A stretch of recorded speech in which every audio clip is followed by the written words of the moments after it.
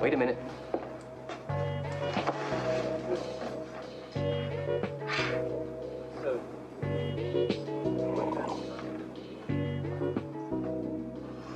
You know, this This is, excuse me, a damn fine cup of coffee.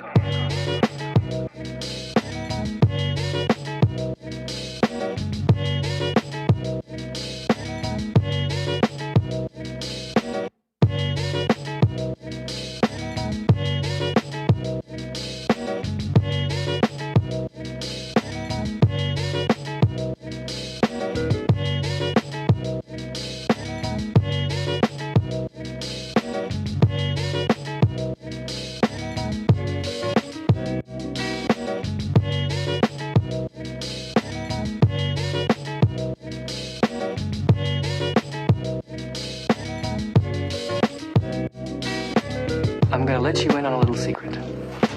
Every day, once a day, give yourself a present. Don't plan it, don't wait for it, just let it happen. Could be a new shirt at the men's store, a cat nap in your office chair, or 2 cups of good, hot, black coffee. Like this. A present. Like Christmas.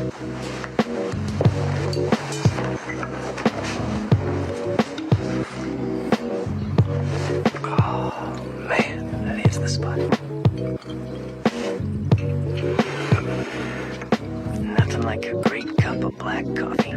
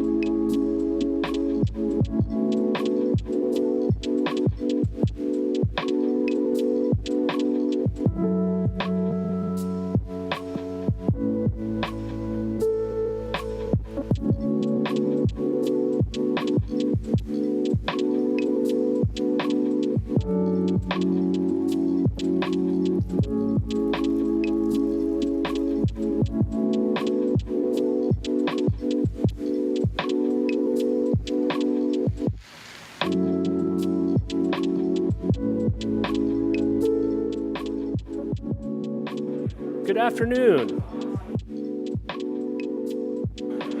Good afternoon. Welcome.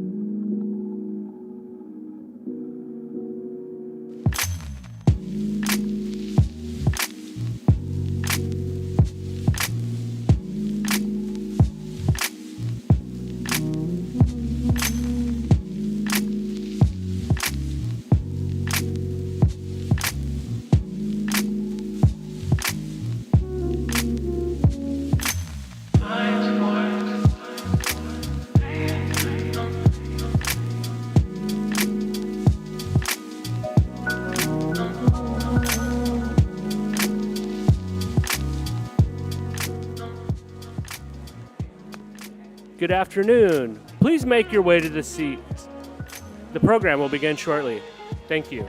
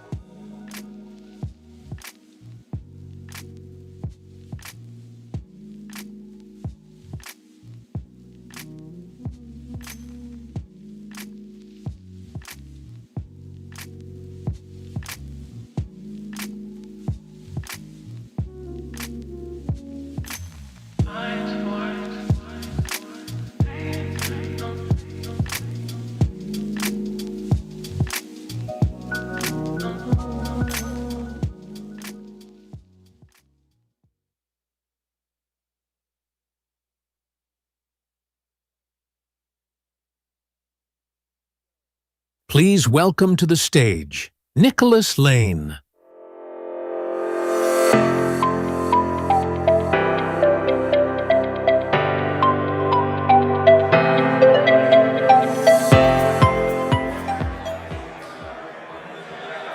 Hello. Hello. Hi, everyone. We're about to start, so if you take your seats, we can get things underway.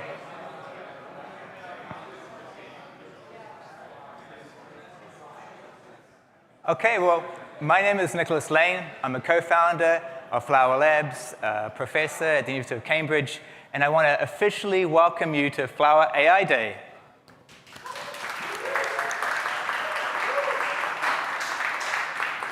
So we're here to explore one massive idea.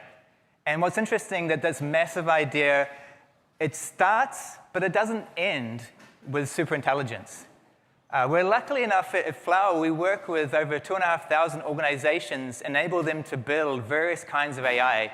So we are rapidly seeing the emergence of superintelligence in various forms, in various contexts, in various industries. But what's fascinating is that we're also starting to see the arrival of a very special and an important form of superintelligence. We don't believe it's being talked about enough currently. The first attribute of this special form of superintelligence is that it's decentralized. And so what that means is when you do training, when you do inference, it doesn't matter where the data is, it doesn't matter where the compute is, you can still train in a decentralized fashion. The third part of this special recipe is open source. When you combine the three of these things together, so you start with superintelligence, you enable decentralized, and you maintain open source, you have a recipe that we believe to be something that's truly special. It's open, it's transparent, it's collaborative, it's efficient.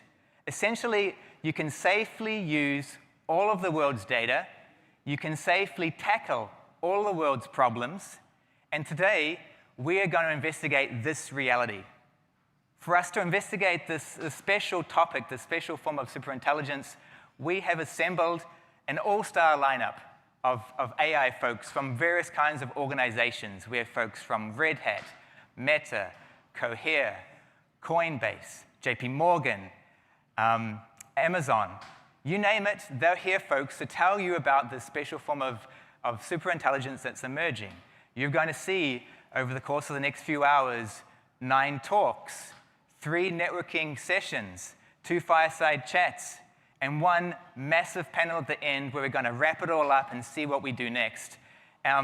Be sure to stick around, because in the evening, we're going to have a dinner and an open reception full of cocktails to discuss what we've just digested.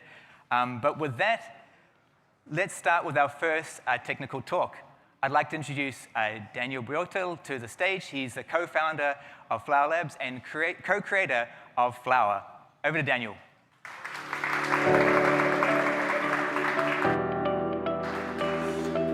Thank you, Nick. Thank you so much. I'm just waiting for 1 second. Anyways, I'm excited to be here today. Can we go to the first slide? Okay, awesome. I'm excited to be here today. Actually, can I get the speaker notes on the screen?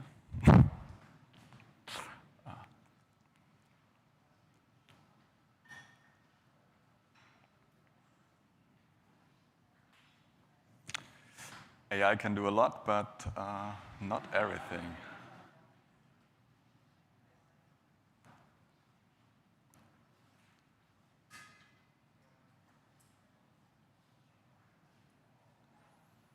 There it is. It's coming up.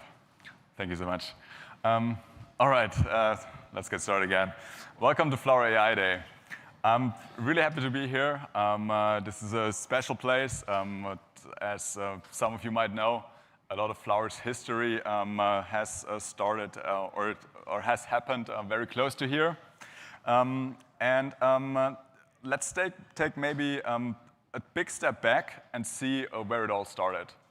So not everyone knows this, but the birthplace of Flower is actually at the University of Cambridge, specifically the Machine Learning Systems Lab. We researched ideas that we thought were underexplored, ideas where we thought those ideas are important enough so that they can help us to unlock new kinds of AI systems. And federated AI was one of these. We believe there was more to the story, more than people commonly talked about at the time when you heard things about federated AI. When we started to work on this, we realized there wasn't really a toolkit or a framework that allowed us to do what we wanted to do, the way we wanted to do it. So we built this. This is Flower's logo. And many here will probably have used the framework before, so this is probably old news, but the Flower framework is now the world's most popular federated AI framework. It allows you to federate practically any kind of workload, run it in a decentralized way, run it on data that's not under your control, and do so in a privacy-respecting, secure way. Now, since we started this, Flower has gotten a wonderful global community, and AI developers really, many seem to love the framework passionately. So we have more than 6,500 developers on the Slack channel. There's a lot of other projects on GitHub, for example, that build on the project. So whenever someone wants to get started, they can just go there and they can go through these vast resources and pick something and build up on that.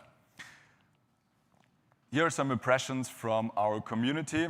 So this is really a wonderfully global community. For example, in March, there was the Flower AI Summit, which is now the largest federated AI conference in the world. The room was packed. Maybe it was a little bit too packed. So I saw some people sitting on the floor, so apologies. Tomorrow we'll run the Decentralized AI Hackathon at Stanford. We have over 600 registrations now. I think people are still signing up. We unfortunately only have 200 spots, but it shows that the topic is really, it's something that many people are really passionate about. We recently crossed an important milestone. We crossed 2.5 million downloads, 1 million for the stable version, 1.5 million for the nightly version.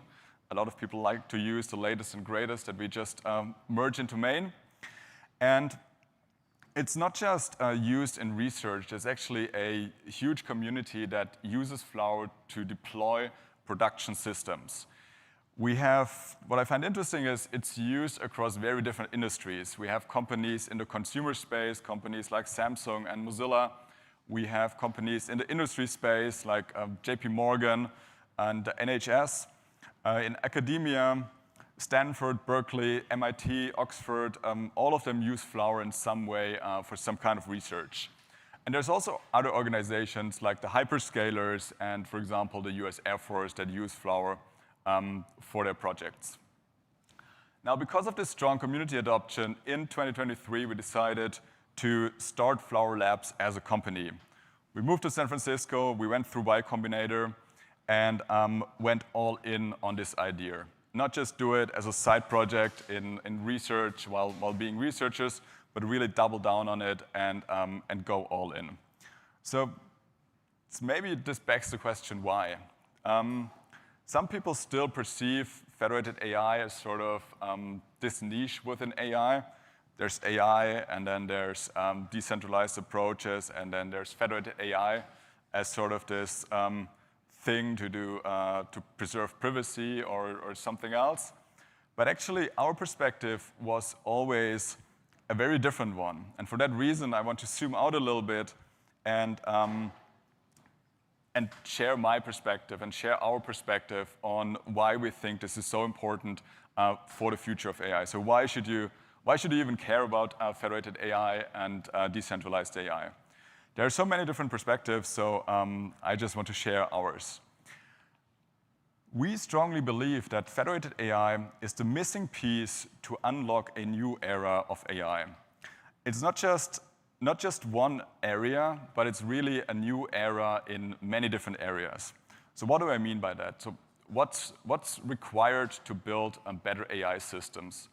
The recipe for building better AI systems has been proven time and time again. The recipe for building better AI systems, in one word, it's just scale. You scale the model. If we compare it with the now historic AlexNet milestone in 2012, we scaled the model from 62 million parameters to now there's models with over 2 trillion parameters. If we look on the compute side, AlexNet was trained on 2 GPUs. There's now clusters with 350,000 GPUs, soon to be over 1 million GPUs. And on the data side, in 2012, we used ImageNet, and now modern training runs like Llama 3 or DeepSeek R1, they use all of the data that's publicly available on the web. Now, if we zoom into this a little bit and try to understand the data side of things better, we can see that both Llama 3 and DeepSeek R1, they were trained on roughly 15 trillion tokens. And 15 trillion tokens is pretty much the number of tokens that you can get that's publicly available, that's high-quality English tokens on the public web. And this was a pretty big jump. If we compare that to GPT-4, GPT-4 was trained on just 5 trillion tokens. But not all data is public, right? So if we continue to think about this, there's a lot of non-public data, but how much is it really? Is it maybe another 15 trillion tokens? Is there more data that's not public? Is it maybe 10x? 10x would be pretty big. It would be a pretty big jump of untapped data that's out there, wouldn't it? I want to invite all of you to just take a guess. How much more data is out there that's not public? And maybe just remember your guess for a second. How much more is there? Okay, ready? This is it. So it doesn't quite fit on the screen. It's one of the best estimates that I found is that there are another 2,000 trillion tokens of non-public data. And this estimate is actually a conservative estimate. There are other estimates that put the factor to 1 million or more. So I think this is quite an important part, and let's zoom out to see the full picture here. On the left, you see those 15 trillion tokens. On the right, you see the 2,000 trillion tokens of non-public data. And what's probably obvious now is that this very small dot on the left, this is the data that was used for DeepSeek R1. This is the data that was used for Llama 3. And this huge dot on the right, this is the data that is barely used. There's a lot of data that you could possibly tap into, a lot of data owned by organizations, by enterprises, that is currently not really being used, and that could be used to build way better models in many different domains. So there's this factor of 133x. It's not just 10x the public data, but it's over 100 times the data that is currently not being used. It's a massive opportunity for organizations to build their own models that leverage this non-public data. And just remembering back and knowing how scaling up the data has improved model quality over the last couple of years, I can't wait to see what kinds of models it would unlock if we were able to leverage more data. So then the next question, obviously, is how? I think by now we understand the opportunity that is out there, but how could companies or organizations start to use that data? It's non-public, so it's often sensitive and it needs to be protected. Well, the traditional way to use more data has been what we could call centralized AI. The traditional way was, let's build a bigger and bigger GPU cluster, and then let's move all of this data into the GPU cluster. We can call that centralized because it's a centralized cluster and all the data needs to be moved into it. But this is also the challenge here.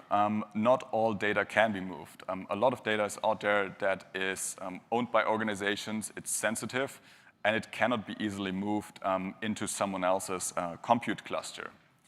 So there's also a different approach, which is called federated AI. Sometimes also decentralized AI. They share many of the same ideas. In this approach, we just don't move the data. We leave the data where it is, where we leave it under the control of the organizations that own it, or under the control of the users that own it, and it remains under their control. The traditional approach was to move the data to the computation. The approach in federated AI is to move the computation to where the data is. And the data just simply stays where it is. By doing that, we can access much more data, and we can access it in a safe way, and it remains under the control of the data owners who need to protect it. Now, if you want to learn more, last year we released a course with Andrew Ng. It's two courses. So there's one course that is an intro to federated AI, and there's a second course that covers federated fine-tuning of LLMs. Andrew is also the person who said, AI is the new electricity. And I think this quote is just spot on. AI is already having a substantial impact on society. Going forward, I think this impact will only get bigger. And I think if we start to think about AI in terms of electricity and compare it, I think there are some quite a few interesting learnings we can maybe get from the history of electricity. So let's see. The history of electricity in the US is quite interesting. I had to Google a lot of this to understand it myself. But in 1882, there was an important historical milestone with the Pearl Street Generating Station. That station was in New York. It was built by Thomas Edison, and it produced power for Wall Street. And the sole purpose was to produce power to keep lights on at night and to allow people working on Wall Street to work during the night. As we would say today, it was co-located. So it was in very close proximity to produce the power, and then the power was consumed basically right next door. Another important milestone, and that challenged this notion of co-location, this requirement for co-location, was 7 years later. It was the first US transmission line. It was built in Portland, and it allowed transmitting electricity over 13 miles. It's not a lot, but at the time it was considered a major technological breakthrough. So for the first time, you didn't have to co-locate the generation of electricity with the consumption of electricity. Fast forward to this year, I think we all know how the history evolved. Today, we have a fully integrated electricity grid across the entire continent. And it's decentralized in nature. There are large power plants that produce electricity, and then consumers, they might be very far away. But sometimes there's also just some smaller players. Maybe someone could be as small as someone just having a solar panel on their balcony, and they would contribute some electricity back to the grid for someone else to consume. Now, if we look at AI today, It looks a little bit like electricity before the power grid. If you want to do AI, you have to do everything in one place. You have to have the GPUs, you have to move the data to where the GPUs are, and if we look at where the data actually is and where those GPUs actually are, they're globally distributed. We can see a lot of dots on this globe here. And what we notice is that there are a lot of data silos, there are a lot of siloed GPUs, and it's actually pretty hard for them to work together. So in a sense, it feels a little bit like we're in a pre-grid era of AI. But we're working hard to change that. Today, we're super excited to introduce Supergrid. Supergrid is the next evolution of the Flower framework. With the Flower framework, we've basically built something like the Git of federated AI. Everyone uses it to build their projects.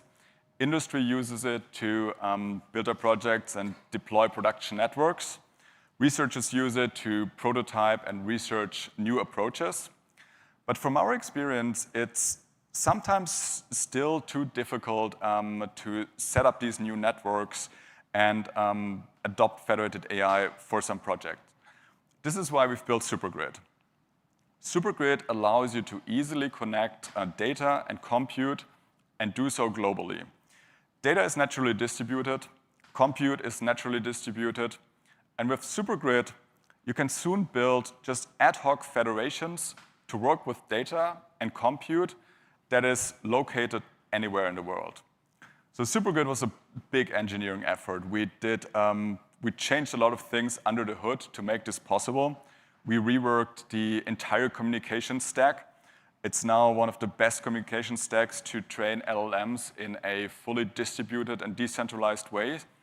And we made a lot of additional changes under the hood to power this new system. So Supergrid is compute, it's data, and it's connected. But the most important part is it's owned by you and it's controlled by you.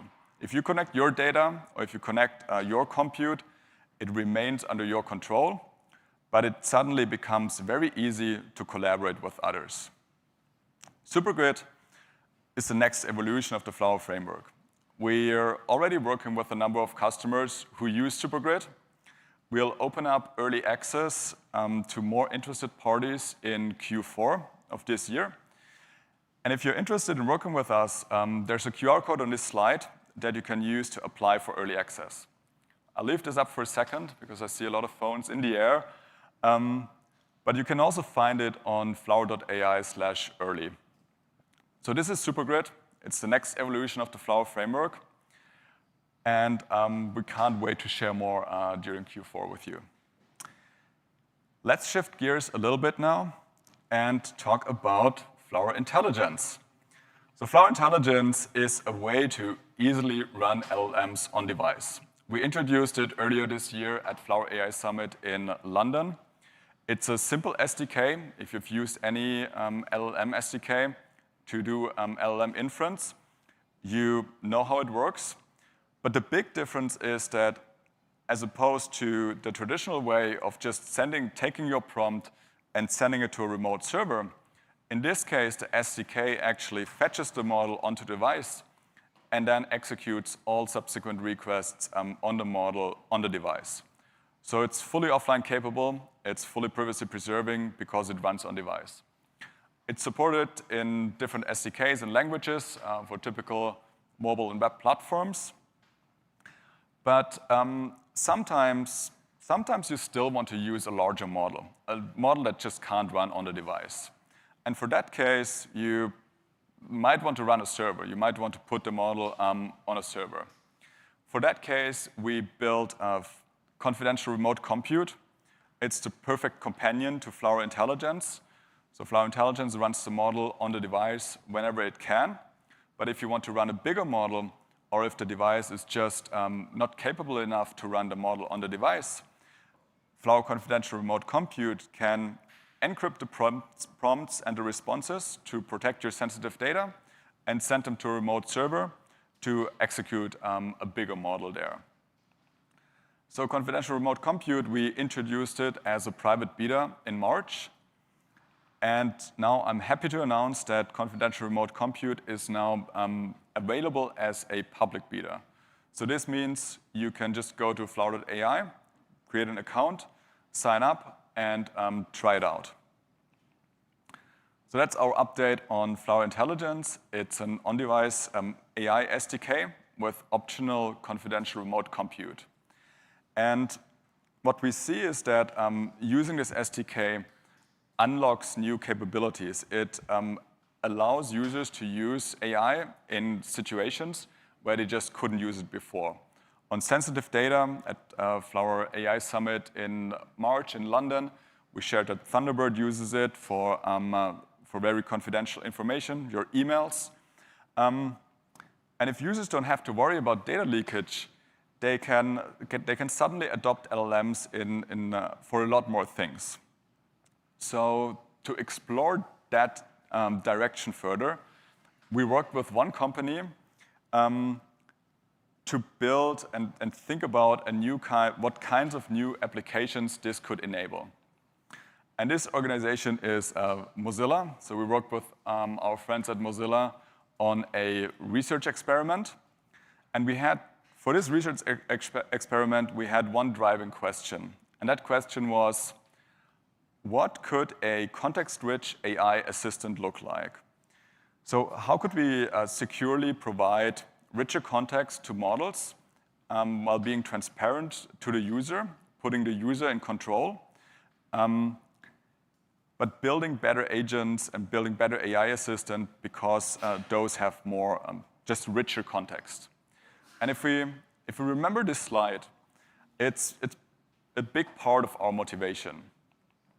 Traditional advanced AI assistants like deep research achieve their results by tapping into web data. They use web search to fetch additional information apart from the prompt that the user passes to them and give a richer and hopefully better and more helpful reply to the user. But if you remember this public versus non-public data situation, then it's also painfully obvious that there's just a lot more data out there that is possibly very helpful to the user to give better and more helpful replies to the user. So web search is only a small part of a much bigger picture. A truly helpful assistant would be able to use a lot more context about the user and put the user in control over what kind of context they want to share with the assistant. So there's a ton of context that's often relevant to be helpful, but right now, with most AI systems, this context is simply missing. MCP is trying to change this to some extent, but there's also a lot of challenges with adopting MCP at scale. So we thought about what should a better AI assistant look like? How could we make AI assistants better by just being more content-rich? And content-rich was obviously, that was sort of the driving motivation. We also thought about what are other requirements that we would have for such a system. For example, the system should definitely be open source. We have a long history in open source, and open source is also one of the core pillars of the Mozilla Manifesto. It should be secure. It's a key requirement. If we have context-rich systems, security is more important than ever. We'd also like it to be modular. So as a user, if I think about my perfect system, I would like to choose which kind of model do I want to use. I would like to choose which kinds of data connectors do I want to use. I also want to choose, to some extent, how do I want the model and the AI assistant to behave. So do I just want a regular chat AI assistant? Do I maybe want to have a study companion? Do I want to have a sort of a sports coach that helps me with some things there? So ideally, an ideal system is modular and composable, so that these different things can be composed in a natural way. It should also be permissioned, of course, because if we expose more data to the system, then the user needs to be in control and needs to be able to control when and what kind of data is exposed to a single inference run. And last, but definitely not least, it should be extendable. It would be great if we can build a starting point, but from our vast experience in open source, we know that users often, and the developer community out there often have a lot better ideas than we do, and we want to empower them to build these plugins into such a system. And this is aligned with the Mozilla Manifesto. It's a human agency, it's transparency and decentralization, and of course, it's all built on open source. So we built an experiment, and this experiment is an experimental browser. This experimental browser uses a modified version of Chromium. It uses Flower Intelligence to showcase what a context-rich assistant in line with these values could look like. So let's see it in action. Please keep in mind that this is a very early prototype. It's not polished at all. It has a lot of rough edges, but we're excited about it, and we still wanted to share it and start a conversation around what this future could look like.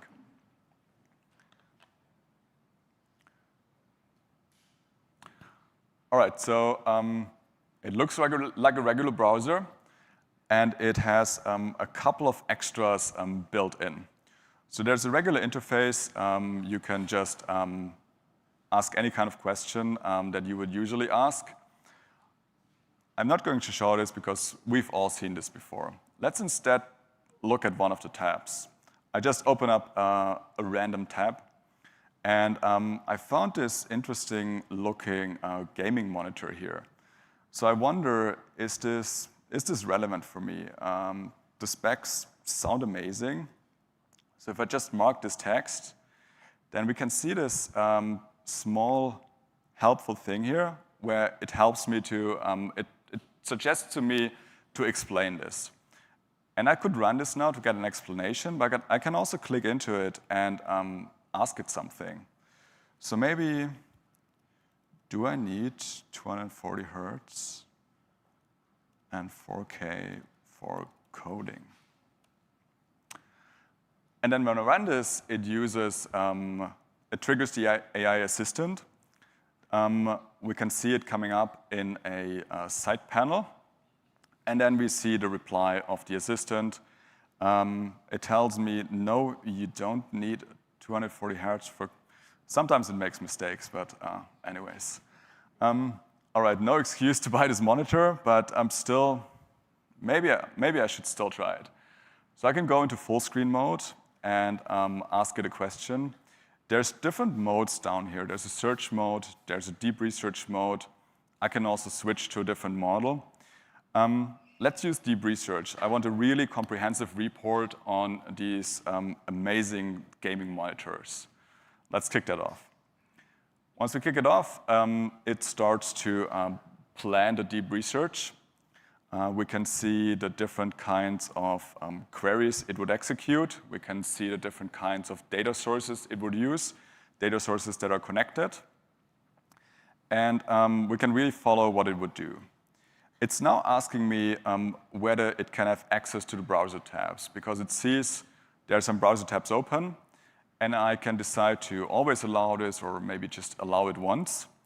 It also asks me whether it can use Google Mail and Calendar. For this purpose, I think it probably doesn't need access to my email. There's not a lot of relevant email in there. So once I took these decisions via the permissioning system, it goes off, it takes these searches, and it starts to compile a comprehensive report on these gaming monitors. So this will run for a while. It's a really comprehensive report. So while this is running, let me show you something else. Under the hood, the way this modular system is working and composed is it's based on 3 primitives. We can start with connected apps. Connected apps is basically the data that you give the system access to. We can see web search, we can see browser tabs. I've configured Google Mail and Telegram here. And then for each of these, I can take a decision on whether I just want the system to always be able to go ahead and just pull information from that, or whether I want the system to ask me whether it's allowed to access the system in a particular case. So for browser tabs, I think it's always fine, so I'm just going to change that to always allow. Next is AI models. We all know what an AI model is, I think. So there's different models that are supported. You can easily add additional models. And then the one thing that maybe stands out a little bit is AI modes. So AI modes is the way that this AI assistant would behave. We have 3 standard modes, which is just regular chatting to the LLM. We have a search mode that goes out and searches and then compiles a relatively short answer. And we have deep research, what we've just seen. There's also other modes, and you could add arbitrary modes here depending on how you want the agent to behave in the end. So let's just enable study mode, and then we can see that down here, it now offers me to use study mode. And I can use study mode with any kind of model that I want to use it with. Let's try one last thing. Let's go to flower.ai/early. And let's see if we can share this with everyone. Share this with all. Flower.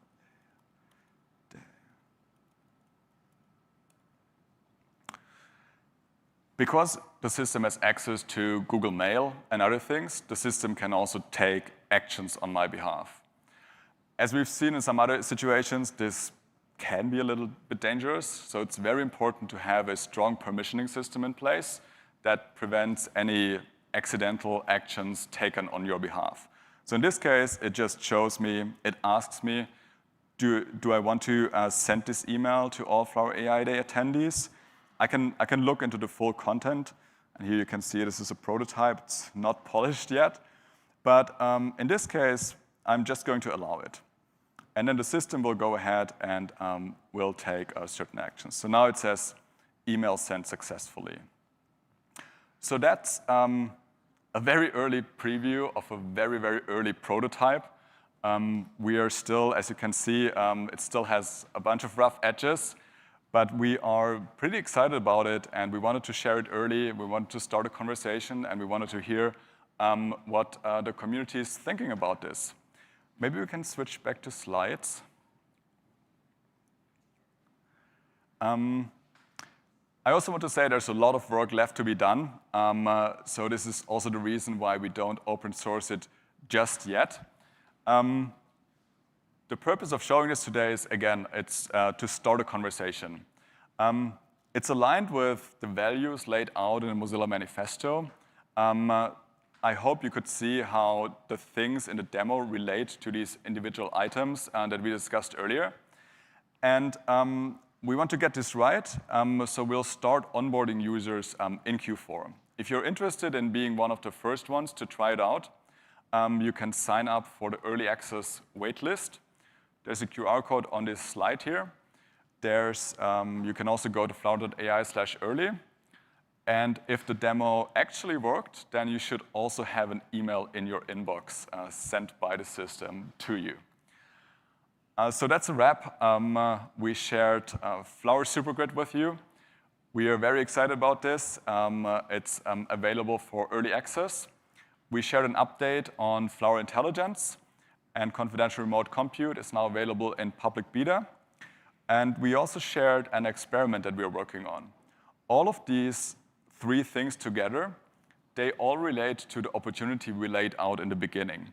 This opportunity is this huge untapped data potential that is currently barely used, and that can be used to build better models and build better agentic systems if we find a way to safely and securely access this resource.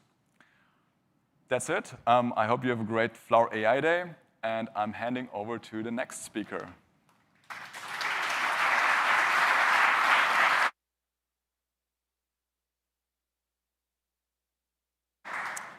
So our next speaker is Patrick Foley. He's been a long time at Intel, really building up the core capacity of federated learning for them.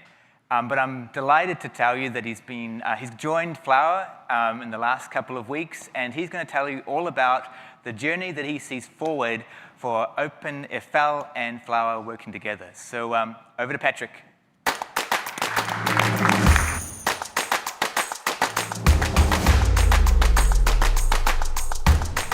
Thank you very much, Nick. Thank you for being with us today at Flower AI Day. So as Nick mentioned, I recently joined Flower Labs as a principal engineer, but up until recently, I was working at Intel, where I was leading the Open Federated Learning, also called OpenFL project. And I'm also the lead of the technical steering committee for the project. And I'm going to be here telling you today about how you can bring your OpenFL workloads into Flower. So just a bit about OpenFL and what it is. So OpenFL is a real-world federated learning framework. We started in 2018, and I'm lucky enough to be joined here by former major catalysts for the success of the project, Tony Reyna and Shin Hans, for starting with these real-world use cases where we wanted to understand what the practical application of federated learning was in the real world. So we partnered with the University of Pennsylvania starting in 2018, and federated learning had really just been coined as a term by Google a few years before. And we wanted to establish, is it possible to apply federated learning to medical imaging?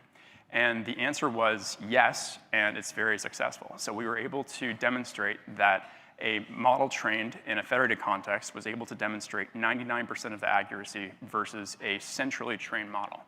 And so this was a collaboration between researchers, and that really gave the proving point to go and scale this as a real open source development platform and try to productionize a lot of the work.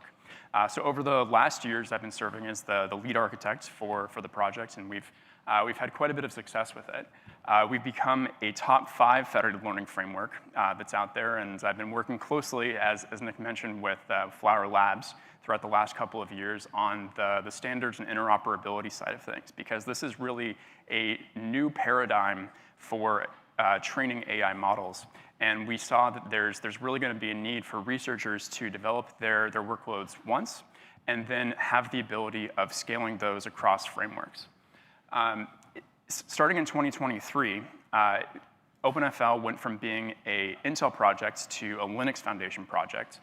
The reasoning for this is that we wanted it to be owned by the wider community, and it's governed today by members from Intel, as well as Flower Labs. So Daniel is on the technical steering committee for it. The FATE project, which is another federated learning framework, as well as Leidos and Indiana University, where there's carryover from the original UPenn collaboration. So what is some of the success that we've had with OpenFL? Where has it been deployed? I'm happy to say that in the last 2 years, OpenFL had the privilege of being the first federated learning framework of running on the International Space Station. When I say running on the International Space Station, this wasn't a simulation that was just running on the ISS as a prepackaged workload. This was truly a real federation where there was a model being trained on the ISS, there was a model being trained on Earth, and we had to deal with the loss of connectivity between the ISS and Earth at the same time. And so having the capabilities in the framework being able to handle this kind of network loss was really a major factor in this success. The type of machine learning use case that we were working on came out of another research collaboration with the Frontier Development Lab. And we were trying to establish whether it was possible to confidentially train on astronaut health data and understand, based on the radiation that those astronauts were subject to, would they go on to develop cancer or not? And so we were able to determine that there was actually a causal link between a previously understudied gene that had been ignored in the research, and this has now gone on to be a target for further evaluation. Some of the other successful deployments that we've had. I mentioned the collaboration with the University of Pennsylvania. The outcome of a lot of this work was scaling to truly the world's largest healthcare federation. So we brought together 71 research institutions across 6 different continents. So this was truly a worldwide effort to train a brain tumor segmentation model. And the outcome of this research, which was published in Nature, was that the federated model was able to demonstrate a 33% improvement for operable tumor regions versus a model trained on public data alone. So this is really a testament to what happens when you get access to a private data, but then you preserve the privacy and only embed the learnings into the model itself. OpenFL has also been used in generative AI for drug discovery. So we worked with AbbVie over the last couple of years, and they had this situation where they have silos internally within the company, and they are in the business of trying to come up with as many candidates to take forward for clinical trials, but it takes a lot of effort to go through this. So using diffusion models, which you've probably heard a lot about through the image creation, it also applies to generative AI for molecular discovery, and we were able to successfully apply this to reduce toxicity in those drugs that became candidates for further research. And then actually back about 5 years ago, we had worked with the Montefiore health system on COVID-19 severity prediction, and this is actually a use case that was released to production across 6 of their hospitals in the New York area. So with all of the success that OpenFL has had, we really want to be in a position where we can take this work forward and be able to deliver these real-world, innovative, and impactful use cases for not just now, but for the future as well. And so in the last couple of months, due to changes in the companies that are backing the OpenFL project, it's no longer under active development. So while it remains a top 5 federated learning framework that's out there, it doesn't have the developers that are backing it and maintaining its use. So this brings me to why I'm here today, which is that while there's no developers that are working on OpenFL, we want to be able to carry forward those workloads and this really impactful work that's been done over time. And so I'm very pleased to announce that we're providing a path for the OpenFL community to now become part of the Flower community. And so what that means concretely is that Flower will become the endorsed federated learning framework that OpenFL workloads will be recommended to go to after the project shuts down. And there will be a migration guide that's put in place for how users can easily bring their OpenFL workloads and bring those into Flower. And the motivation for Flower ahead of maybe other federated learning frameworks that are out there, we've had a long-standing collaboration, as I harkened back to earlier. I've been working with Daniel and Nick and Tanner, the Flower leadership, for the last 3 to 4 years. And we have a similar ethos in terms of what federated learning should be. It's about research. It's about how you can actually deliver this research to industrial use cases. And it's really a natural progression of taking forward this work into something that has become the most popular and useful federated learning framework that's there. The other big reason is vendor neutrality. So Flower has demonstrated that they are willing to work with all kinds of hardware vendors. And this is really what makes sense, because you have different hardware that can be deployed, whether it's on Earth in certain environments or on the ISS, where you have a very different set of hardware. And Flower has been in the position where they want to just make sure that federated learning can work everywhere. And that's what makes Flower so popular today. The other big reason is that there is a thriving research community behind Flower and strong industry adoption. So you've heard a bit from Daniel already, but there's a lot of really interesting industry impacts from Flower, and a lot of the real-world use cases that I talked about earlier with OpenFL, those are starting, you're seeing those land in a really big way in the wider Flower ecosystem. The other big shared value between OpenFL and Flower is a strong commitment to security and privacy. So confidential compute is a big part of what I was working on back at Intel with OpenFL.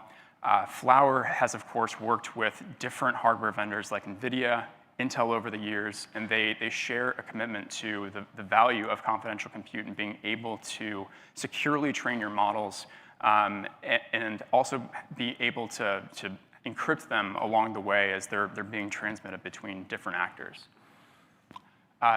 Flower, unlike other frameworks that are out there, has the proven ability to scale to very large federations. So they've pursued the cross-device aspect of federated learning in addition to cross-silo. And what that means is that they've had evidence of supporting thousands of simultaneous nodes at a time. And this will become more and more important as we want to scale this real-world research that's been done into a lot of consumer applications over time. And Flower is also the best positioned to help transition users from research into the real world. So I talked about a lot of the existing collaborations that Flower has had over time, but with the Flower framework, it's easy to go from a simulation with the simulation runtime to the deployment runtime with really just one step. And then the other big piece of this is that Flower is committed to bringing in those OpenFL features that have been unique to us back into Flower to make sure that our customers have a home in this new ecosystem. So this means that those loss of network events that could have taken place for NASA and the ISS, these are the type of capabilities that we'll be bringing into Flower, and you can expect to see really interesting collaborations and really the best of both of our work coalesce over time as a result. So getting to the transition timeline, starting 2 weeks ago, I've been reaching out to many of the people in the OpenFL ecosystem and letting them know that OpenFL will soon be shutting down, that Flower is going to be the new home, and there will be this migration that happens. We've already gotten some strong responses around this. There will be an official GitHub announcement that is released October 15th, recommending Flower, as well as providing a migration guide that I referred back to earlier.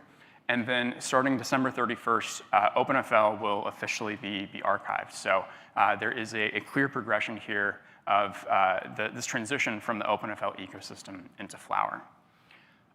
So for those of you who have worked with OpenFL in the audience, either in person or online today, who want to bring your workloads into Flower and reach out and work with me personally on making that happen, please scan this QR code, and I'll be happy to work with you further. I want to thank everyone who's been part of the OpenFL journey in making this such an amazing piece of work and one of the highlights of my career. Also to the Flower community for having such a welcoming spirit, both for researchers as well as others who may be framed as competitors. And we're excited to keep going on this journey together. So thank you very much.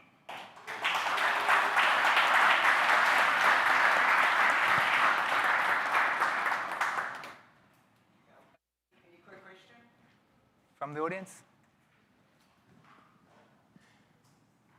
Okay, great. Well, thank you, Patrick. Thank you, Nick.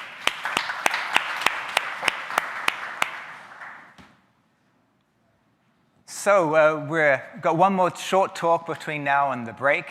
We've heard from Daniel speak about all these interesting innovations. We even have now as experimental browser. We just heard from Patrick talk about OpenFL, how they're moving to Flower. There's really one more big part of the AI ecosystem we need to talk about, and that is foundation models. So I'm going to quickly tell you a bit about what does all of this mean for foundation models and superintelligence. How does it all fit? And to do this, I'm going to start with a bit of a story. Any advance, any big transformative advance takes crazy people. So let me tell you a story about a crazy person. This guy is Burt Munro. He hand-built motorcycles and rode them about 600 miles from here in Utah, the Salt Flats in Utah, and he started to show people that you could hit speeds with these hand-built motorcycles that no one had ever seen before. He set speed records of 300 kilometers an hour. They made movies about him. Anthony Hopkins played the movie role for Burt. And what the connection here is that Flower is a bit crazy too. Flower has a bit of Burt inside it. And because we've been pushing the envelope to the limit to show that it's possible to train foundation models in a way that's decentralized. The key part to that recipe is to drive down the data movement that occurs during large-scale training. In the last 18 months, we've actually demonstrated with real empirical results that these types of envelope-pushing exercises can drive down the amount of data that needs to be transferred by a factor of 1,000. Now, what this means is this changes everything. No longer does foundation models, no longer does superintelligence have to be the domain of data centers. And that's because data centers and the conventional types of optimizers mean huge amounts of data movement. Because of that, we need to have the data, we need to have the compute, we need to have the nodes all co-located in one tight location, and that means that data centers dominate how we train. But because of what we've been able to show, because we can train these models with far less data movement, it's now looking like this broad set of special kinds of optimizers. You can call them decentralized, you can call them federated. What they essentially are ways of training models that have radically lower levels of synchronization, are enabling us to do things such as outperform consistently long-standing methods such as DDP. But moreover, we're finding these optimizers have other beneficial aspects. They're tolerant to GPU faults. They can keep on training when GPUs start to fail. They're able to cope with asynchronous contributions. They're able to thrive even with hetero versions of GPUs. These are all standard things within a federated system, and yet are very different from a data center. But because these style of optimizers are able to have all of these different types of capabilities, in the long run, where we see these optimizers going, and what we see that Flower is able to deliver, is this ability to train better than DDP, better than anything else, foundation models on data centers, on robots, on cars, on browsers. Whatever infrastructure you need, we can deliver superintelligence by adopting and leaning more heavily in to these funky, advanced, exotic forms of optimizers. And so that means that as we start to look into these types of solutions, these federated techniques, as we start to look at the smaller details that come next that prevent them from being used en masse, and we start to nail each of those different types of challenges, we see in the long run that Flower, this open source tool, can become the way that we train all kinds of foundation models, again, irrespective of the underlying infrastructure, all the way from data centers to robots, to cars, to browsers. That's where we're headed. Now, a lot of people can claim a lot of things. You can send out tweets and send pretty good sort of results, right? But I'm telling you, this is real, and it's understandable that you might be skeptical. So let me give you a very hard, clear result. This is some work we did with AMD. They provided us with the GPUs, we provided the know-how, and what you're seeing here in blue is a model, a foundation model that's trained, and we can see over 100 billion tokens of training, we're able to achieve not just perplexity, but downstream performance. This happens to be HelloSwag, that outperforms, in this case, the open model from the Allen Institute, where we picked the open model so you can give it context of the result we're showing you. So you can see that a model trained with these low synchronization optimizers not only can converge, but they can also provide the types of SOTA-level quality that's going to be required for these things to really take off. Again, look at this figure. Over 100 billion tokens trained over, and we're exceeding a centrally conventional DDP-style training recipe. This stuff works. So what does this mean? What this means is, as I mentioned before, the types of infrastructure that you'll see being able to deliver superintelligence is going to explode. It's going to be a much richer set of ecosystems that's built on Flower-style technology. We can see, for example, smaller size data centers being networked together to provide the compute and data requirements to build superintelligence. You can see networks of cars and robots. You're going to see networks of user-style GPUs, networks of browsers. Even you're going to see networks of non-AI companies that have data and have unconventional compute working together to deliver the type of superintelligence that they need. This is a huge proliferation of the type of expectations of where we think superintelligence is going to come, and it comes on the back of these styles of federated and decentralized styles optimization. Now, we've known that this has been coming down the pipe for a number of years. So while there exists the standard federated style process that Flower's been known for a number of years, we've built on top of it specific types of extensions that make it brilliant for training LLMs, foundation models, diffusion models, any of these very large scale of training runs.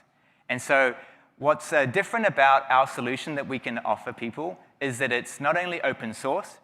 Many of these components have been peer-reviewed and published in places like MLSys and NeurIPS.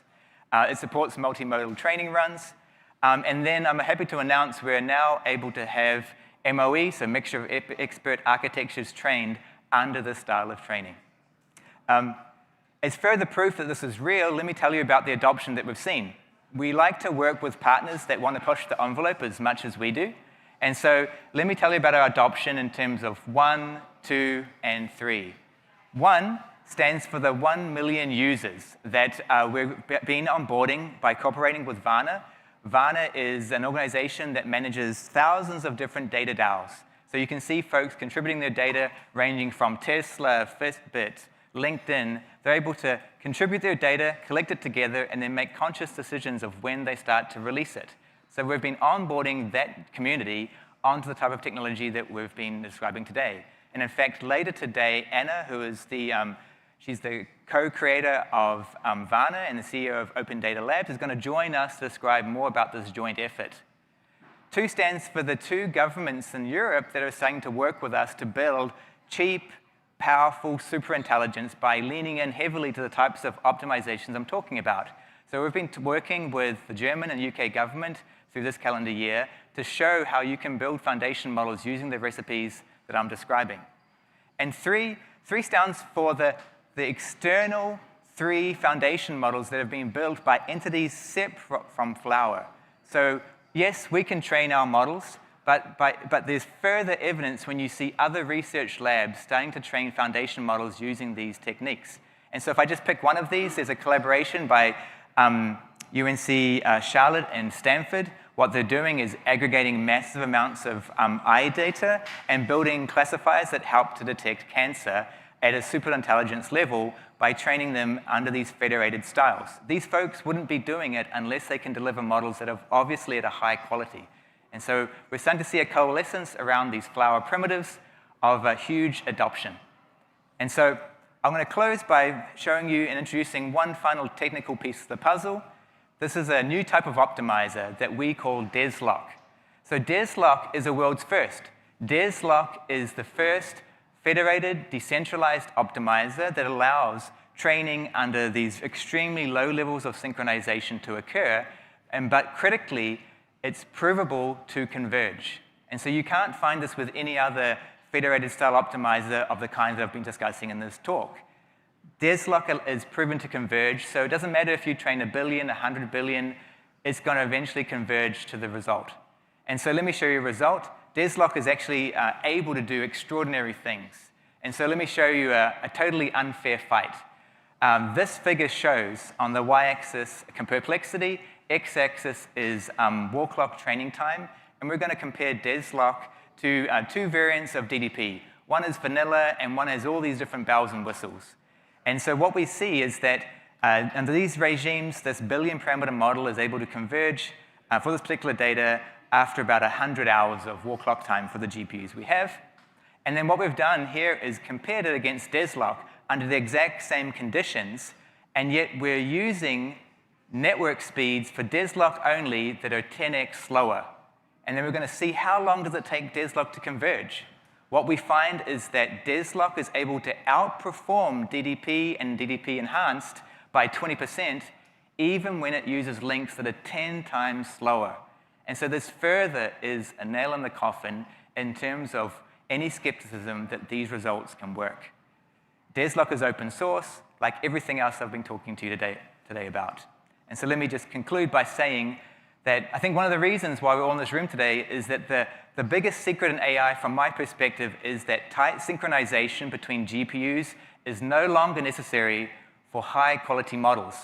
What does this mean? It means, fast forward a few years, we're going to see a proliferation of infrastructure capable of building superintelligence. We're talking, again, as I mentioned before, networks of cars, networks of robots, networks of browsers, networks of data centers working together to build superintelligence. And in this new world, Flower, the Flower open source set of tools, is ready. It is the de facto standard today for building foundation models under this regime, and we're seeing massive adoptions from early adopting research institutions like Stanford, from government-sized institutions like the German government, from forward-looking institutions like Vana with these data DAOs. And so, to conclude, with additions like DESLOC, I think the world is finally ready for decentralized training to proliferate. So thank you.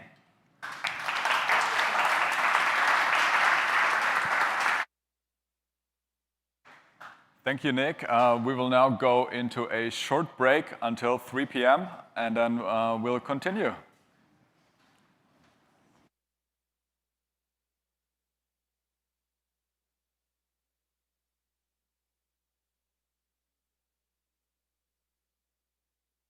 Yeah, Flower AI Day, San Francisco. How's it feeling, Zhongshan? Yeah, I think it's super exciting. It will be a first time we have a huge Flower presence from the whole team. Be here talking to a lot of people working in enterprise and just learning more about what people are going to use Flower for. Yeah. I think last time we did this sort of live stream, it was back in March in the Flower AI Summit, which was also a great event. You were also on the panel, or you were talking with me there, and it's every 4 or 5 weeks we roll out a new version of Flower, or at least that's the kind of schedule that we are on. Yeah. Is there anything since the last time that you have been working on, or anything that you are maybe excited about to showcase people who are attending the conference and also the hackathon tomorrow? Yeah.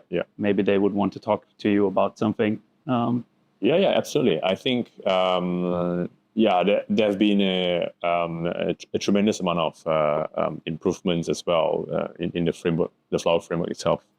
I think one thing that really stood out in the past couple of months is when there are two things actually. In fact, so one's the way that we handle large model weights now. So really, there is no limit to the complexity of the model and the size of the model that you can run in a federation now. So I think that's pretty cool. Really, the sky's the limit for that. And there's some very fantastic mechanisms under the hood that we are borrowing from well-known technologies like Git as well. So that's pretty cool, like content addressable message. Then the second thing, which I think is also very nice, this is like really hot off the press because we just did the release a couple of days ago. That's the message API. So we have now have a really good set of documentations as well as all the abstractions that you need to really work with the message API. So this way of working with the Flower framework now really gives a full flexibility to anyone to construct any type of strategies that they want, and it's really compatible with the existing very widely adopted strategies that we have in the past couple of years too. So I think that's a very cool thing. Definitely, there's a lot to debunk there. For anyone who's watching, we should maybe also introduce ourselves. But that's right. But so first, introduce yourself to the audience that's online. Before we go into debunking it. Yeah, sure, absolutely. So I'm Zhongshan. So hey everyone.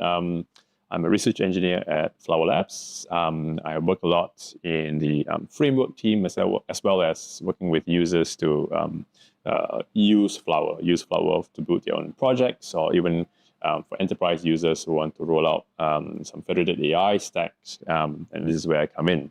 So yeah. Yes, and my name is William, and I work as a solutions engineer at Flower Labs. And if anyone ever has any questions, you can always reach out to us. You find us on socials. So absolutely. If you are brainstorming about a project or whatever, then feel free to reach out to us on LinkedIn, X, Slack is also a very good way to get in touch with us. That's where we're active. But coming back to the 2 points that you were talking about, so on the large model weight side, this is, for anyone listening, this would be for any arbitrary large model, whether is it large language models or computer vision? Is there anything that you've seen that you thought was, I don't know, cool on that side? Any sort of use cases that you might want to highlight? Yeah, I think these are just like the foundational models. Foundational models, of the order of upwards of trillions of parameters. I think these are all inherently compatible now, with the Flower framework. And I think one of the very cool ones, just even fine tuning an LLM is really very cool being able to do that. And then I think when we move towards like more multimodal type of foundational models, this is where it will start to shine as well. Is there any type of modality that you are particularly excited about? I mean, the last, I think everyone kind of knows at this point that the last 3 to 4 years has been a lot about text and language, large language model and their generation. But is there any other sort of modality, audio, vision, that you personally is interested in? Yeah, absolutely. I think there are many variants of the multimodal data sets and the models, especially for the robotics application. I think that's going to be super promising as well to be able to achieve it. And I think in the realm of the other verticals like healthcare and in finance as well, multimodalities also comes to the picture. So you're talking about text and image. I think all of these are something very, very relevant right now. Definitely. And I mean, you touched upon a bunch of different industries, robotics, which also spans, I mean, it could be medical, could be automotive, whatever. So there's definitely a lot of potential there as well. That's right. Including the more critical applications that really run on the edge as well. And this really opens up the possibility to work with different data sets. So that's pretty cool, I think. So for anyone who is now doing pip install Flower, they can expect the version 1.22 as of today, which is September 24th, 2025. But you talked about the message API, which is now available in the examples that are up there, also the baselines and things. Is there, what can you say about the message API that is different from maybe previous versions of Flower?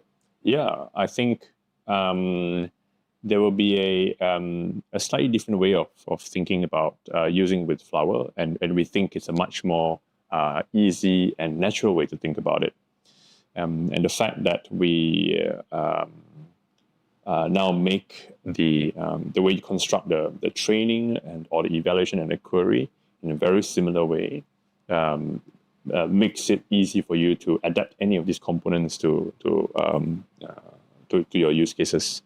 So the flexibility there, I think, just will open up a larger possibilities for more exotic type of strategies or like training experiments.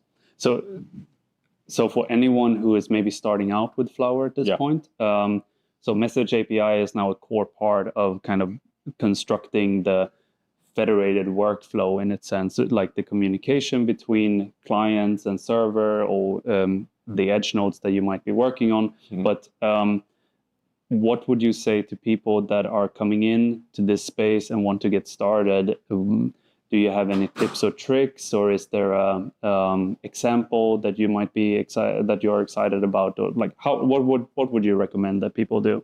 Oh yeah, I think the easiest way is you can use the Flower CLI and the Flower templates. So when you pip install Flower, you can type FLWR space new or Flower new, and then choose one of any of these templates that is pre-constructed for you.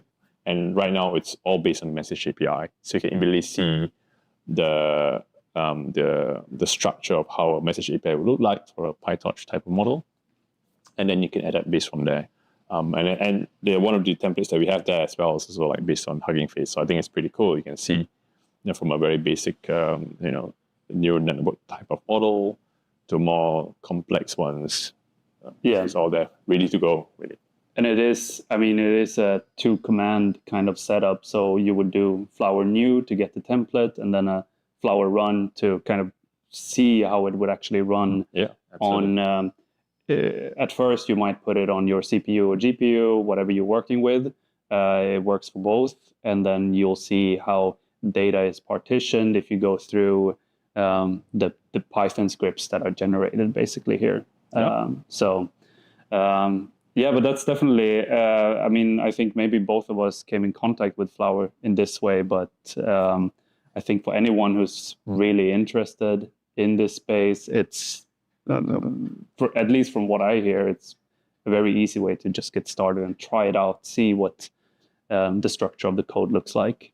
Yeah, absolutely. I think working with these the templates and our very extensive documentations, you can get up and running very quickly. And we will support you on Slack as well, answering any questions, even on Flower Discuss. We're very active on that. What can you say about like the aggregation strategies? Because at least from what I hear, there are a lot of people that come in and want to do some sophisticated type of strategy.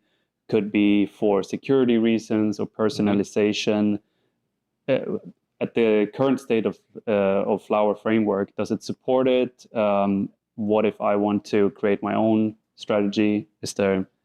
How would you go about it? And what does Flower support? Yeah, absolutely. Yes. Right now, our stance on creating your own strategies has never changed. You are always able to create your own strategies. In fact, with the new message API, we've also created a layer of abstraction that also helps you build your own strategies that can still fully utilize the message API as well. So the easiest way to get started, right? I think we have one documentation that tells you how we can build your own strategy. The simplest way is to take a look at the federated averaging strategy, and then from there on, you can sort of adapt that. Or you can subclass it to also weave in your own more specific requirements for your strategy. That I think it's fairly straightforward. And for sure, if anyone has any questions, they can ping us and then we can walk them through the process. Yeah, definitely. Look out for Shongshen if you join our Slack channels. And I mean, we are available there as much as we can, I'd say. Yeah. To wrap this up, is there for the coming days now, we have the Flower AI Day currently going on, and also the hackathon coming up, the Decentralized Hackathon powered by Flower on Friday, the September, 26th? Yep. Then is there anything that you are particularly excited about, something that you would like to, I don't know, talk about, anything, any pointers? Yeah. I guess two things really. The first one is actually there'll be I think a pretty new thing that we're going to announce today on the Flower AI Day itself. I'll be sharing that. So I'm looking forward to that. So I guess anyone who's tuning in will be able to understand what it's about. Shongshen is teasing it a bit already. Yeah. And the second one, I'm super excited to see what the community is going to build with Flower as well with this hackathon. It'd be a really so much opportunity for them to work on various aspects on Flower. So yeah, I'm really looking forward to that too. So there you have it. If anyone wants to get in contact with us, it's always flower.ai, LinkedIn, X, any channels, Slack channels, reach out to us. And we'll be back soon with the stream. So definitely don't go anywhere. We'll try to make sure that any questions are answered. You'll find us in the live chats as well. But for now, let's get back to the event. Yeah, absolutely. Thanks. Thank you.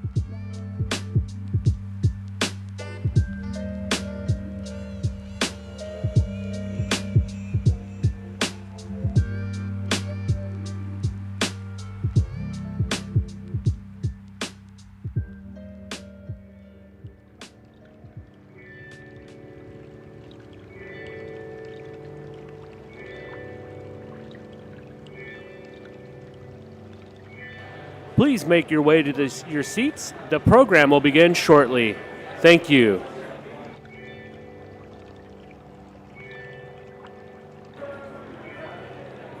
Please make your way to your seats. The program will begin shortly. Thank you very much.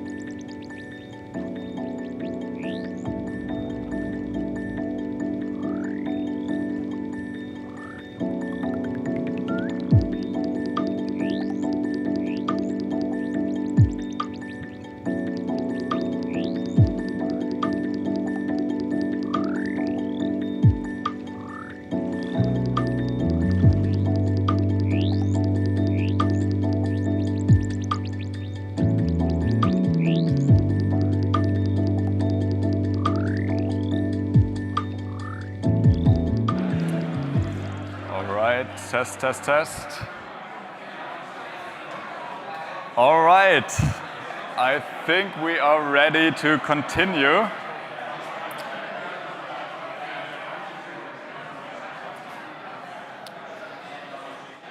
Maybe let's take another minute until everyone found their seats.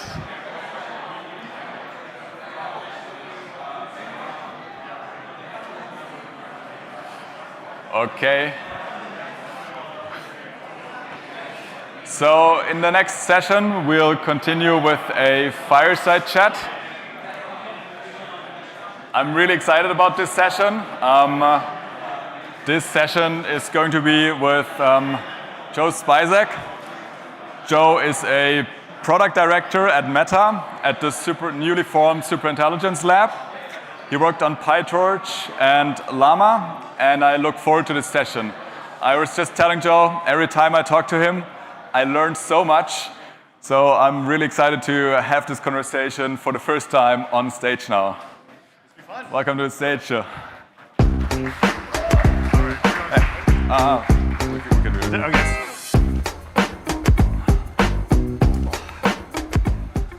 This is a vibrant crowd. They don't want to stop talking. It's good.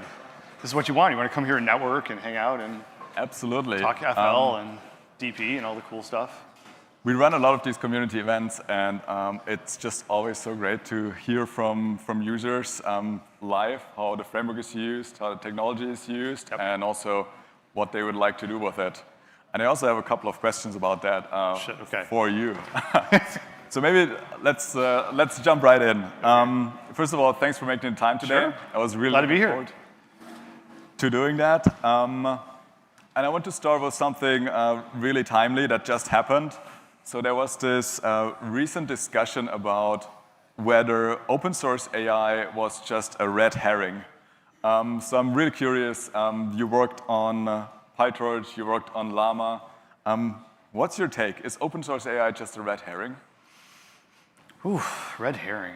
I mean, that's a strong statement. I mean, so I guess a little bit about my background, I guess. I mean, this is kind of how I got my start in machine learning and AI was through open source. I think that's actually, and that's kind of a common thing, because like I think a lot of people get involved with communities and they, people love to contribute and and just like learn, and they start to pick things up and build, and it's the way you kind of like it's like open source is like the gateway drug of like AI in a lot of ways, right? You can be like anywhere in the world. You can be like a university student. You could be a startup founder. You could be doing anything, and basically like open source is like the true way to democratize technology and actually collaborate.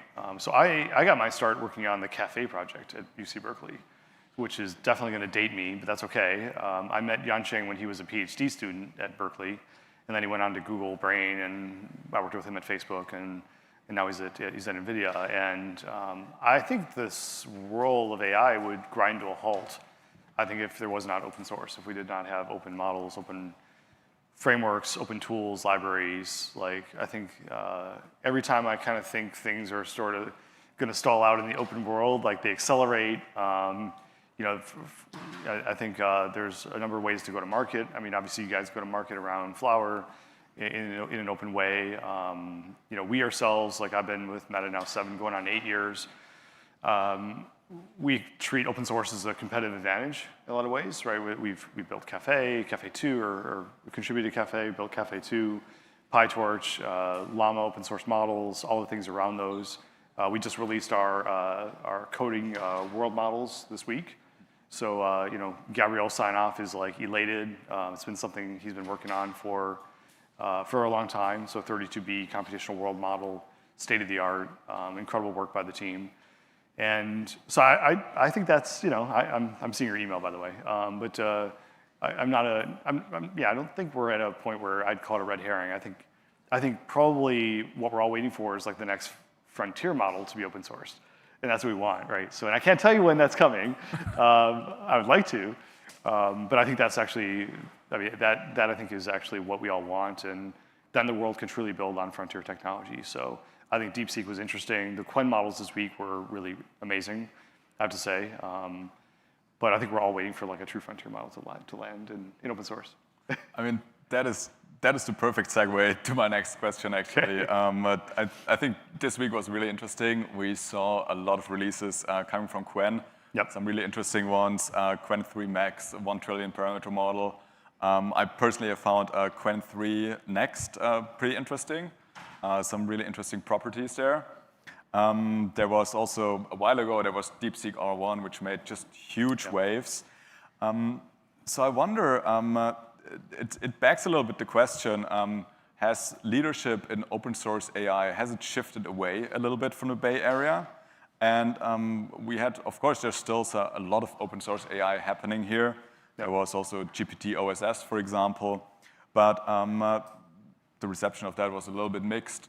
So the question is really, if has leadership shifted away? And if it has, when do you think and how will the Bay Area reclaim the lead? I mean, I think it's maybe more of a sovereign AI question, I would say, more than just the Bay Area. I think the U.S., I think there's a lot of interest in building sovereign technology now. It's definitely been kind of in the discussion like the last several months, last probably 3-6 months around how do we actually reclaim that lead and have the world build on our technology. And I think it'll happen. I think there's a lot of folks, maybe not all of this is public yet, but there's definitely a lot of things that are happening in the works that I'm seeing. So I think like there's definitely a lot of interest more broadly to do that. A lot of investment that's happening. I think I mean I think the Chinese companies, the Qwens and the DeepSeek, like they've done like a phenomenal job of like putting out some open source, some great stuff. ByteDance has like also put out some great like libraries and frameworks. So the Vero project is fantastic in the RL space. There's good stuff coming. From a lot of companies, but like they've done a good job of being like very early and building a community around their work. So I have a lot of respect. I mean, those are the team over there is actually the team I worked with ages and ages ago at Amazon. So I know the team over there, and they know what they're doing. They've been working in the open in AI and for a very long time. So I think like to me like I think we're in a little bit of a lull on the U.S. side. I think it's going to change though. And it'll change like pretty quickly. I think within the next like 6 months to a year, you're going to see a lot of companies, a lot of things happening on the U.S. side to respond. But I would say like right now, the best models are definitely like the open models are definitely coming out of China. OpenAI is really cool to see Sam release those. I think I talked to him about those models like 4 years ago, probably, or almost 4 years ago. He said he wanted to release open models. They never really had the bandwidth or the the folks to be able to focus and the energy to put around open weight models. They released them. I mean, they're good models. I was a little disappointed they didn't release the base models. Those have been fun to post-train, but still, like the post-train models are good. They're a little probably too safe from my experience. Like I played with them, and I was a little disappointed that the refusal rate was very high. But it's cool to see them release. I hope they keep releasing models because that'd be good for the ecosystem. Yeah. So it was cool to see some interesting architectural choices coming out of these models. That was pretty nice, I found. Also, the US made the decision in the national AI strategy to include open source as a core pillar. Yeah. I think that's something I found was obviously I'm pro open source, so I found that to be a really strong move. Was Meta involved in that strategy to some extent? I mean, yeah, we're always talking to those folks. We have a pretty strong policy team. I think I remember I was at the Sequoia event maybe a couple months back now. And was chatting with Jensen, and he was there. Sam was there as well. And Jensen got up on stage over there at their Ascent event and kind of talked about how he'd been back and forth to Washington constantly, right? He's just like he hadn't worn a suit in years. Yet he had to go buy a suit and and go to the White House and so on. And he's been lobbying obviously for open weight models. I think, and for sovereign technology a lot. So I think, like I said, there's a lot of folks pushing for this. And I think it's very different, I think, than even a couple of years ago when we were building Llama models and we were worried constantly if we were going to run into like the computational like roof line that would trigger export controls. And it was just, it was kind of a weird situation with the original executive order. I still think regulation, like smart regulation is good around AI, but I think like putting arbitrary numbers around like flops and all that doesn't really help. I think the ideas of like sandboxing, I think actually has a lot of merits. but yeah, I think like there's a lot of folks like lobbying right now, and I think it's smart for us to embrace open source. Yeah, I mean the flops limitation is definitely an interesting choice. Yeah, how do you define that anyway, right? I mean, like, is it pre-training, post-training? It was, you know, now you got RL, so you put a bunch of flops in RL, and is that included? I don't know. And then you see something like Qwen3 next, where you have still really good performance, but the training cost drops by 80%. Right. So suddenly the flops limit maybe is invalidated. It's hard to evaluate. It's really hard to evaluate what is frontier. It can't be flops, because that's very arbitrary, but yeah. Yeah. While we're on the topic of open source, we now have the Meta Superintelligence Lab. I know you mentioned you can't announce a new open source model yet. Or maybe yet, I don't know. But I think one question, and I don't know if you can speak to that already, but I think it's on everyone's mind, is the Superintelligence Lab, is it going to be a shift away from open source for Meta? Or is it, as I think many in this room hope, a doubling down on open source? Yeah. We already saw some papers coming out of the lab, which was great. Yep. Yeah. I mean, I think the fact of the matter is there's still a lot of discussions that are happening, I think, on our longer term strategy. I think what you see, though, is this week we're still releasing stuff. We still have a fair, which has a very strong pedigree, a lot of great researchers producing great research. You know, like I said, we just released this week the computational world models, and those are pretty impressive. I don't think we're slowing down in terms of like our open work, like PyTorch and a lot of work we're doing. I mean, we've released things that, you know, on PyTorch that we haven't even used yet for like our you know, next generation models that we're already collaborating with external folks in open source. So we definitely lean that way because we see value in it. Yeah. And there's a lot of like value in us collaborating externally and with hardware vendors and partners, with other labs. There's great ways for us to kind of learn, and we get a lot of, we just derive a lot of value from it. In terms of like open sourcing everything, which maybe is like implied in the question, I think, you know, we're a bit more thoughtful maybe going forward on what we release and what we don't release and what the goal is. We'll probably, I mean, when we released like our largest model, which was the 405B dense model, probably what, a year, was it like last July, I think. It was the largest model at the time in the world, dense model, not MOE, so very, very expensive to, you know, at inference time. You had to do essentially distributed inference, you know, at bfloat 16 precision. And not a lot of folks could use it right out of the gate. We had a lot of meetings with Mark on, do we release it? Do we not release it? What do we do? In the end, we decided to release it. I think a lot of like what's interesting is like a lot of our models in the past, we would release almost like time to market with our own products, which is a little strange to do that. And so I think like now we're thinking through like what do we release, why do we release it, and so on. So I wouldn't say like the door is closed. We're just being we're just, you know, thinking through, I think, a little more of the strategy and how we release things and what we release. But, you know, to release, you can imagine like the analog here is like OpenAI like launches ChatGPT on GPT-5, and then they also release the model in parallel in open source. Would that be weird? I think it would be. That's kind of what we were doing for a good while, which would be great. I mean, it's fun, but yeah, no, we're definitely being a little more thoughtful, and can't really comment officially on that, but hopefully some news soon. Yeah, I was happy in any case that on the infrastructure side, on PyTorch, Torch Titan, Torch FT, there's a lot of momentum, and I think it rather accelerated rather than slowing down. Are you using these tools just one-to-one internally, or is this sort of the other direction? Is it a gradual open sourcing? I mean, there's a lot of stuff we do use one-to-one. I mean, PyTorch is one of those. Like a lot of the libraries kind of sit in our Meta PyTorch repo, kind of formerly known as PyTorch Labs. We rebranded it after the foundation, the shift to the foundation. We do leverage a lot of these in open source because we do, for example, like we burst up to other clouds, for example, on like some of our research when we need more compute. And to have a really like super portable open source stack is like really beneficial. You know, if you want to scale up and train a big model on another cloud, if you want to do like experimentation, like having those things being like one-to-one in open source. People, by the way, like just love to develop in open source. It's just easier than like our internal tooling. No offense to our internal folks, but it's just we've actually like, and we've actually refactored like a lot of our projects internally to feel like they're like you're developing kind of on in more of like an open environment, and that's accelerated a lot of our research, our like info researchers in our labs.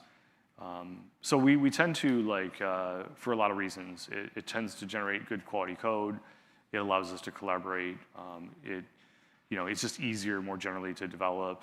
You can also like incorporate a lot of hardware in CI, which is hugely beneficial because we have NVIDIA, we have AMD, we have our own silicon called MTIA that we believe is really important to us and in our future applications. So for us to be able to pull in like additional hardware makes it a lot easier because you can share the code for CI. You can write GitHub Action runners. You can have other vendors contribute. So it makes a huge difference in collaborations.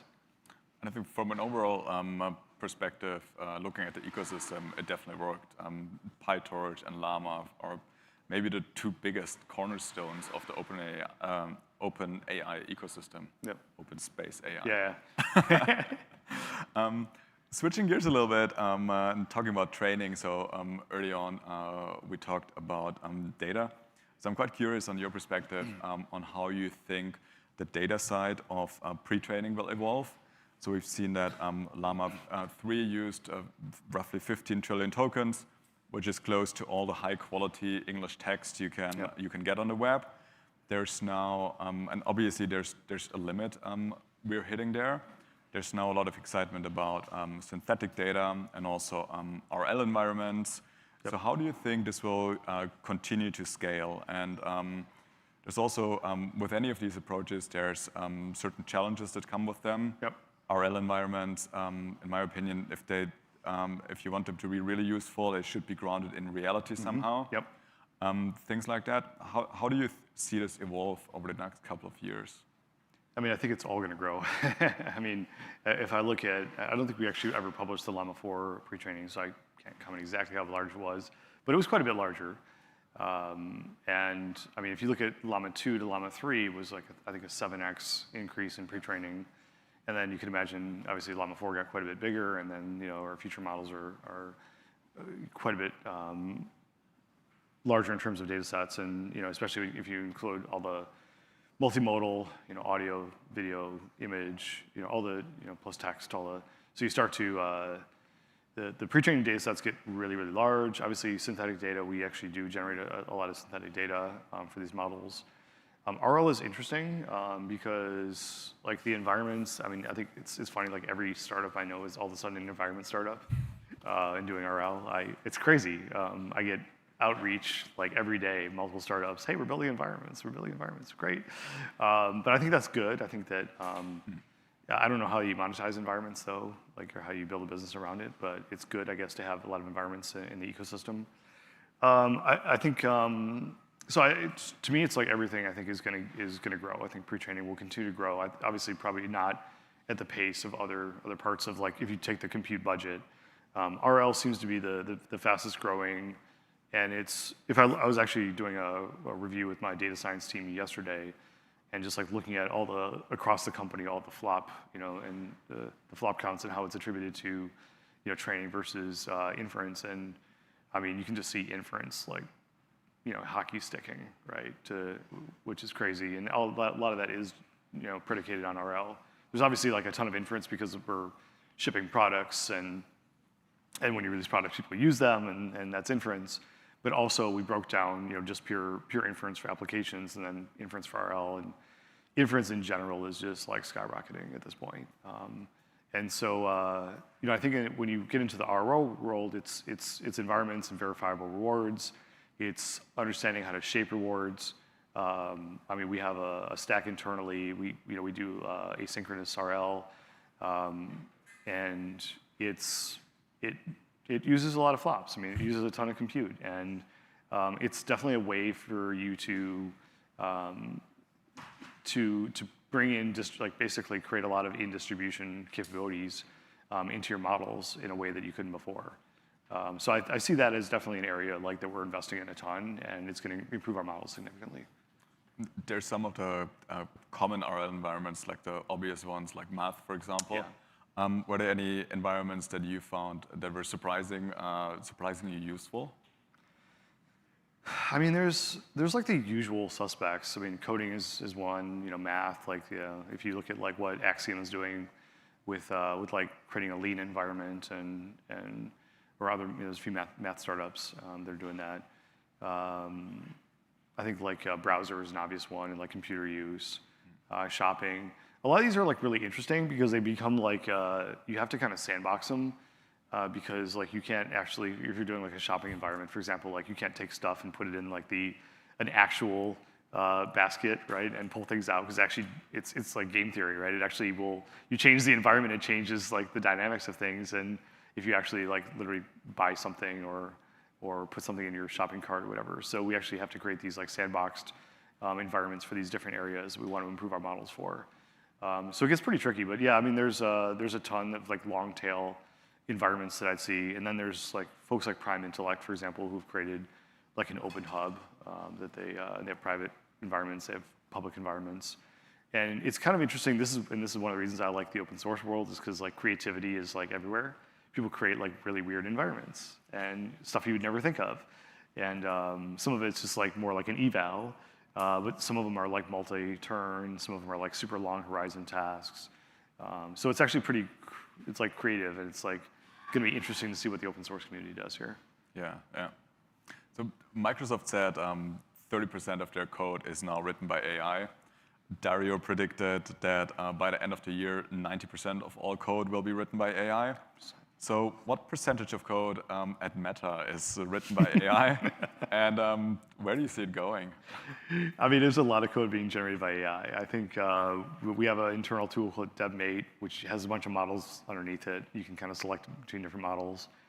And I would say if you would have asked me like a year ago, like how useful would something like that be, like a coding agent, a coding review agent, code generation, kind of a cursor style, tab of experience, like would that be used by like the most senior engineers? I would have said, hell no. These people are like experts. They're like level 8, 9 super senior engineers who've been writing code for decades.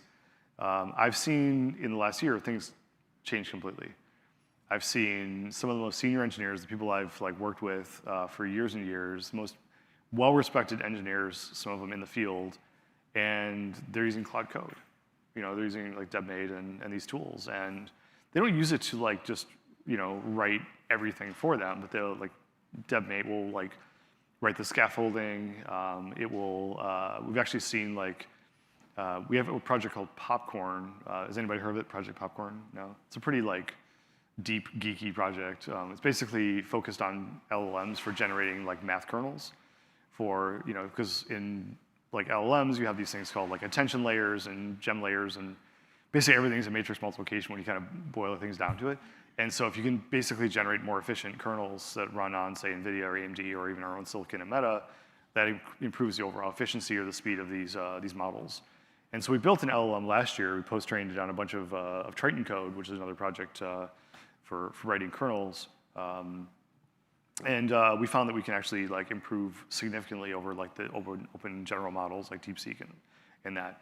Now I would say like the general models are actually doing really well. Like you can actually ask it to like write, you give it the shape of like the matrix multiply, and like you give it the target like platform, it'll actually go and write a kernel for you. And will it be perfect? Not every time, definitely not. But like it writes enough of it where like an expert can kind of come in and like fix the little rough edges, and it probably saves them, like hours, if not days or weeks sometimes when they're doing it. So I can't give you like an exact percentage, but I can tell you like folks are definitely like organically using AI in their everyday like development, and they're also being encouraged to use it as well, because like productivity, like the number of diffs landing is like just, the amount of code is just like this avalanche of code that's like being generated and being developed by our engineers.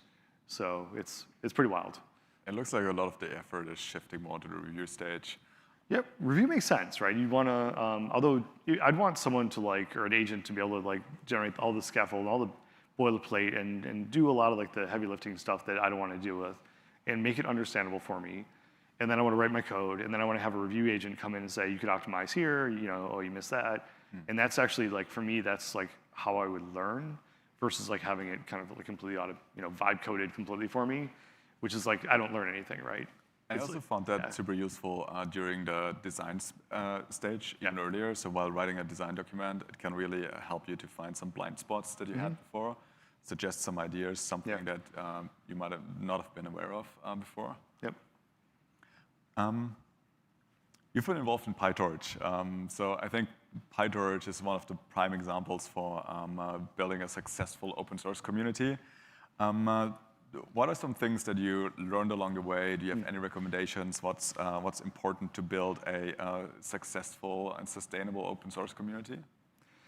Yeah, PyTorch was, I mean, it's, for those who don't know, it started, I would say, like with a very small team, probably under eight folks. It was really written mostly by Adam Pashka, even though Sumit gets all the accolades. Adam Pashka, who's at Google now, he was an intern reporting to Sumit. This is probably now almost 10 years ago. And Adam is a once in a generation, like truly 10x engineer. He's incredible. And it kind of started out as like, how do we take this LuaTorch project and essentially port the interface over to Python? And there was a lot of resistance at first. And it started out as very like scrappy project. I think the biggest things I learned around PyTorch were, I think the community had to have a voice and feel like there has to be agency or felt agency with the project. And we went out of our way to make that happen. I think to the point where we actually would handicap sometimes our own internal projects, like their schedules, their release dates, so that they wouldn't like be able to preempt, I would say, like external projects. We took feedback. We had, even for a big company, sometimes we would prioritize like external collaborations, basically in favor of like some internal needs. And I get yelled at many times over the years for doing that. We had like Uber building autonomous cars, right? And they're like, hey, we need help with this. And then we had our internal teams needing something. And we were trying to prove out a new, this thing called TorchScript, which sadly we're now deprecating after all these years. We really would like lean in and make it feel like a community. We'd work with partners. We would provide ownership across the project for different modules. So it was one of those things where like you felt like it really had like a real, true community vibe, even though like Facebook was backing it and really was driving like a lot of it. And I mean it worked. I mean I think we would really give a voice to everyone. And like if somebody wanted to blog or talk about the project or whatever, like I said, we would actually like put them above our own internal teams. And that resonated. It wasn't pretty internally, because we went from an 8-person team to almost 700 or 650 people. Now after this last reorg, like spread out, but it went from a very small team to now like quite a large team, building it and using it obviously across the company and working across a bunch of different domains and so on. So I would say like giving the voice, agency are probably like the biggest things that we could do to help people. Yeah. It's pretty interesting that you down prioritize these internal projects. Yeah. I think it's one of the things that some other projects sometimes they get accused of the opposite, and that's when it starts to feel like they're losing track with the community. Yeah, there's definitely like engineers and folks across that are kind of like labeled as like pure open source, like they like working on the project and doing these things, right? And then there's like the folks that are like too internal focused. And then there's like a blend or some like people that sit in between. And I think like the key for me has always been like understanding the selfish reason why like open source, why working in the open like does matter. And I think that's helped us a lot. If you look at things in like the absence of open, like what do you get? You get basically, you get a closed tech island, which homegrown systems. Exactly, homegrown systems that are like, probably not going to be state of the art because everyone else is doing something else, and the world is way bigger than no matter how good your engineers are, the world is way bigger than your company. So it's a powerful thing, getting the force multiplication that you get from a community. So. All right, we're almost out of time, and maybe just one quick question to wrap up. Today, the Flower community is watching. We have many active builders in the Flower community. So, what is something that where do you think what are some AI areas that you feel are underexplored? What's something that more people should look into, spend more time on, explore? I mean, for those who know me, I'm a big fan of like the physical sciences and like AI for science. I was actually just like grabbing a coffee with one of our robotics VPs earlier today, and she's investing in robotics significantly now as an angel. And like I think like anywhere where like the kind of computational in silico world meets the physical world is like really interesting. Like I think when I was in FAIR, we had a team that was doing protein folding, and they spun out into a startup called Evolutionary Scale AI, and I invested in them, and they had really strong expertise in both kind of like the wet lab and like biology, like true domain expertise in biology and drug discovery and experience in, as well as computational biology. But they also had like really strong AI people too, and it's actually amazing when you can kind of bring those cultures like together. I've seen like universities where those departments don't ever talk, where you have like pure experimentalists and they have pure like computational people and pure AI people. So to me, like it's kind of fun to see like what happens when you bring like experts together in those areas. So I think materials is another area. So anything like in that area, we have a team at Metastill that does open chemistry, and they're working on things like how do you generate basically like first like kind of de novo catalyst material, catalysis materials for things like green carbon generation and direct air capture for carbon capture. I think these are like areas where you can have like real impact in the world, and that's what's exciting for me. Like I think it's really cool that we can build new like chatbots and new agents that help us like stand up infrastructure. That's really great. It helps our engineers, but like if you can work on things that actually have physical presence in the world, that help us accelerate materials, that allow us to get to, fusion, whatever it is, like that. Those are the areas that I tend to like look out for and will personally even invest in. So. Awesome. I think that's a perfect way to end it and to wrap up. Cool. Thanks so much for taking the time today.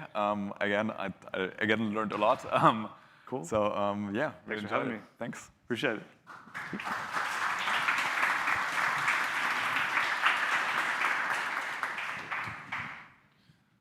Left?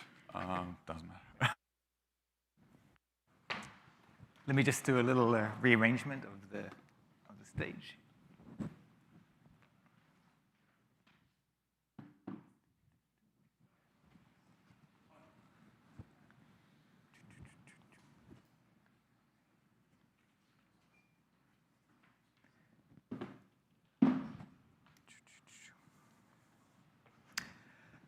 Okay, so our next speaker is Sarah Hooker.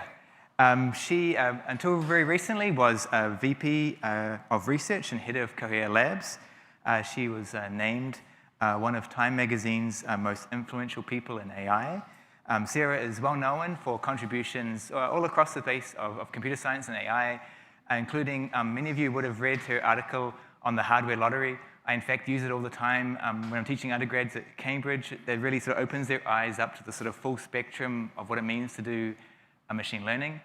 The reason we invited her was that she's done fantastic work at Cohere Labs, basically widening the participation in AI and running these great sort of projects where you have hundreds of people looking into how you can build AI models that truly sort of address all the different types of languages that you find on the planet. And this sort of speaks perfectly to the type of decentralized, participatory, wide access, open source that really embodies what we try to do at Flower.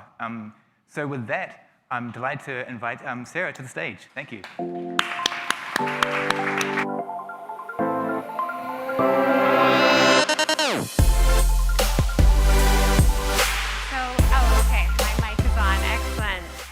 And let me just do a quick check. Can everyone? Perfect. Okay, that's lovely. Thank you so much, Nick. That's lovely. It's great to be here. you will notice, and I will set expectations from the get-go and lower them slightly. I actually have a very informal chat today. It's about some open problems that I'm thinking about. And I think it's perhaps the most fun type of reflection point when you're really in the midst of choosing the problems that you're prioritizing. But I work on leading innovation teams. So I work on AI that's multilingual, extremely efficient, and rapid adaptation. Languages is a perfect example. So we expanded coverage to 101 language, and the question was, how do we do this maximally efficiently? And if any of these topics are interesting, happy to chat. Some of these things I won't focus on this talk, but I think it's fun. 3 weeks ago, I took a big leap. So I was at Cohere Labs for the last 3.5 years, and I took the really hard decision of saying I'm doing something else, which I think is sometimes important when we decide what problems we want to work on. But I led a large team there. We did a lot of interesting things. I think Nick has talked about some of them. Before that, I was at Google Brain. And I think this is something I've been thinking about, is that one of the biggest kind of important things that we have to do, especially as we think about the moment of time we're in, is like, what is the most important problem you can work on? And I tend to be a fan that there's only probably 5 problems you can work on over the course of your lifetime to a high degree of technical excellence. And it's worth thinking about what those are. So I'm excited about the problem I've chosen. I actually, alas, cannot share anything about it right now. I promised to give this talk quite a while ago. So when I promised to give this talk, I thought it did not occur to me that I would be in this interesting moment. So I hope you'll not be too disappointed. This may be an unsatisfying 20 minutes. But let's see what I can do. And instead of sharing specifics, oh, and by the way, no, I'm not looking for a job, so please don't send me LinkedIn's. I've had to say this on Twitter a few weeks ago as well. And if you must, then at least send me restaurant recommendations. I'm a big foodie.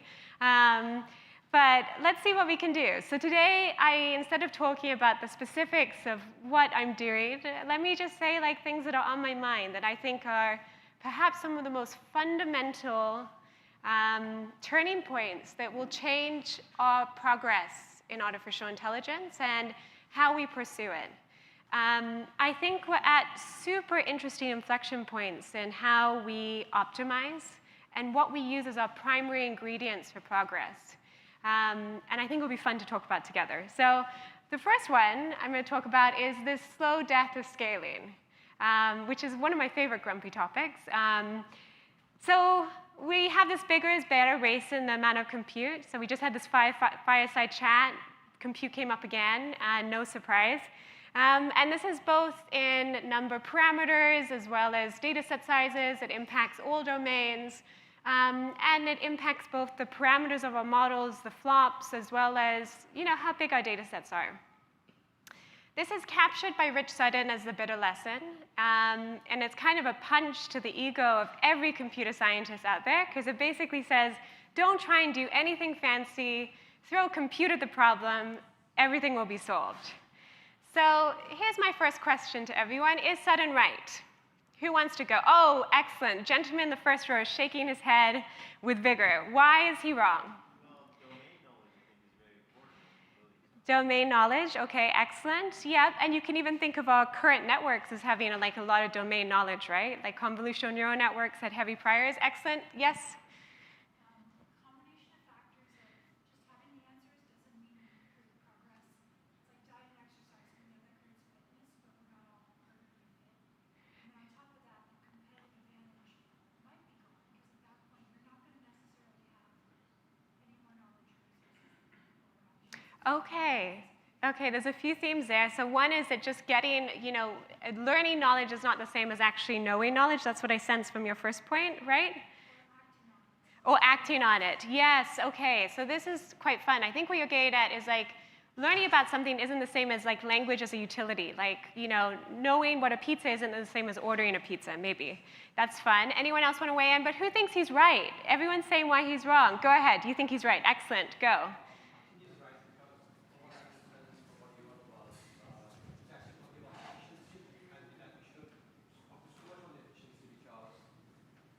will scale. Yes. Yeah.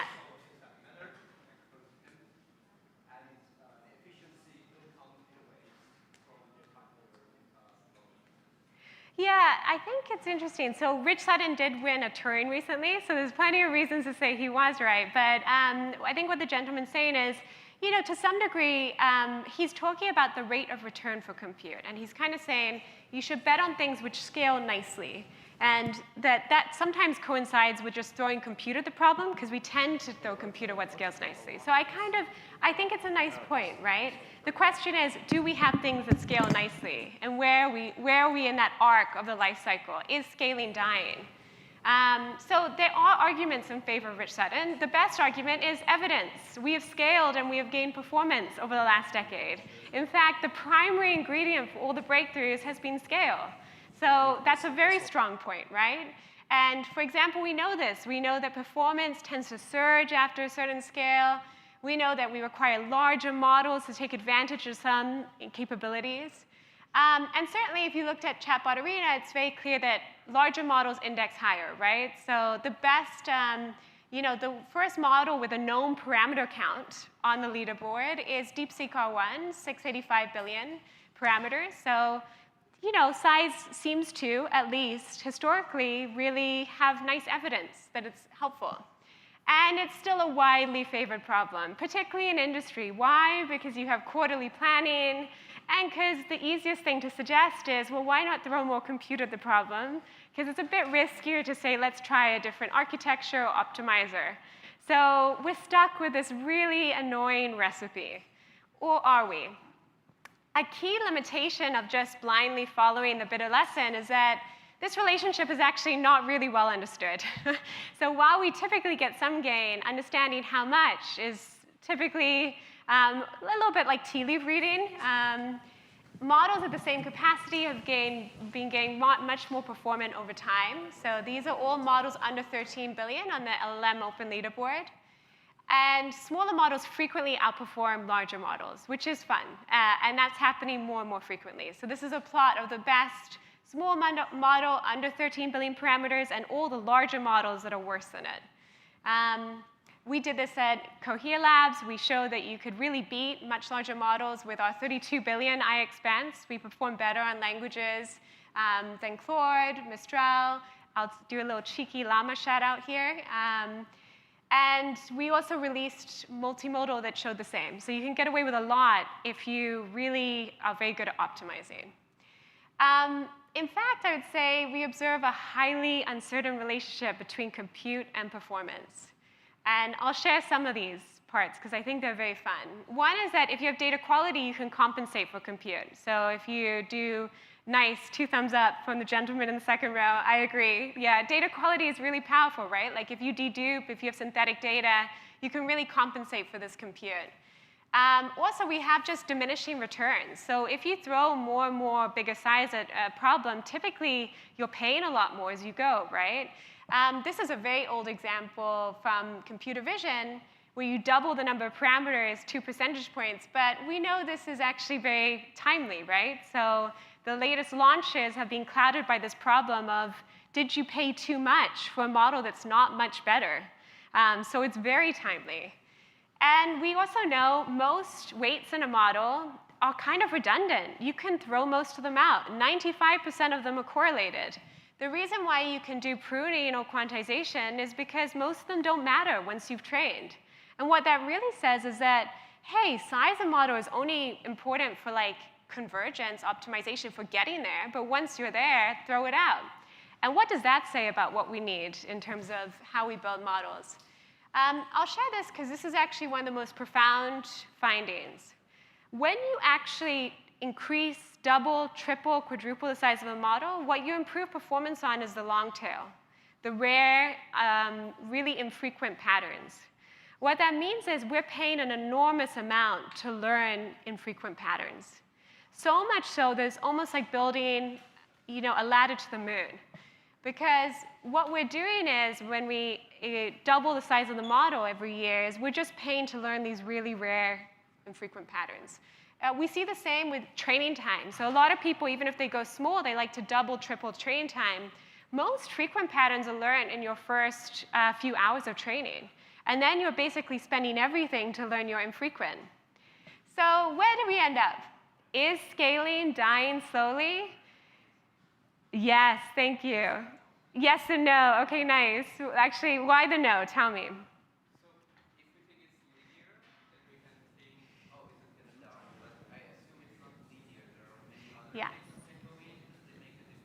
Yeah. Yes, you're right. Like the whole idea of scaling, what the gentleman is saying is like, oh, we're kind of assuming it's meant to be like a linear relationship, and that certainly will change. Here's the thing. The most important thing that decides scaling is the architecture. It always has been. And so when your architecture is saturated, when that stops to have increasing returns as you double it, that's when it starts to get fun. And you have to squeeze that performance elsewhere, which we'll talk about, which is fun. So I actually think that I may have convinced you we're in a period of decreasing returns for compute. But I actually don't have to convince you, because regardless of whether you're convinced that transformers are saturated, I hope you're at least convinced that we're paying a lot for additional performance, which is kind of interesting. Point of comparison, our brain is extremely efficient. We operate on the speed of an electric razor and the energy requirements of an electric razor, and that's largely because we throw away most information. So we basically discard anything that you're seeing unless I move dramatically is probably a simulation of me on stage. We have log-scale vision. We disregard anything that's not a major change in front of us, and we have optimized pathways. By discarding, we prioritize. In contrast, we don't really have adaptive compute. We don't really update the model based on incoming context. We don't really alter the performance. We build a monolithic model, and we ship it to millions of people in the exact same way, which is kind of profound when you think about it. Yeah. And this, I think, is really interesting. If scaling is slowly dying, what is our biggest lever of progress? OK, who wants to have fun here? Yeah, what's our biggest lever of progress? Where should we turn? Go ahead. Yes, excellent.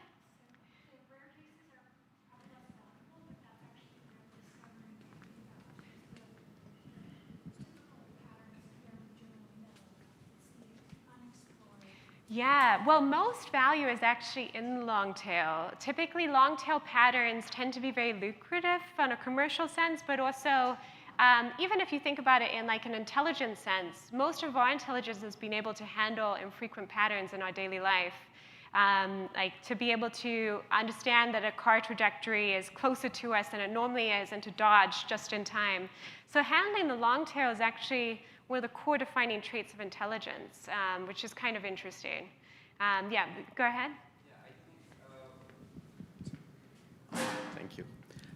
I think one way to think about it is to zoom out and try to think about the architecture, hardware, and whatever we have been taken for granted. We have been running with it, and maybe it's time to reflect. We can think about architecture, data quality, how do we map this size with many other elements, because by default, our brain works in majority of the cases, it thinks it's linear. Many times in the world, it's not linear. We estimate parts of that to be linear, but we can go deeper now that we have a good sense of the linear part, find where are the non-linearity. There's definitely more to be squeezed from our architecture, right? And with our hardware and software, I mean, I think Nick called out the people in the hardware lottery, optimizing that shared stack has a lot that you can squeeze. It doesn't fundamentally change your rate of compute because your architecture tends to determine your search space, with some exceptions, which are fun to think about. And that's where something I'm thinking about a lot these days, which is our changing optimization spaces. So if we believe that the main shortcoming of our models is that they're monolithic and that we're spending a lot of compute for a little bit of performance, why don't we think about something which is quite exciting, which is we now have more places to play. Modern computer science has only existed for the last 75 years, which is kind of wild. Like, there's basically been 2 generations of computer scientists, which is absurd given how much has happened. And our pursuit as a field has been centered around the algorithm. This is a perceptron, 1957, but our whole field in terms of the pursuit of intelligence as a single model has been about an algorithm, static. We arrived a binary outcome, and then we're done. But the truth is, we're in a much more interesting space where we are fundamentally changing computer science. We now have malleable data spaces, and we have gradient-free performance boosts, which is really going to change the whole way that we've orchestrated our pursuit. So for the first time, it's scalable to steer the data space towards properties we care about. You know, most ML researchers have historically treated data as fixed, something to work around, something to do acrobatics around. And this also meant we were stuck with the quality of data sets we collected. Data sets were so expensive, they took so much time, that you just dealt with it. You're like, oh, I'm going to do all these things in my algorithm to accommodate for bad data. But we're now in the midst of one of the most profound paradigm shifts, because one of the key principles of all of machine learning is this idea of IID. So you have really a random sample of the distribution you're hoping to capture, which means that you spend tons of data just to get a few samples of your long tail, right? Because you're just sampling at random. But if you're able to target and create valuable synthetic data, you can really completely violate the assumption that you have to get a lot of data. You can start to steer your data creation process towards that long tail and infrequent patterns. And once you understand that, you realize we're in a fundamentally different, much more malleable and adaptive data space, where your data itself is something which is adaptable. Targeted synthetic data creation allows us to oversample from parts of the distribution we don't know. But here's probably more fun, and then we can open up and have discussion, and if you know, I'd love to hear what other people think. So what happens when we don't allow for gradient updates? So much of the inertia of us having to build these models and then we ship the same model to everyone is because it takes a long time to build a model. What happens when we can optimize without needing to train? I think this is really fun to think about, because so many of the techniques which now improve performance don't require data, and they don't require gradient updates. And they have a fraction of the compute of pre-training. So you have this shift. And extreme, many techniques which add performance boosts are gradient-free. And that's profound, because when you think about gradient-free, it means you can adapt real time in place. And that includes things like how we sample. It includes things like how do we condition the generation space. But this is also a dramatic change to optimization space. It means that we can respond to an environment, which is going back to this idea of why are models so monolithic and static, and even the principle of what we're talking about here at this conference, which is about the idea of federated, distributed. Like the idea that you can evolve in place without needing to do gradient updates is profound and has implications for who AI serves, how they interact with AI, and also how do we build intelligence that's actually able to navigate rare events. So this is very fun. But on a big picture, I also think it's very interesting because our own intelligence is very gradient-free, right? Like we're here in the same room despite not sharing any gradients, but we've somehow shown up to the same place at the same time, and we understand this principle of we're coordinating without needing to be tightly connected, mainly because we're driven by the desire of respect from each other. And that's really interesting, right? Because when this is, in part, some of the most efficient intelligence is when you don't have to do heavy-handed updates. So where does that leave this? I've thrown out some fun ideas today. I hope I haven't lowered expectations too much from what, but I think I wanted to share some of the things that are making me excited right now about where we are, and also the implications of this for who gets to control and who gets to shape, because the implications of very impactful low compute methods fundamentally mean you can do much more real time, you can do much more decentralized, and you can do much more that really evolves based on an environment, which is fun, and much more akin to our own intelligence. So I like this quote. We have before us some breathtaking opportunities disguised as insoluble problems. But I think compute is increasingly the least interesting idea to throw at a problem. For me, I find it much more interesting to force, like, firstly, let's justify additional complexity, and let's bend scaling laws by focusing on efficiency. But what I find fun is this expanded optimization space, and that gradient-free allows for models that adapt. So let's open up for discussion. I've left my email there. Feel free to also reach out, but happy to answer any questions or indulge any contrarian perspectives, which I would also find fun. Yeah. Thank you. Thank you.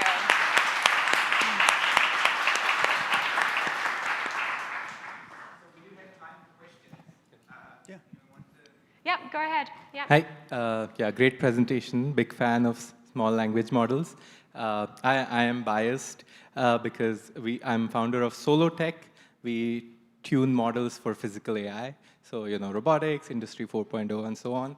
And I don't have a question, but I want to further add, to your argument. Small language models are not just technologically better. They have a philosophical edge. So when you're tuning for an intelligence for a domain, you don't want your model to have a large embedding space of quantum physics and swimming and whatever else. That just leads to hallucinations.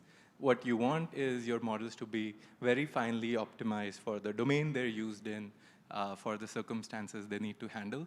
And basically, it makes them to be more like algorithms which are reliable or adaptive. So I just want to add a note that it's not just a technological thing. Knowledge works like that. We all don't carry all the information on the planet. We focus in on our domains, which make us effective in the real world. Yeah, it's a balance. It's interesting. I think about this a lot. So definitely, if you're doing one task day in, day out, and that's the only task you should do, you should go small and super specialized. If your task might change tomorrow, but you need to host a model or you've got friction there, you should choose, it's a little bit of a trade-off. You need something a bit more general. And that's where, actually some of these gradient-free optimization techniques that help you adapt to the task are kind of interesting. But I totally agree, especially for physical systems. You're typically embedded, you have very strict constraints, and then you kind of want to do one thing repeatedly. So it's very much there, it makes sense. Nice. Oh, great, we have more questions. This is fun. Nice, go for it. Hey, hello everyone. I just flew from Florida. Very nervous. This is my first AI conference. But, welcome. Thank hopefully I haven't disappointed. No, it was very, very interesting. So the small language models, we've been working on that as well with decentralized AI at UCF, and we've seen the same things where the smaller models are increasingly more impressive. So when you said scaling, my question was wrapped around the challenge with compute. And are you saying that there's a possibility that there may be a different way of us basically computing when it comes down to the gradient free? Because the overall is that our main investigation is that we see that if we can be able to do things offline and decentralized, people like memory sensitive or people with Alzheimer's, their things can be able to be preserved and protected with AI. So there's a number of things that we can utilize these case studies with by gradient free. And it's actually very important that we utilize these things now.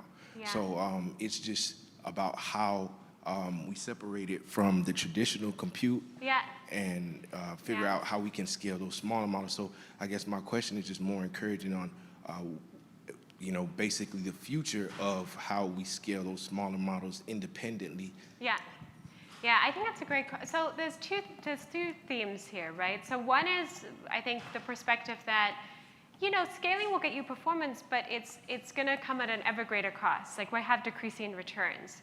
The setting is like the one you're describing, where you're small because of a sheer physical constraint of memory, you're working on device. I think this is important for a different reason. Even there, you can squeeze a lot more performance on by expanding your optimization space and treating this more like a stack.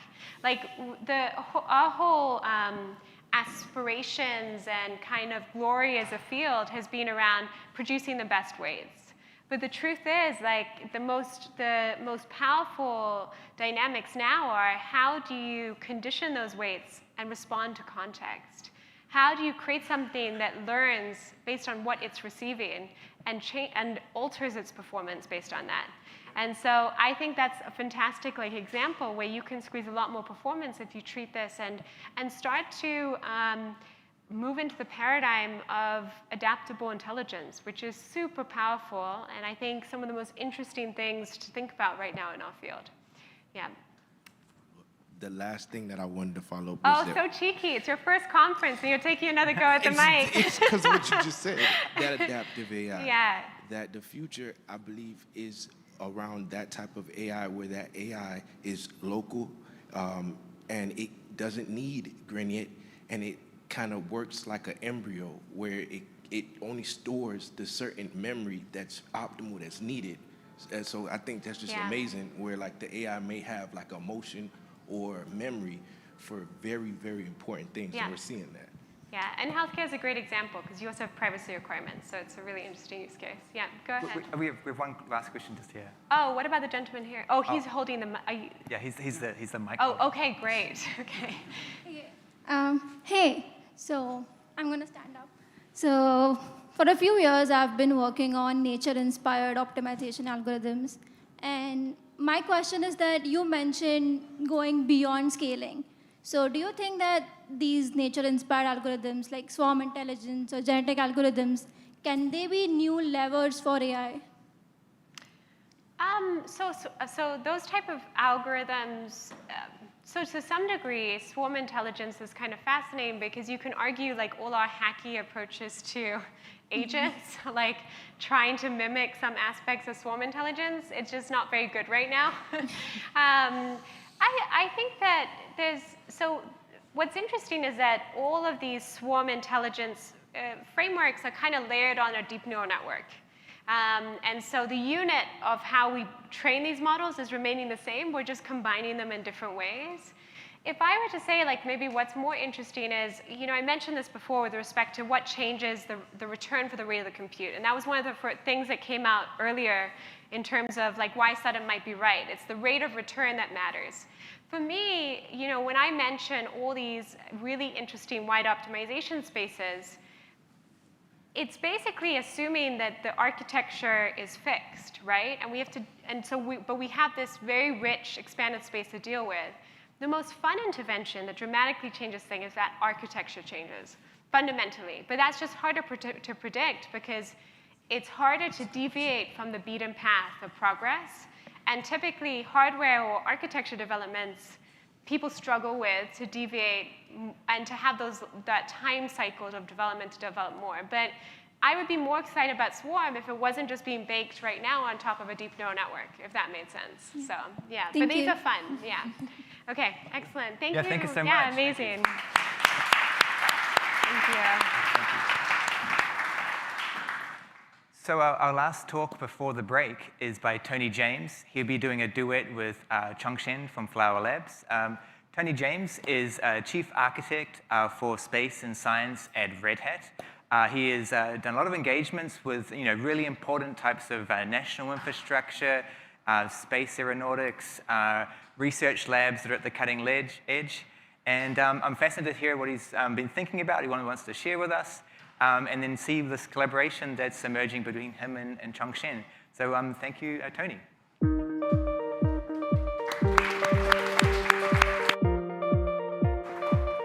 All right, is this thing on?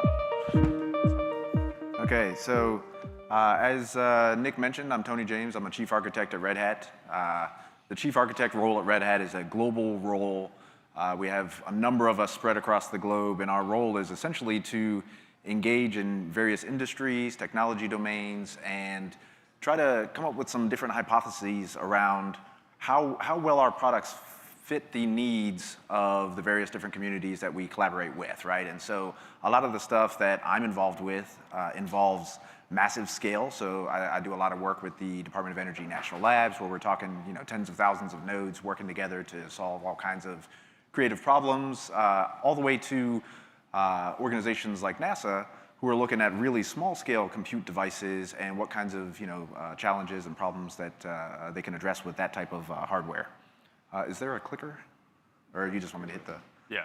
OK. So I assume, by a show of hands, most people have heard about Red Hat, so I don't have to do like an intro about that? OK. For those who aren't raising their hands, which is pretty much everybody, basically Red Hat's just a enterprise software company with an open source development model, right? So we play a lot in the open source community. And so the theme of this talk is going to be around, from the experience I'm bringing, how I'm seeing enterprises adopt large-scale AI initiatives and federated learning use cases, right? So keep that in mind, that this is more of like an enterprise-level talk. Organizations that care about uptime, stability, all those kinds of things, less on the research side of the house, while research is important. These first two slides I'll go through relatively quickly because I think Nick actually hit this when he first started the presentation. But I wanted to level set just to make sure we're all on the same page in terms of traditional machine learning and federated machine learning. So with traditional, right, we're essentially moving the data to a central location, typically where there's some massive compute farm so that we can work with the data at that point in time. From an enterprise setting, when we talk about distributed enterprises, sometimes when we're dealing with petabytes of data, trying to move that data to the compute is not always feasible. And so that leads us to the federated learning model, where we essentially move the compute to where the data is through various different architectures and frameworks and things like that. And so as enterprises look to adopt artificial intelligence, to build these AI-enabled applications, to use federated machine learning frameworks, there are a number of challenges that I've seen in some of my engagements with these organizations. One of those things is that the infrastructure that powers whatever platform these organizations are choosing to use typically involves a lot of complex orchestration. So I mentioned earlier this concept of high-performance computing, right, when we're talking about supercomputers and things like that. It's easy to read some of these announcements about, like, hey, here's the next generation fastest exascale computer out at Lawrence Livermore National Lab, or some national lab just went live with the next gen system that they were working on. But what you don't see in these announcements is the amount of complexity that goes on behind the scenes to present petabyte scale storage to these systems, keep the systems online. A lot of these systems, regularly experience hardware failures, and so what you don't see is, yes, it's a massive system, but they have to deal with faults and all these kinds of things, and that leads to the system not always being available 100% of the time for some of these use cases that they're trying to solve. On top of that, as we look into organizations like in the healthcare space, academia, the national labs, anywhere where there's distributed kind of scenarios where collaboration is key, the other challenge that we see is, how do I securely share data between these various locations, right? In the case of like healthcare, it could be hospitals, national labs, that's pretty no-brainer there, or educational institutions. The traditional approach, from what I've seen, has been to, in a way, bridge networks. And so when you talk about connecting one organization's network with another organization's network, at that point, you've kind of expanded that organization's security boundary, and so there's a number of challenges associated with that in terms of additional firewall rules, auditing, all these kinds of things. And so we need to have a way to not open the security aperture to the point where an entire network is exposed, but when you need collaboration, only exposing the individual piece or application or workload that the organization needs to get access to collaborate with you. We talked about consistent operations in terms of being able to keep the system online, stable, all those kinds of things, but we need a level of kind of automation to the underlying platform and software layer so that when you need to scale or add additional nodes, right, we're able to address that in an automated fashion, or if you need to take nodes offline for whatever reason, maintenance maybe, workloads can kind of securely contract to fill the surviving infrastructure that's going to be there. And then, of course, we have to do all of this at various different levels of scale. And so I don't want this to sound like a sales pitch, but This slide is mostly around why organizations have, that I've been working with, have decided to partner with Red Hat. Some of the things that they've, some of our solutions that they've consumed from us that have helped alleviate some of these challenges. I assume if you've followed Red Hat in any capacity, some of these are probably familiar. I'm willing to bet one of these on this slide is probably new because we don't do, in my opinion, a good enough job talking about it, but I've been telling everybody who will listen, and I'll get to that in a second. So the first thing is, as the underlying platform, every piece of hardware needs some kind of operating system or orchestration layer to ride on top of it in order for you to use it. So traditionally, in high-performance computing arenas, it's been Linux, right? Red Hat Enterprise Linux or some other variant. As we look into AI, one of the things that we're increasingly seeing is an increased desire to use Kubernetes and containers for orchestrating a lot of these workloads, right? Kubernetes brings a level of automation to the infrastructure and the software layer, and then containers ensure consistent deployments, security, repeatability, all those kinds of things. And so Red Hat OpenShift is Red Hat's enterprise Kubernetes distribution designed to run pretty much anywhere. For a long time, our vision has been to run or support running any workload, any application, anywhere, whether that's on premises, in the cloud, in space, what have you. The one I said I'm willing to bet most of you haven't heard of is this next one, which is Red Hat Service Interconnect. And this is designed to address that secure connectivity piece of it. So instead of when you want to collaborate between different national labs or academic institutions or something like that, instead of having to bridge your network through a VPN or some other means, Red Hat Service Interconnect allows you to, at the application level, create these ephemeral networks where you expose only an individual application endpoint or data source, and the network is ephemeral. So you can spin it up just while you need it, and then spin it back down so that connection is not sitting there all the time, having to be audited, all those kinds of things. It is based on an open source project called Scupper. Anyone heard of Scupper? All right. The next platform is Red Hat OpenShift AI. So this sits on top of our Kubernetes platform. And I've got a couple slides after this that we'll go through relatively quickly because my buddy Chongshen has a demonstration that he wants to show. But OpenShift AI is designed to take Kubernetes and layer on a framework that empowers organizations to build and operationalize AI models on their own infrastructure. And then, of course, as we look at scalability, we need to have some way of centrally applying governance rules and policies to the entire stack in a consistent fashion. And so that's where our advanced cluster management solution comes in.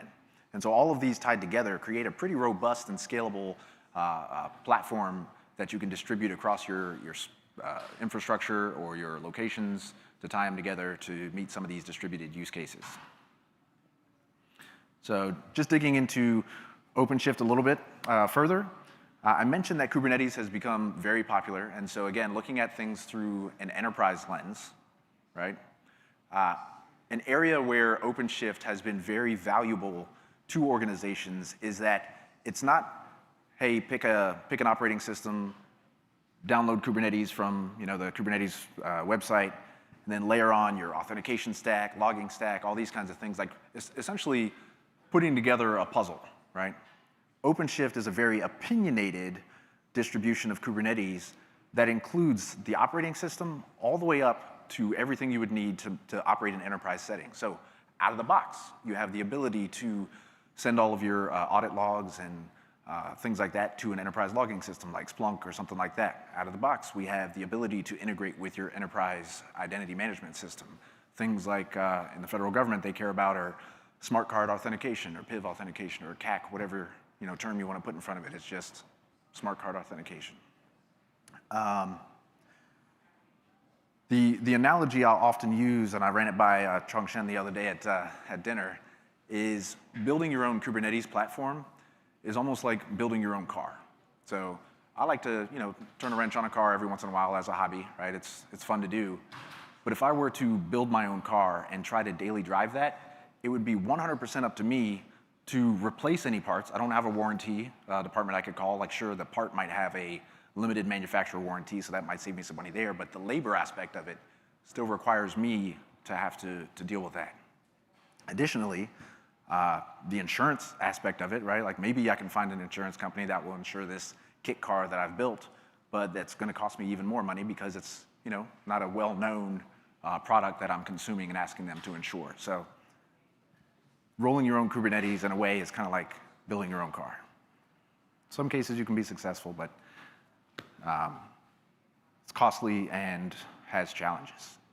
And so this slide is around that secure connectivity. And so this may not be a realistic image, but I wanted to show the art of the possible, right? Where we can create these ephemeral application networks that enable collaboration across different environments, potentially different organizations, government and private. And the way this works with Red Hat Service Interconnect is there has to be some kind of central location that is accessible, right? So it's not like we're just poking a firewall hole through two networks and connecting something. You can end up in, and the architecture I've been talking to Chongshen about involves some of the Department of Energy national labs where they all have a common shared network amongst them. And one of the national labs ends up being the kind of the steward of that network, if you will. And so that would be, in this type of an architecture, the central hub where all of the others connect back to. And once you've established the connection, it is bidirectional. It uses MTLS, so it's a secure connection. And again, it can be established ad hoc and torn down as needed. From the OpenShift AI point of view, I mentioned with OpenShift, our vision has been any app, any workload, anywhere. With OpenShift AI, that vision kind of shifts to any model, any accelerator, anywhere, right? So I mentioned OpenShift AI rides on top of OpenShift, and it's designed to provide kind of like that GPU as a service functionality to your data scientists, your researchers, to have a platform they can go to accomplish, you know, whatever kind of training use cases or model serving use cases they're interested in running. And so OpenShift AI, just like OpenShift is an opinionated distribution of Kubernetes, OpenShift AI is kind of like an opinionated AI platform designed to surface commonly used enterprise-ready applications and libraries and frameworks and things like that. And one thing I forgot to touch on earlier is in terms of why enterprises choose to collaborate with Red Hat, some of it is, you know, we provide a consistent platform, a predictable platform, right? In the case of Linux, a platform supported for 10 years. In the case of Kubernetes, right, we put a life cycle around that too, so you're not upgrading every 6 months. But we go beyond that and also make sure that our platforms meet certain industry and government security regulations that are imposed through various laws, right? So things like Federal Information Processing Standards, or FIPS, PCI compliance. In the case of defense systems, being able to harden the system by applying disastigs and things like that. And so we take these open source components and put a Red Hat logo on it, package it up in a way that is consumable, and then we go through the process of ensuring that it meets whatever security requirements your organization is going to need. And the last one, and I can go through this one super fast, but that advanced cluster management for Kubernetes is really designed to just be that one place to go to manage your entire estate, regardless of location. Could be cloud, on premises, wherever, and apply a standardized set of policies and governance rules to your environment. And so with that, I'll turn it over to Chongshen for a demo. And then after that, we'll probably have some time for questions. Awesome. Good stuff, man. Cool. All right. Hey, everyone. I'm going to do a bit of juggling on my slides, so bear with me. Let's get that going. 1 second. Beep.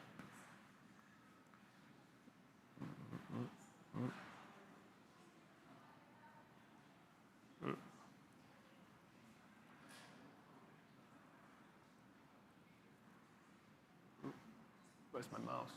There we go. Almost there.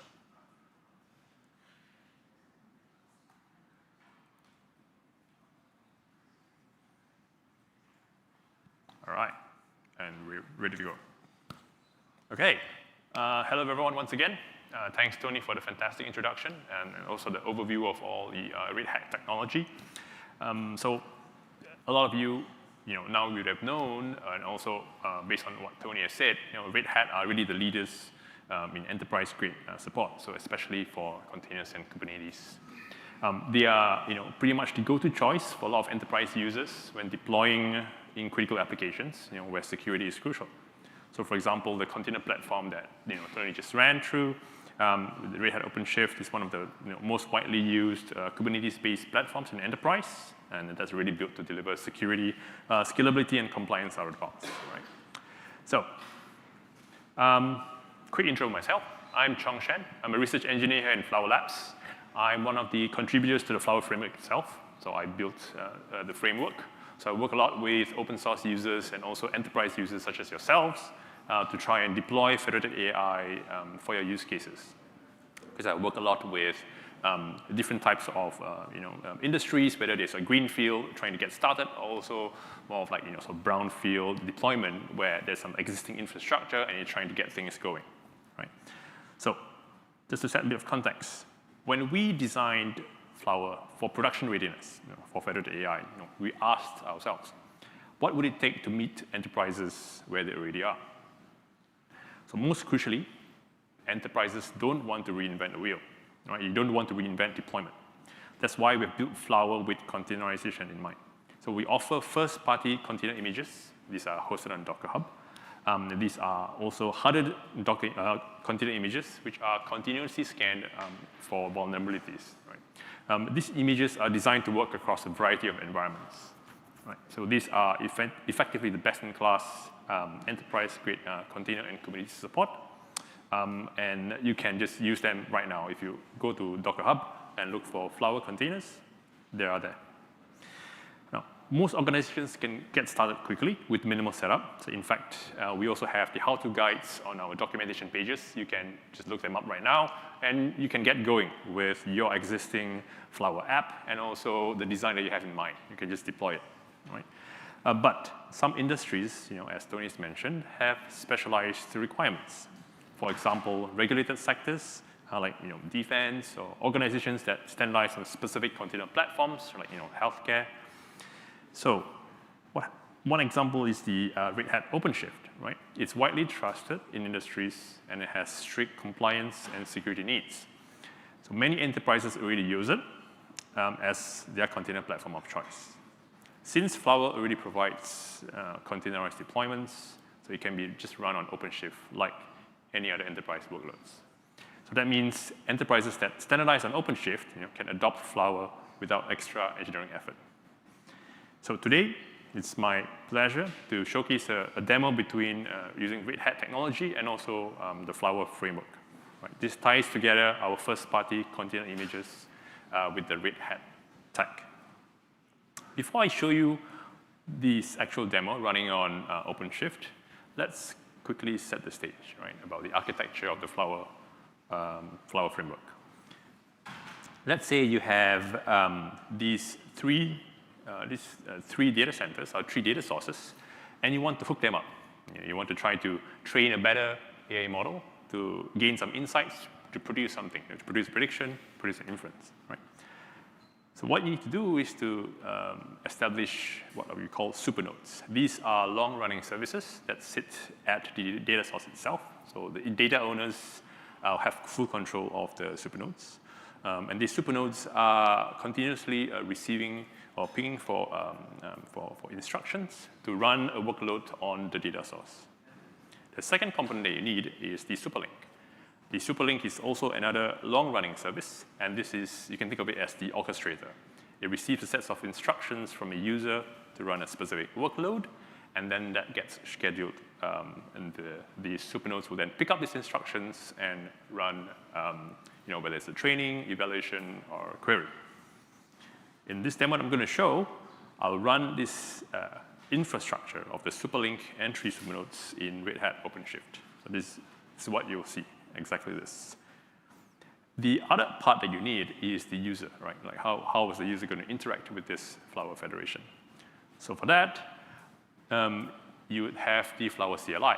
So when a user wants to run Flower workloads on a deployed Flower federation, you can use the Flower run command, for instance.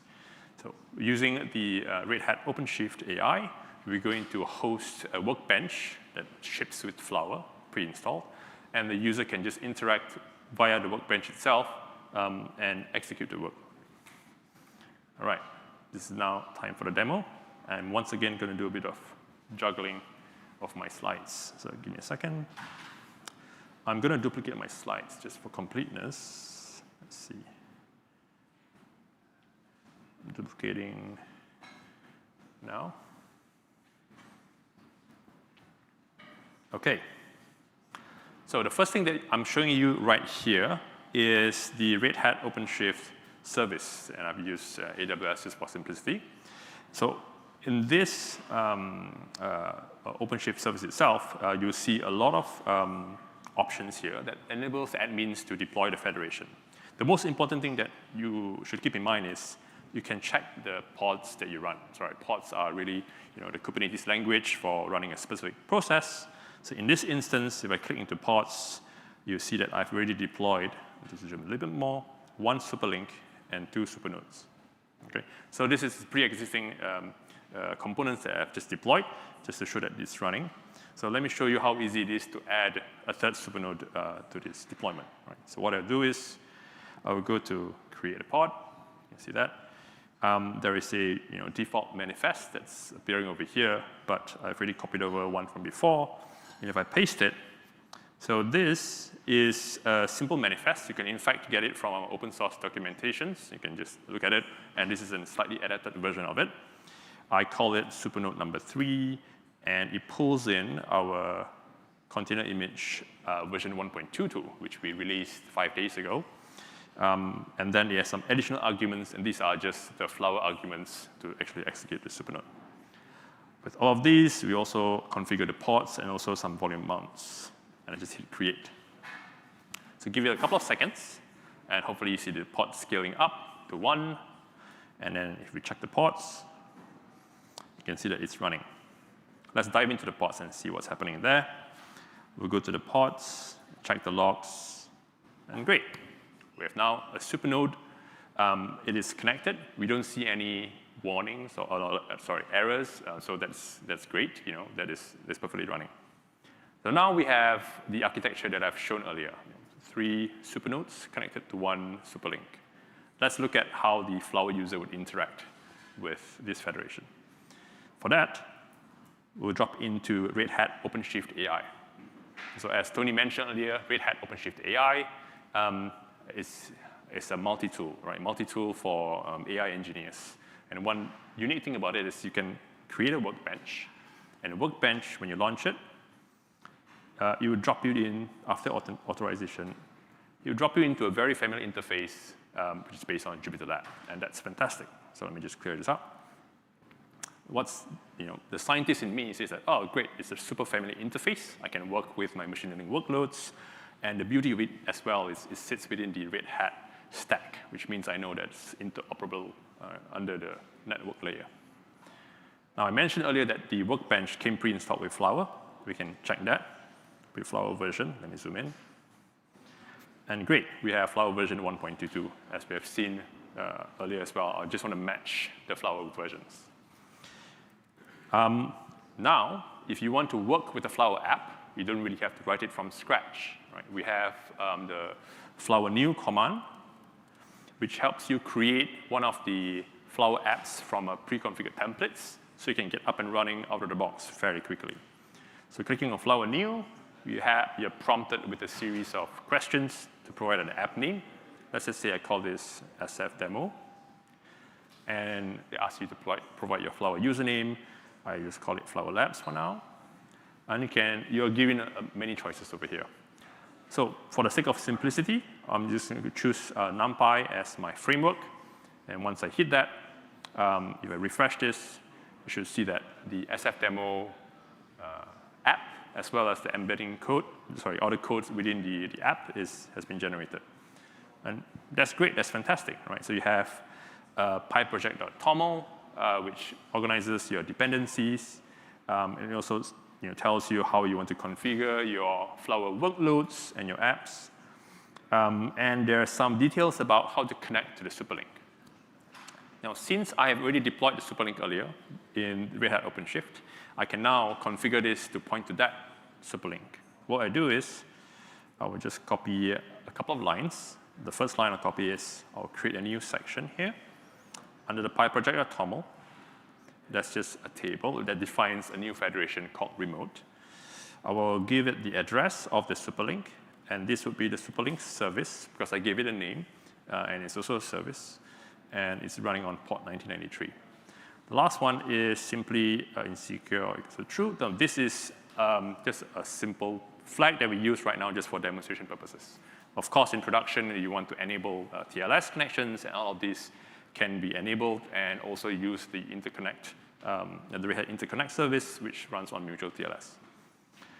So that's the first step. You configure the PyProject.toml to point to the federation that you want to run against.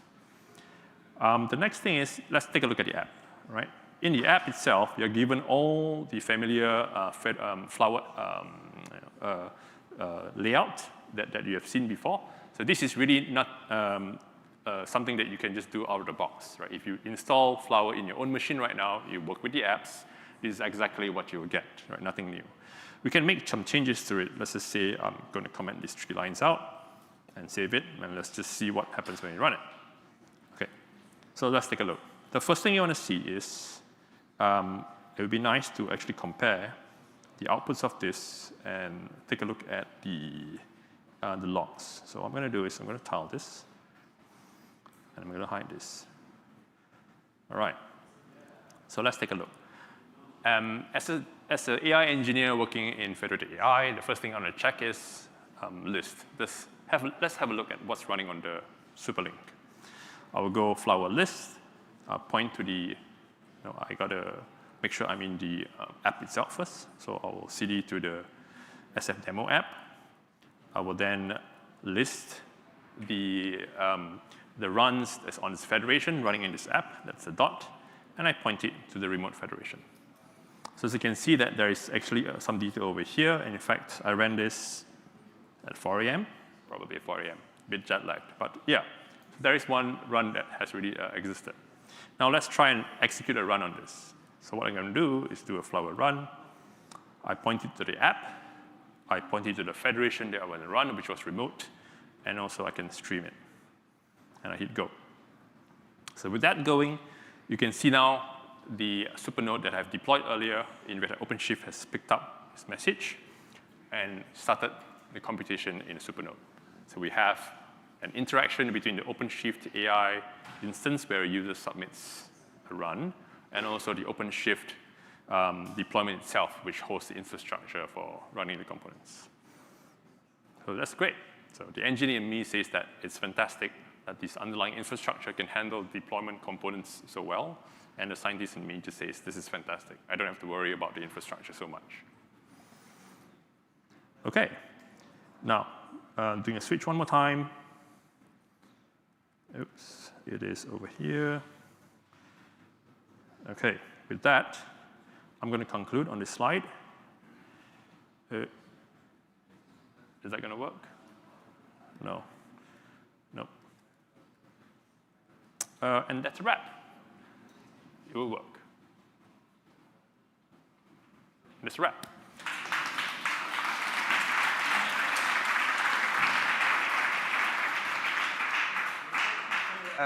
We have time for a couple of questions. So Tony, if you want to come back, if there's any questions out there. I guess I would ask one question to both of you, and that would be, which application of this sort of combination of technologies do you think is sort of the most exciting to you? Maybe Tony first, and then Chongshen next. Yeah, sure. I think going back to the security angle, I think what Chongshen demonstrated shows the power of having a secure platform that also allows you to adopt these new and innovative technologies and use cases and things like that, right? Like oftentimes organizations think of security requiring trade-offs in their ability to adopt new and emerging technologies and things like that. And what you've seen is that in partnership with the folks at Flower Labs, we created a demonstration that enabled this federated framework to run on top of what's essentially an ordinary Kubernetes cluster with some security wrapped around it and all those kinds of things. And so I think to meet the regulated industry requirements of like healthcare, financial services, all those kinds of things, I think we've shown that this is a pretty compelling solution, at least in my perspective, hopefully yours as well. Great. Yeah, absolutely. I think all the use cases that sits on critical infrastructure, where there's really deployments, pre-existing deployments, all of these can really benefit from it. So really anything sensitive related to sensitive pieces of information, like defense, aerospace, or like healthcare and life sciences, all of these are super relevant, for sure. Great. Yeah, well, thank you so much. Thank you.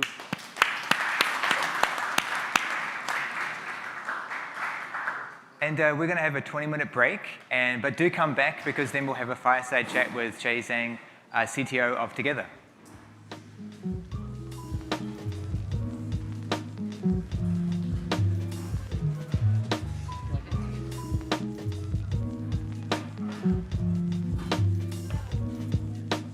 Hey, how you doing?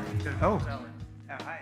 Flower AI Day is here, and we are excited for everyone who is attending. Tomorrow is also the hackathon coming up, or on Friday, September 26th. So I'm here with Pan from the Flower team. Feel free to introduce yourself to everyone watching. Sure. Hi, everyone. I am Pan. I'm a research scientist for Flower Labs. And my main role is about developing Flower framework. So you might already seen my words from the changelog if you are interested. And great to be part of the Flower team, and also happy to join the talk. So Pan is one of the engineers that is heavily invested into both the framework and everything that kind of surrounds Flower. Is there anything today or now here in San Francisco with the events that we are holding that you're particularly excited about? Maybe something that has been released in the recent Flower versions? Yeah. Yeah, I'm super happy to, especially I'm really looking forward to the new the hackathon thing we are hosting. And we got a lot of got quite a lot of traffic from that one as well. And I will see that that many people want to attend the hackathon, and also we have a incredibly long wait list, which is not really anticipated before that. And also great to see people's interest in doing decentralized FL, AI, etc. And also we recently made a release just last week. It was a quick push, kind of, yeah. It's a quick and massive push, to be exact. We are basically working day and night to migrate all the things because we just released a series of new features, and we got quite some good feedbacks from our colleagues and some of our internal users that they like our new APIs comparing to the old ones, which still use client and strategy. We now use a new thing called Message API, which gives users way more flexibility, and it aligns better with people's envision about what FL or say decentralized AI look like, because previously you still have, we have a client class, we have this function, you need to do this, and then return ABC. You must return ABC, otherwise our frame gonna complain. No, basically everything exchange of the internet is just a message, and it's quite self-contained type. You don't really, it's easier to pick up if you know nothing about Flower or framework any. And we just managed to also, because previously all our tutorials, examples, and also the templates, the how-to guides, they are primarily based on the legacy APIs, if I would say. We are not dropping the support, but it would be happy to see people to work on the Message API. And we finally migrate all the templates, all the strategies, and 80% of all the examples to use message API. It's a massive work. Feels like Threat Factory back in those days. Definitely. Exactly, so this is if anyone were to pip install Flower at this point, it would be the 1.22 version, which includes all of this. Exactly. And also in the hackathon, most of the people joining the hackathon will also get a fresh taste of what the message API will look like, and they can get started with message API. And also we'd love to see how people feels like it, what kind of feedback we can get. It's helped us to improve Flower, because Flower relies heavily on the open source community, and we really value the input from our users. Is there anything that you would, maybe from someone new to Flower, to the framework, or someone that has been working with previous versions of Flower, when converting this into the new message API, what can one expect? Like, how would you first get in touch with it? Is it because you have the client scripts, you have the server script, but is there some part of it that you would like to highlight, or something that you think that people might, I don't know, get in touch with? Like, how would you, from a beginner point of view, what would you say are some interesting, important aspects of it? Yeah, so the interesting part of message API is that, first of all, I want to clear that Flower framework is a framework that is agnostic to machine learning frameworks. So actually, the role of Flower framework is more about dealing with communications. So based on that purpose, actually, like if they are already a Flower user, if they already have some existing code using the legacy API, the most part of the code, or say the code logic, won't change at all, because the code logic is about training, evaluation, and those code are actually they're not part of Flower framework, to be exact. They are very use case specific. And what we actually change is that previously you will have to return, for example, if you do model training, and then you must return three things. One, parameters in the form of flw.common.parameters. And the second thing is the number of examples. And you cannot return floating. You cannot use it for other things. It must be number of examples. And even if you don't have number of examples, such concept in your specific use case, you have to return 1 or 0, depending on whatever. But anyway, you don't need to use it. And the last thing is you must return a dictionary of specific types.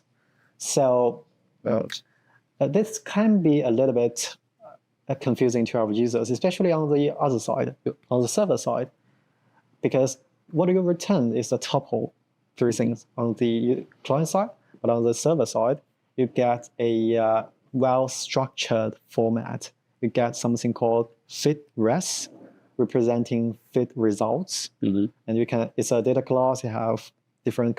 It has three main attributes, which is federated.parameters, federated.number examples, and federated.metrics. Basically, the three things you respond. But they are not the same thing. So it creates some sort of conceptual difficulties to understand the subtle difference, because anyway, they are not the same thing. Yeah. So and the good part about message API is that you're not really following anything, any limitations. What you return, or say what the client will receive and what client will return, or say reply, is a class called message. And on the other side, on the server app side, you will exactly get the same message. By the same, I mean, you can just imagine that it's a message Python object you created on one side, somehow magically transferred to the other side. It's still the same Python object with everything exactly the same, but just Flower framework handles all the serialization and all the things happen in the background. And the good part about message is that it's basically a Python dictionary. As long as you know how to use Python dictionary, know how to interact with message.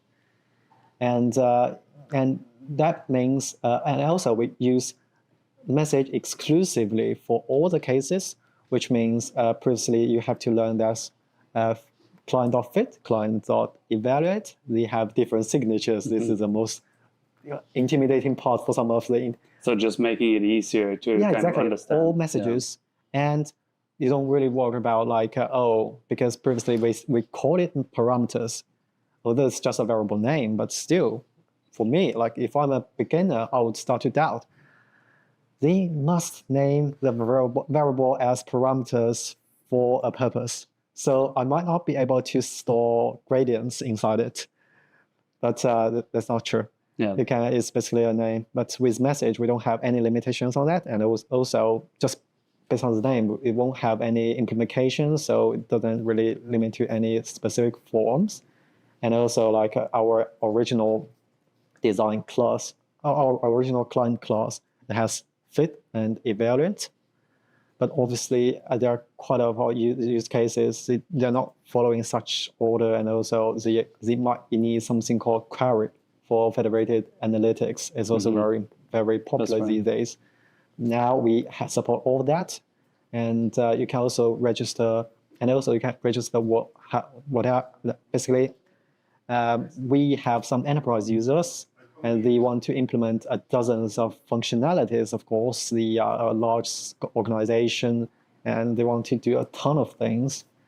And previously, if they use Relax API, they have to write an intimidatingly long if-else to handle different requests. But now with Message API, you can register like what we call message callback, or that's a technical term, or you can say it's the register app functions, basically app.train, app.evaluate, and app.query, and you can add even more, like app.train, and in the bracket, you can just specify encoder, which means, it's just a word, and you can put whatever word you want, and just to keep you in mind, this is the function I train for encoders.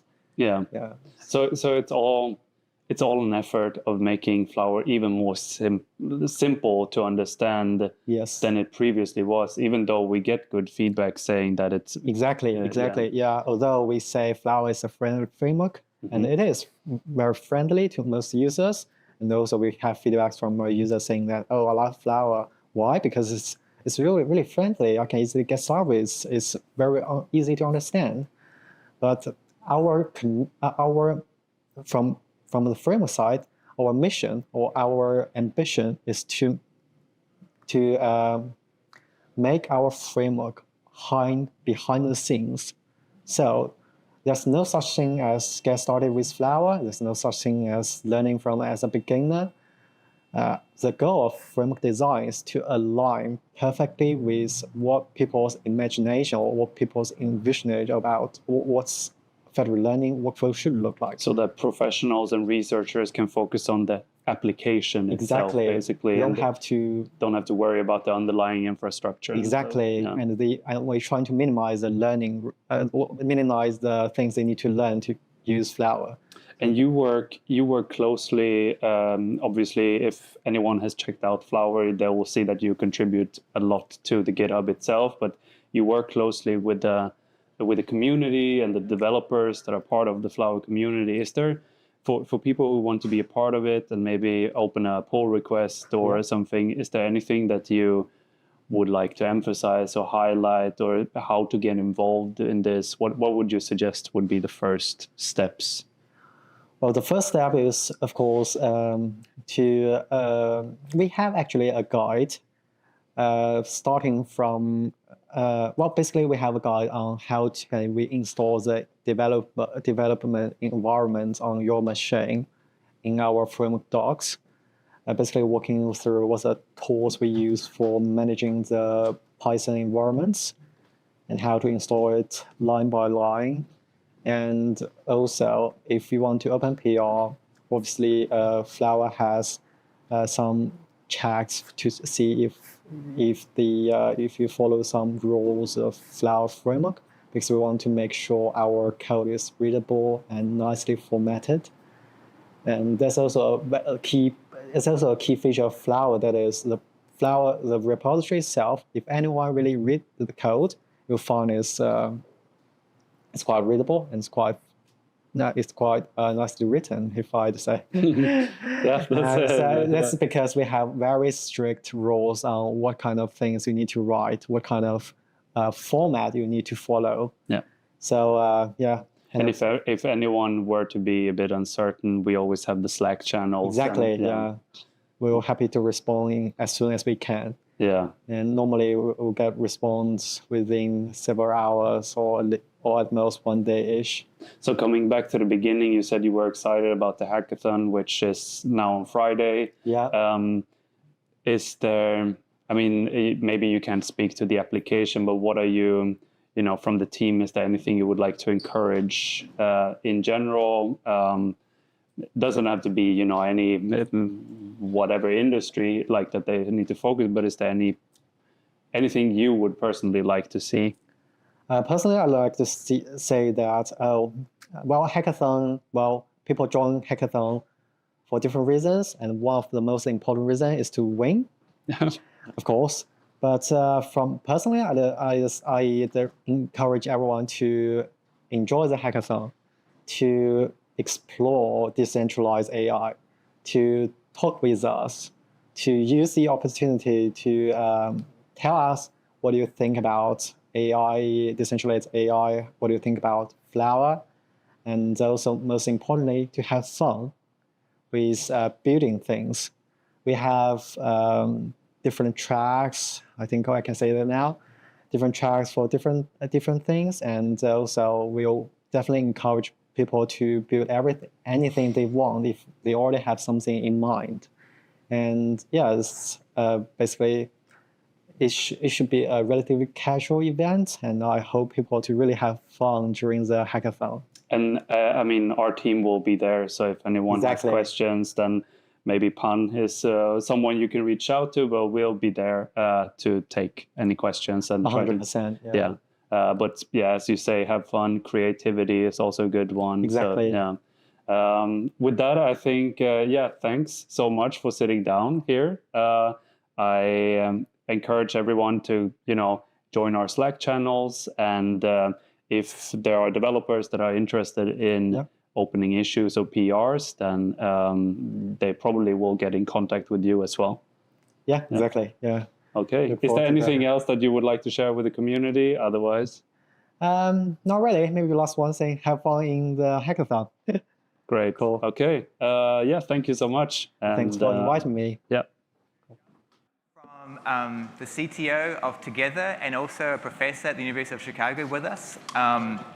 You might not, Together is providing a lot of the world's AI infrastructure right now, and so this is a tremendous success. But in the past, Chair has done some really fundamental work in how we can enable decentralized AI of various kinds to become real. And so I've been inspired by a number of his papers at NeurIPS and ICML, all the way back, I think even to 2018 and even further. So I thought it was, he was happy to stop by and talk to us about this topic. So I thought we could start there. So Chair, do you want to say perhaps what were some of the motivations for you and your group to start to study different kinds of decentralization and some of those challenges? Yeah, so I think we start to explore that, I think almost like 2016 when I started as professor at ETH Zurich. So as a young professor looking for things to actually work on. So we are kind of inspired by quite a few line of work. And one of them is actually like from your group, right? So you have been doing a lot of work about like mobile sensing, right? So about that line of work, it's really inspirational and really big fan of that line of work. So what I kind of learned back then was this interesting coupling between data and compute, right? There's going to be a very interesting dynamics. So one paradigm could be you just bring data to a centralized pool of compute, right? But the other extreme would be you start to bring the compute actually go all the way back to the decentralized data, right? So of course, the real world probably somewhere in the middle, but as academic, the one question that we were thinking about is, okay, how about we just push to the extreme and to see what could happen, right? So in 2017, we have this very weird paper about, can you actually train a neural network with 100 GPU when they can only talk to their neighbor, right? So surprisingly, from an algorithm perspective, you can actually get the same convergence rate as a centralized paradigm, but you get a lot of benefit both on communication and potentially about how like everything can get from disaggregation, right? But you still get the same model in the end. So, and we just continue to push that line of work in the last almost 10 years. So like a couple years ago, we have this weird experiment where we have 8 different cities. Every single city has a GPU. How can you train a language model, right? And surprisingly, it works to some extent, right? So, and that is actually what we have been very excited about. Yeah, so in the last 10 years, and super happy to see company like Flower to actually just take this area and actually bring many of the things actually to production, to the real world. Yeah, I mean, I think an interesting insight that your work had was that the federated work at that time was very hell-bent about data having to be private. And so the motivations were about how can you train with data not moving.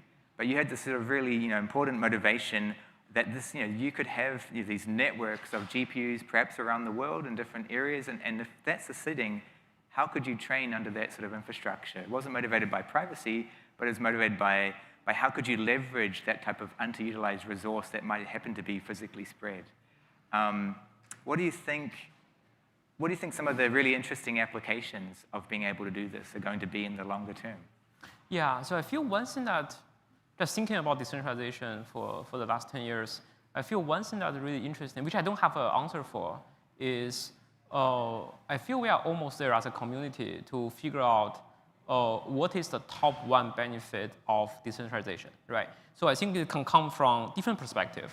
It can either come from the data side, from privacy, right, the control of the data, but on the other hand, being able to loosely couple infrastructure can also potentially give you a lot of benefit, right? So those compute do not need to be in the same place. You can actually allow every single site to actually grow, but you don't have to have a strong constraint about the scale, right? You can start to put different cities, have different data centers, and figure out how to connect all of those. I feel either the privacy side, because people take the privacy and security of AI really, really seriously, right? So I think it's a very important problem. Maybe that will motivate kind of one top application for decentralization, or maybe there's some concrete benefit from infrastructure side to push people more to the decentralized part. I have no idea which one will be the top one application for the coming years, which one will mature the first. But I'm really excited to see what that will be. But I feel that day will come really, really soon. Yeah, I agree.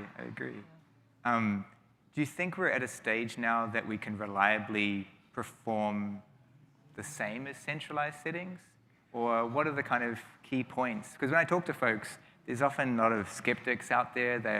They're skeptical if really a decentralized method could perform as well as a centralized one. Do you think, how far away from being able to do this in general? Yeah, so I feel from the algorithm side, I think the community have been working on that for almost 20 years, right? So starting from, there's a really interesting paper called Gossip SGD, I think 15 years ago, right? So, and people have been pushing that. So there's decentralization, there's asynchrony, and then there's a lot of things about communication compression, right? So you can actually combine those to actually find an algorithm that not only works theoretically, but I think also works in practice. So I think from the technology side, it's pretty much almost there, right?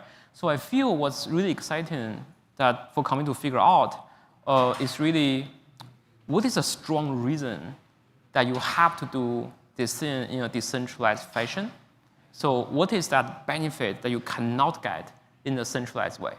Because when we talk about decentralization from the algorithm side, it's always about, okay, how can we match centralized paradigm from convergence rate, right? So if you can only match it, then you need another dimension, which is, okay, so I can match that here, but the other dimension, I can actually outperform centralized paradigm.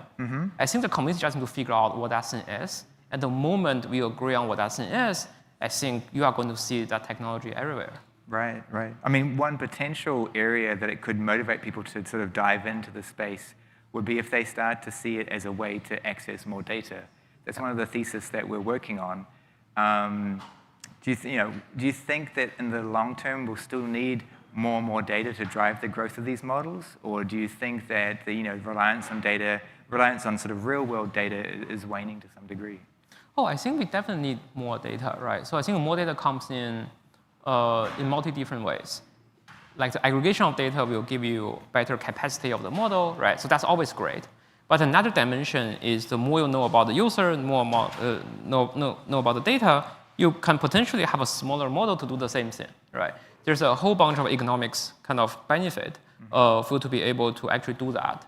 So I think having more data both to help the training side, but also could help, for example, the inference side, right?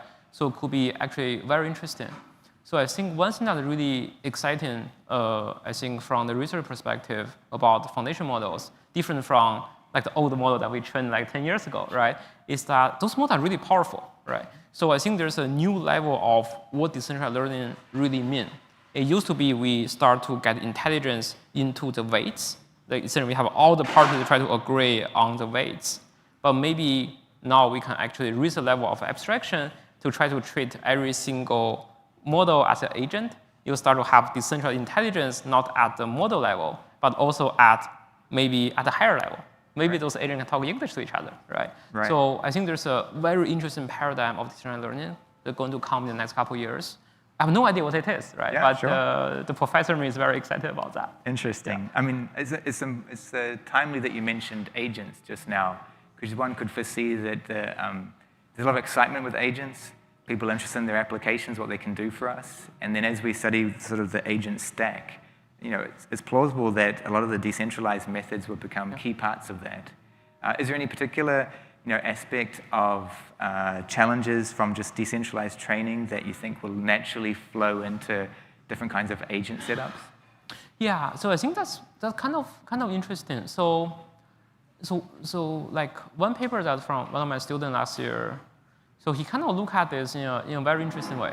Is I think one thing that foundation models start to change is the notion of learning start to get much more broad, right? So learning doesn't mean you can only have like a new model, but you can have different prompts, you can have prefix, right? Yeah. So there are so many different ways to enforce consensus among different players. So the old way of updating the gradient is one way, but there's a whole spectrum of learning. They actually introduce different capacity at different stage of learning, right? So one thing that's very interesting is now you have a physical topology about who can talk to whom and what is the cost of one agent talk to the other. And there's also regulations about who can talk to whom, about what information. How can you map this whole spectrum of learning all the way to the physical topology, right, of all the constraints of communication? So that's a really, really exciting problem. So I think it's like, just like probably the most exciting time for decentralized learning from a research perspective, in my opinion. Interesting. If you zoom out from just considering about just decentralized optimization and you think of the other components that are needed in the ecosystem, are there any particular challenges in that broader perspective that you would like to see someone solve?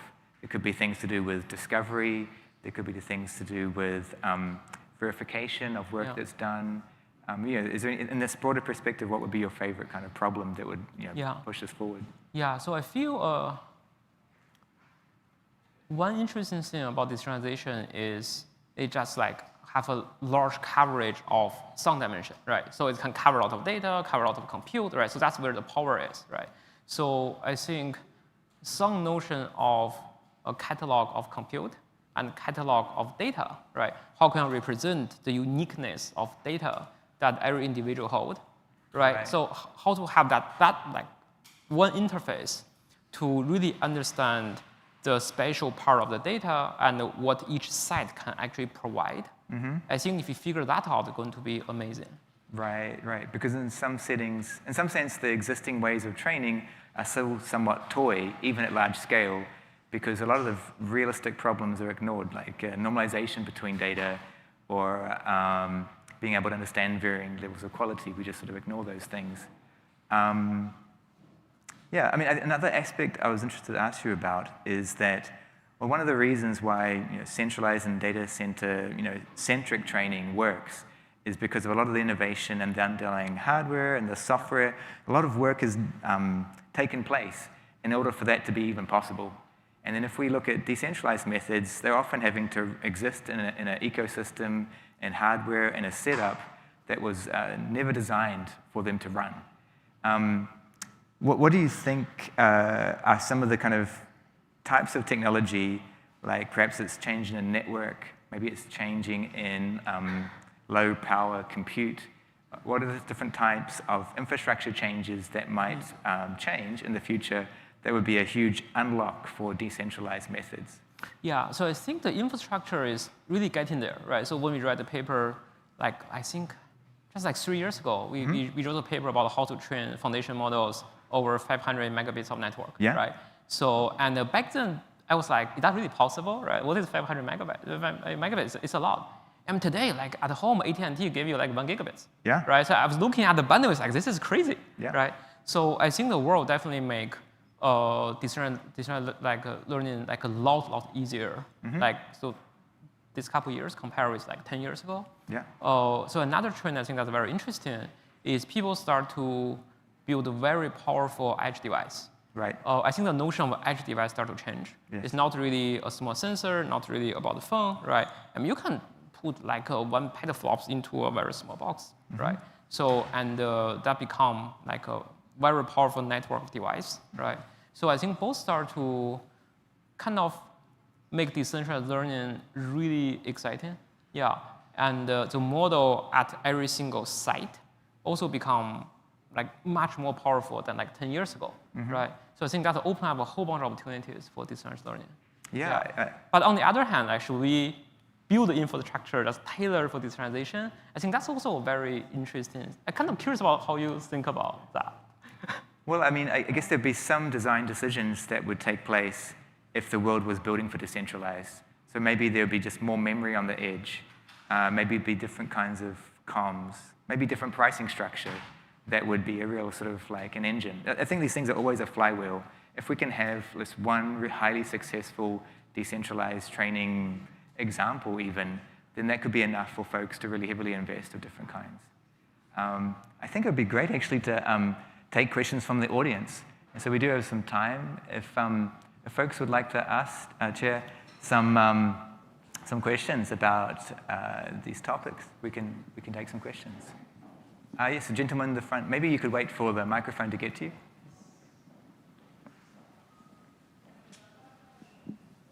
Yes, thank you very much for the interesting presentation.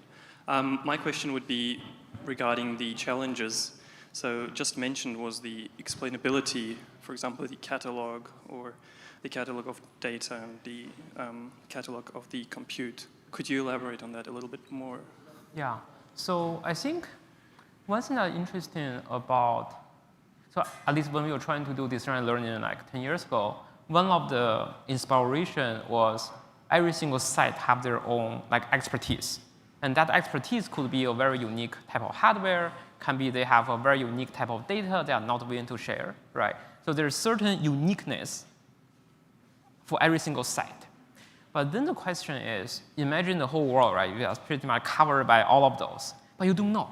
Right? When you have a high-level requirement, I want to train a model that can do this, there's actually no way for you to actually find out which collection of agents that you are going to include and for what reason, right? What is the cost of collecting those data in a centralized way? What is the cost of actually using this decentralized paradigm, right? So I think having a very easy to use and complete discovery agent to actually say, oh, now here's your task, here's the 20 site that you should actually contact, and they come together, form a very powerful decentralized subnetwork.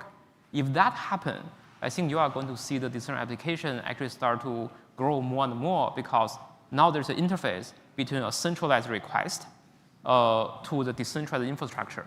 So in my opinion, yeah. Thank you very much. Yeah. There's a question just in the front here. I'll wait for the mic. Thank you for the presentation. So my question, who should be deciding based on, like you said, you have a question and then you have 20 different websites, AT&T or T-Mobile, what to suggest? Who should decide that in the models like that? Yeah, that's a really good question. So to be honest, I don't know. Yeah, so I think at the end of the day, it depends on what the ecosystem actually look like. So personally, I feel it's actually, I think for like ecosystem to work, there need to be some requirement coming in, right? The moment you have requirement, you start to shape the ecosystem, shape the infrastructure, right? So I think if the requirement, it kind of depends on how homogeneous the requirement is, right? If there are only like 10 biggest problems that we are going to solve using the infrastructure, then I think you are going to see the balance shifting more to the centralized side, right, from the requirement. And for example, like the SciTi at home, right? So try to use a decentralized network to find the aliens, right? So I mean, that is interesting, right? That is one big problem from the centralized side and propagate to a decentralized infrastructure. So if the whole thing become a little bit more like every single individual become the source of request, right? So I have something I want to solve, then propagate to a sub-network, right, in the ecosystem. They will probably see that from kind of leaning toward more decentralization, right? So I actually don't know the answer, right? So I feel in the next couple of years we'll see that. Yeah. Got it. Thank you. Yeah. There's a gentleman here.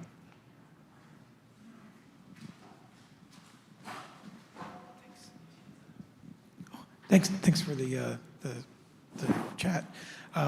I was wondering with the infrastructure question, with the examples that we've seen today of a lot of the federations that are being done, have those groups reused the federation for something else? Is there evidence out there that like it's not just a one-off thing, but because I could see if this were set up like with the hospital system, that you could do something more than just a single problem, that you've already got the plumbing, if you will, or the electrical grid, if you will, set up. Once that electrical grid is set up and the legal stuff is all taken care of and everything, is that being seen right now, or can you envision that? Yeah, so I think it's one of the power of the decentralized infrastructure, right? It's like you build one thing that can be used for a whole bunch of other purpose, right? So I think from the research side, I think there are a lot of work need to be done on those like multi-tenant siting for infrastructure. So we have done a little bit of work like a couple years ago. But I think there's a lot of more work from the community about, like if you want to share the infrastructure, what would happen, right? If you have to evict one of the job, right? How can you balance the cost of eviction, right? How can you make sure you understand how to navigate the trade-off? Like even like how can you make sure everyone's making progress, right? So that's a like very hard problem, right? How can you make sure everyone's making progress in a way not only reflect how much like flops they are getting, but also the progress toward solving the problem that they care about. Right. So I think there are a lot of hard problems we need to solve to really figure out the multi-tenant siting. But I really think that's one of the key benefits of having this infrastructure, because they can do a lot of things. Right. Yeah. There's a woman just there. Oh, sorry. There's a gentleman back there. So you were speaking about it being very interesting in the state, and the gentleman was speaking about like if we had 20 different or major models, and you were speaking about maybe the models becoming agents versus just models in themselves being more specialized. If we are shifting towards more emphasis on decentralization, can we see it in a sense of more local, on-device models being generated, not just being integrated, because of the simple fact that we just don't know, or those baseline regulations for those edge nodes to be able to, I guess, work in its optimal.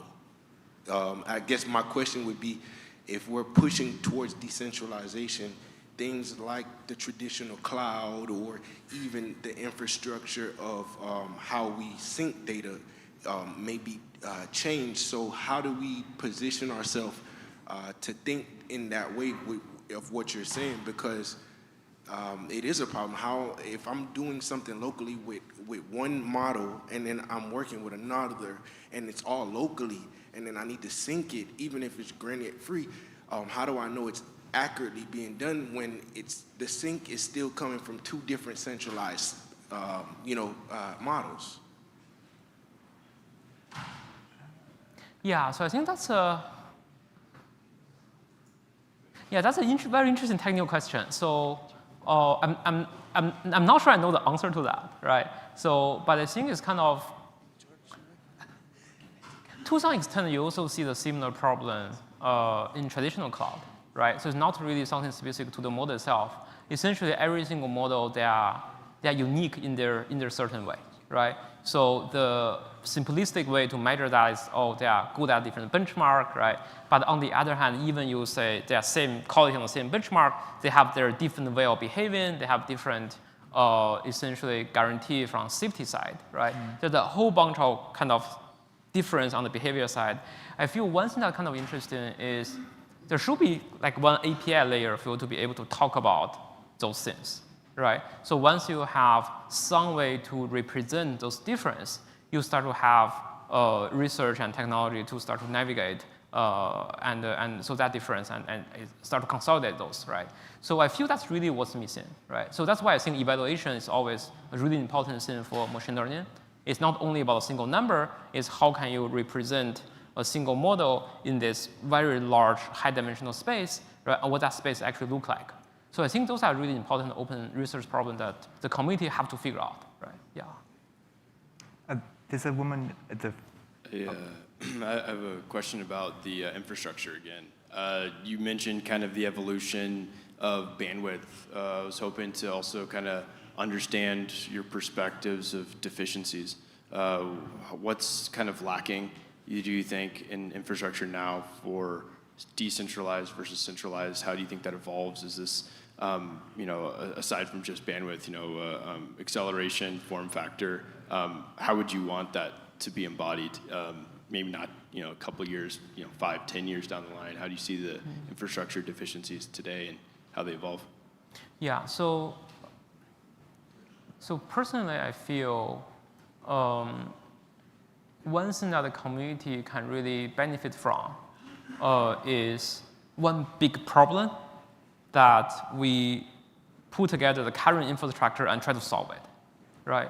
So because there are so many different ways infrastructure could evolve, right? I think we reach a point that we are ready for some big challenge to really understand where the world should move from now on, right? I think having that, we'll have a clear picture of the infrastructure wish list I have. If you ask me this like 10 years ago, I give you a very clear answer is I need more bandwidth, right? So there's nothing I can do with that, right? I need more capacity on the local model, right? If they can communicate in a higher level way, I can compress my communication, right? And I need more compute, right? So the wish list was really clear like 10 years ago. So, and if you look at what we have today, I feel the community is ready for some very big challenge. I think a new challenge will start to give people an even more clear roadmap about where the infrastructure will go from here. Yeah. And that's because you feel that a lot of the kind of basic requirements are already in place, and they weren't 10 years ago, but they seem to be now. Oh yeah, exactly, right. So if you look at what community have been working on, right, it's like there's almost 20 years of research going into how to coordinate a decentralized network, right? So, and if you look at the compute and look at the bandwidth, so they are at least 10 times more powerful than what we have like 10 years ago, right? It's the right time to revisit the problem. It's like, maybe it's enough, right? So I think that's really exciting time, yeah.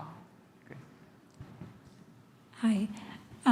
Thinking of a big question, like you mentioned, that maybe society needs to answer, and I don't expect you to answer this, nor is it simple, but I'm curious where your mind immediately goes and the thoughts that come to you.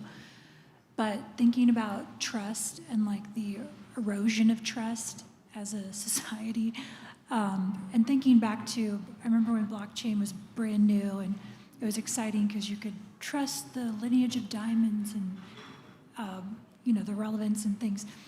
Is there an opportunity for this technology to sort of bring about more trust in reality, truth, shared reality? Because I fear with the algorithms and things, how we're, on one hand, you want that personalization, the context, the ability to drill deeper, but then we become like little Matthew McConaughey's and we're getting deeper and deeper in our own McConaughey-ness. No. But in that shared reality, I think it's always a loaded question because you have actors, motives. We all bring bias. And so I don't really think that one truth exists, and the more you know, the more you don't know. But I have to think there's an opportunity for this technology to bring about a little more of a shared cohesion around trust and reality, and what your thoughts are, if any.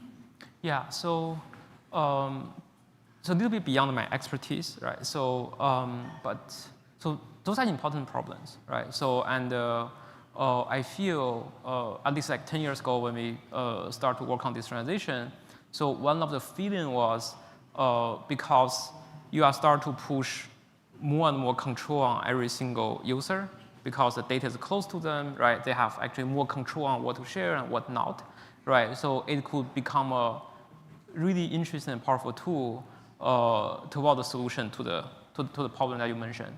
So that was our feeling, right? And you see a lot of progress in the last 10 years. People push about differential privacy, right? People push about so many different ways to protect your data. I think we are definitely moving toward the right direction in actually solving a lot of those big problems. But I definitely agree, those are really important problems. Yeah. So I think we can have time for one more question. And I was going to ask you,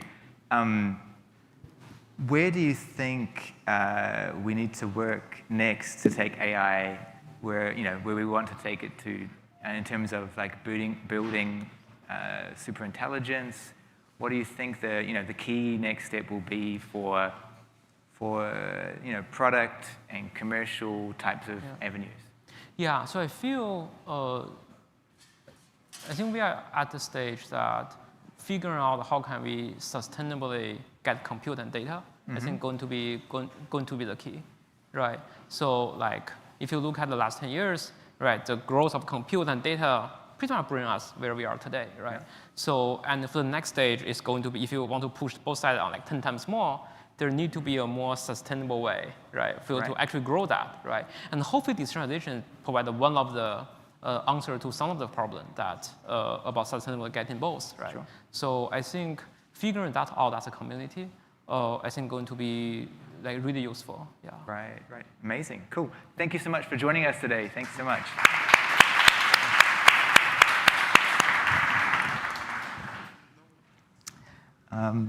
Okay, so our next talk is going to be given by Sudhir Apandi. He is head of engineering for kinetics at JP Morgan.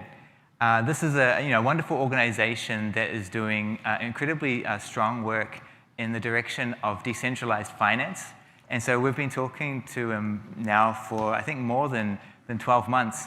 And his team, I think, is one of the most sort of, clued-in teams in the area that I'm familiar with. He's going to tell us about an incredible project that they've been able to put together where they're able to get a federated system working between 2 Tier 1 banks. And so this has been a huge lift by his team. And I'm just incredibly impressed with what they've been able to accomplish. But before he starts, I'm just going to move these chairs and we'll get going. I can help you with that. Oh, that's okay.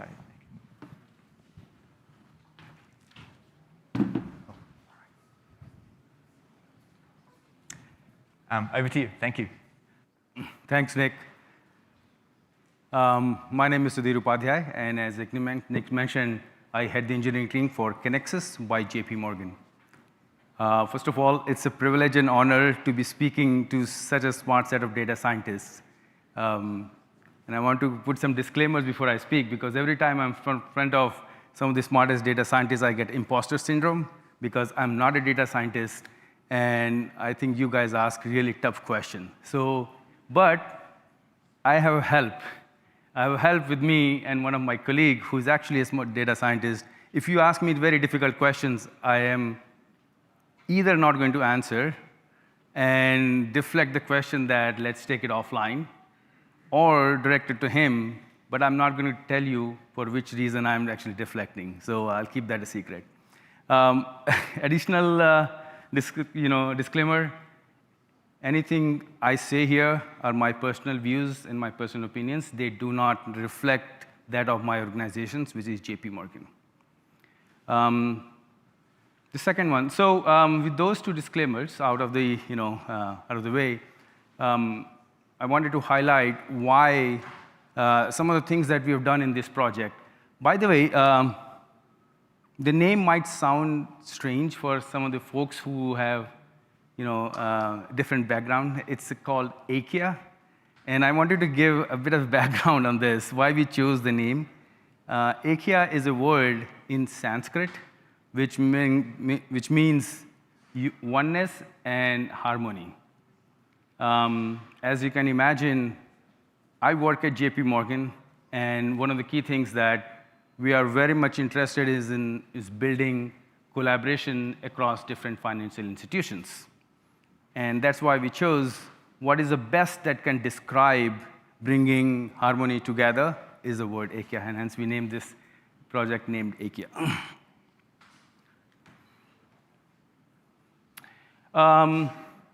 Why did I do this project? Or why did we, me and my colleagues and some of the, so I work at a business unit within JP Morgan that's called Connexus.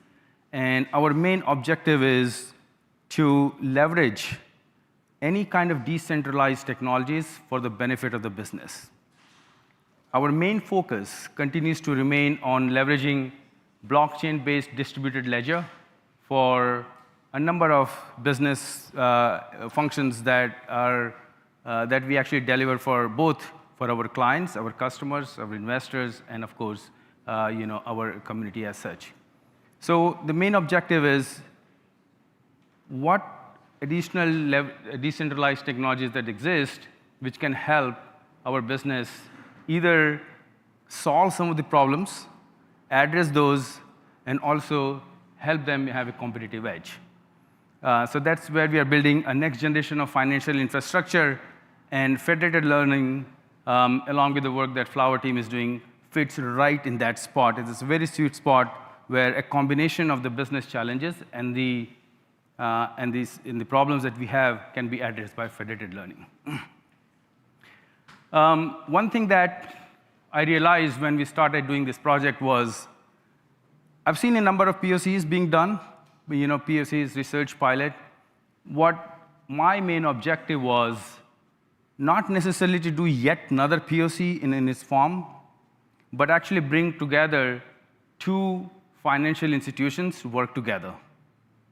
And, well, look, I think Silicon Valley is way ahead in some of these things, but I can tell you bringing two banks work together is itself a project.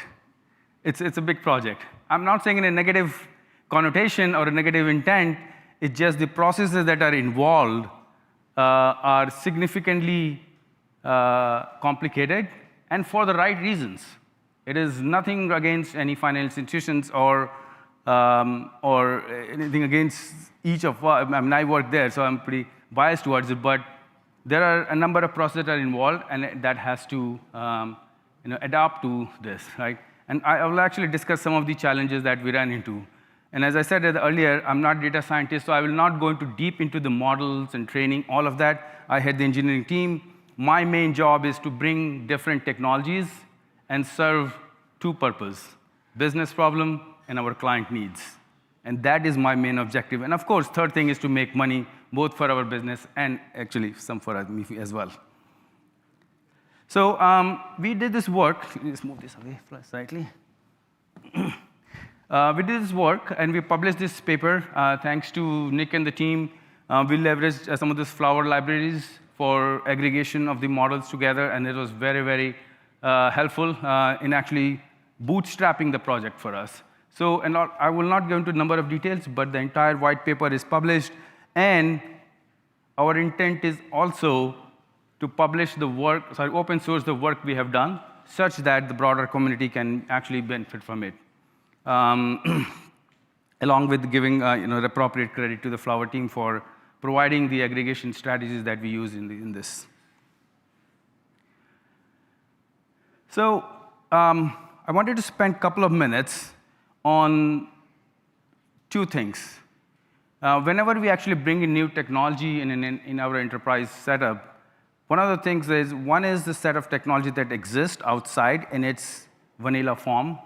And the second one is, which is very, very, very important, is how do we integrate that with our internal ecosystem. So on top of it, so whatever existing libraries did exist, we ended up writing some kind of wrapper around it, which can help perform a customized orchestration for the federated learning that we are doing. By the way, I just realized, I think I moved too fast because I was looking at the time and I wanted to highlight the business problem that we were trying to solve with this. The JP Morgan as such moves, actually let me take a poll and see if folks can, moves X trillion dollar every single day. And it can be 1 trillion, 10 trillion, 40 trillion. I'll give you only 3 numbers. Can anyone take a guess?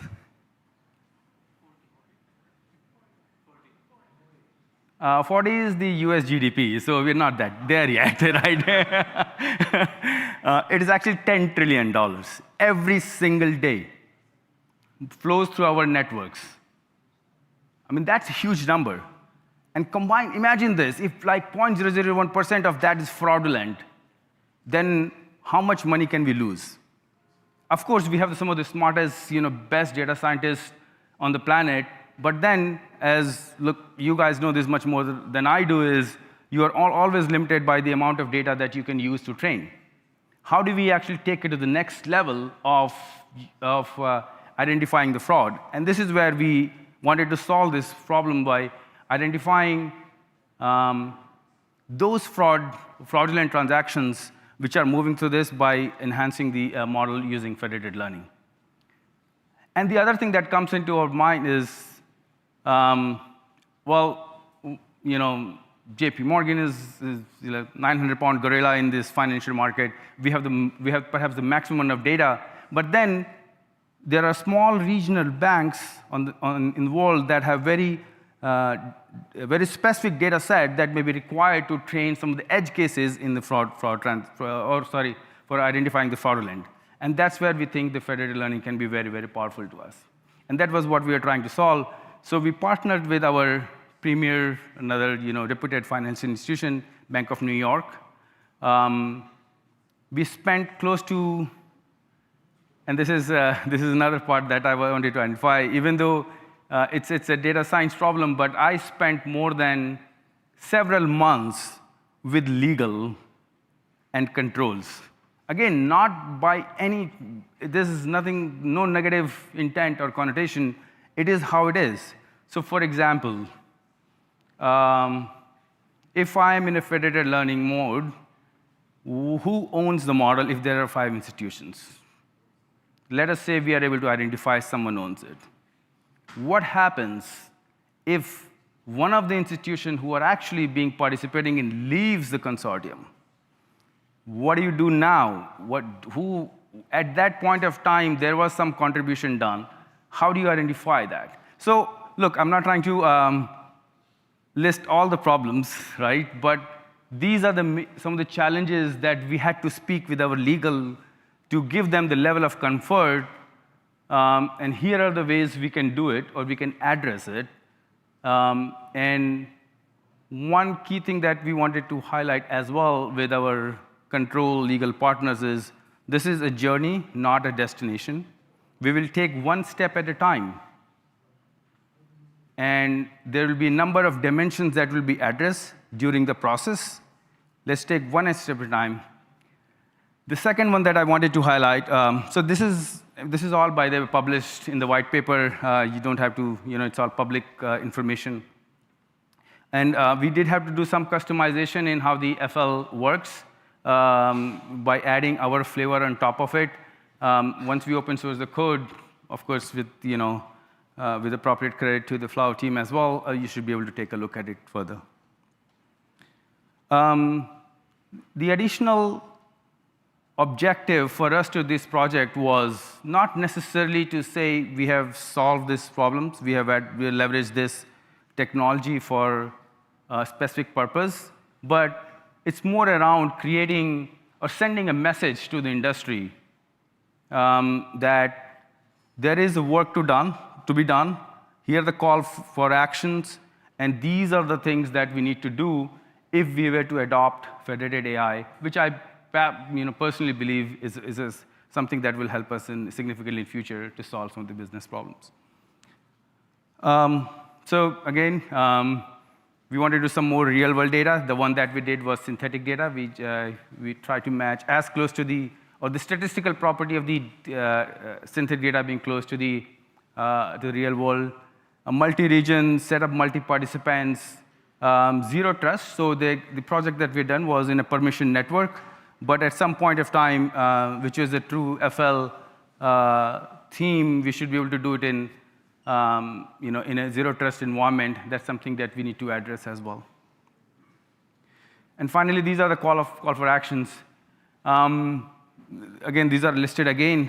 Some of the ones that we actually, when we were speaking with our counterparts in other financial institutions, how do you actually so we have the open source code, I think, thanks to Nick and Daniel and everyone, but how do you open source the governance aspect of it? That is not available. So that's something that will be very helpful as we move in this journey forward, right?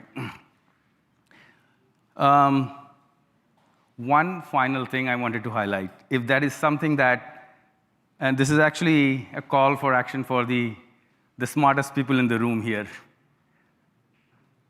is how do you identify and how do you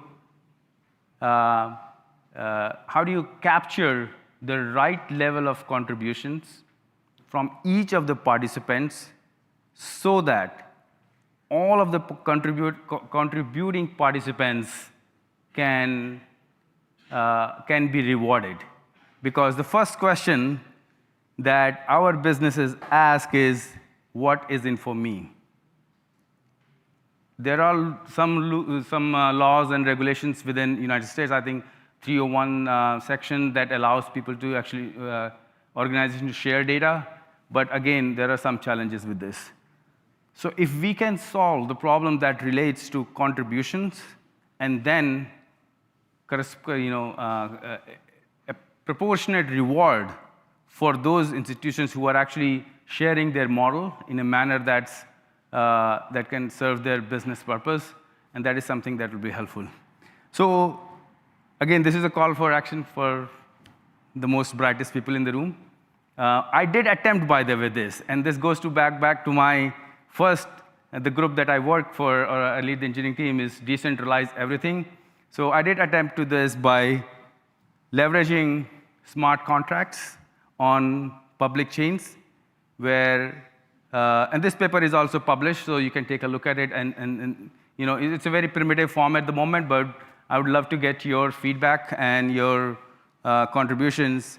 Is there a way we can leverage a combination of two technologies, which is distributed ledger, which provides transparency and trustless, along with a federated AI, which provides the insights contributions? So I think my time has passed. I will pause at that, and I look forward to hearing from you guys.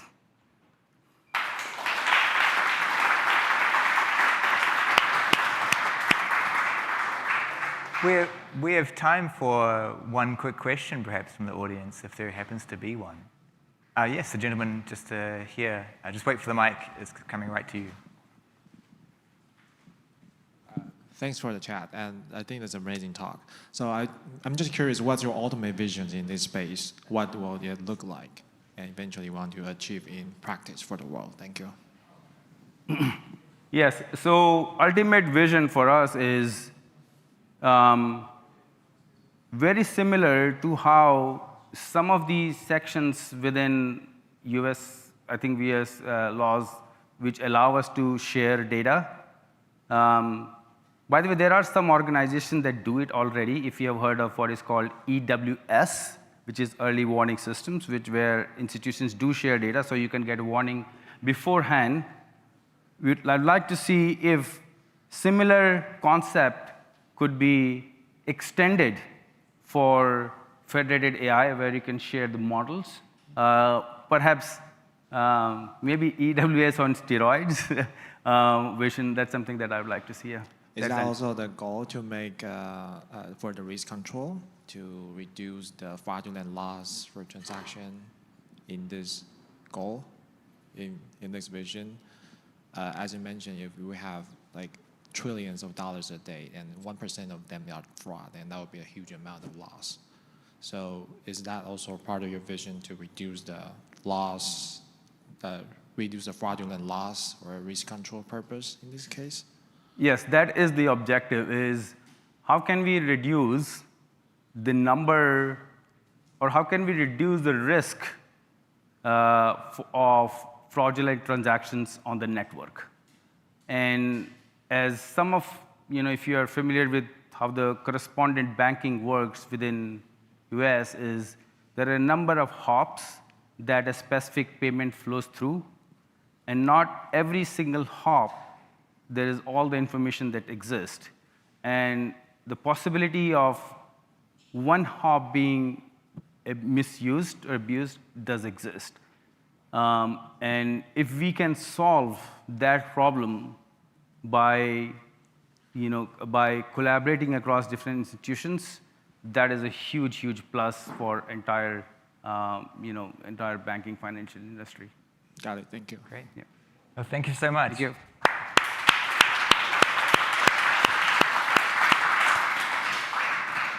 So we have one final talk before the break. We're rejoined here by Chongshen Ning. He is going to talk to us about an exciting new initiative that Daniel pitched with his keynote, and that is Supergrid. Chongshen works with many of the larger federations working with Flower today. He is also a key contributor to the framework, and so I'm delighted to see him give us more details about what Supergrid can do for all of us.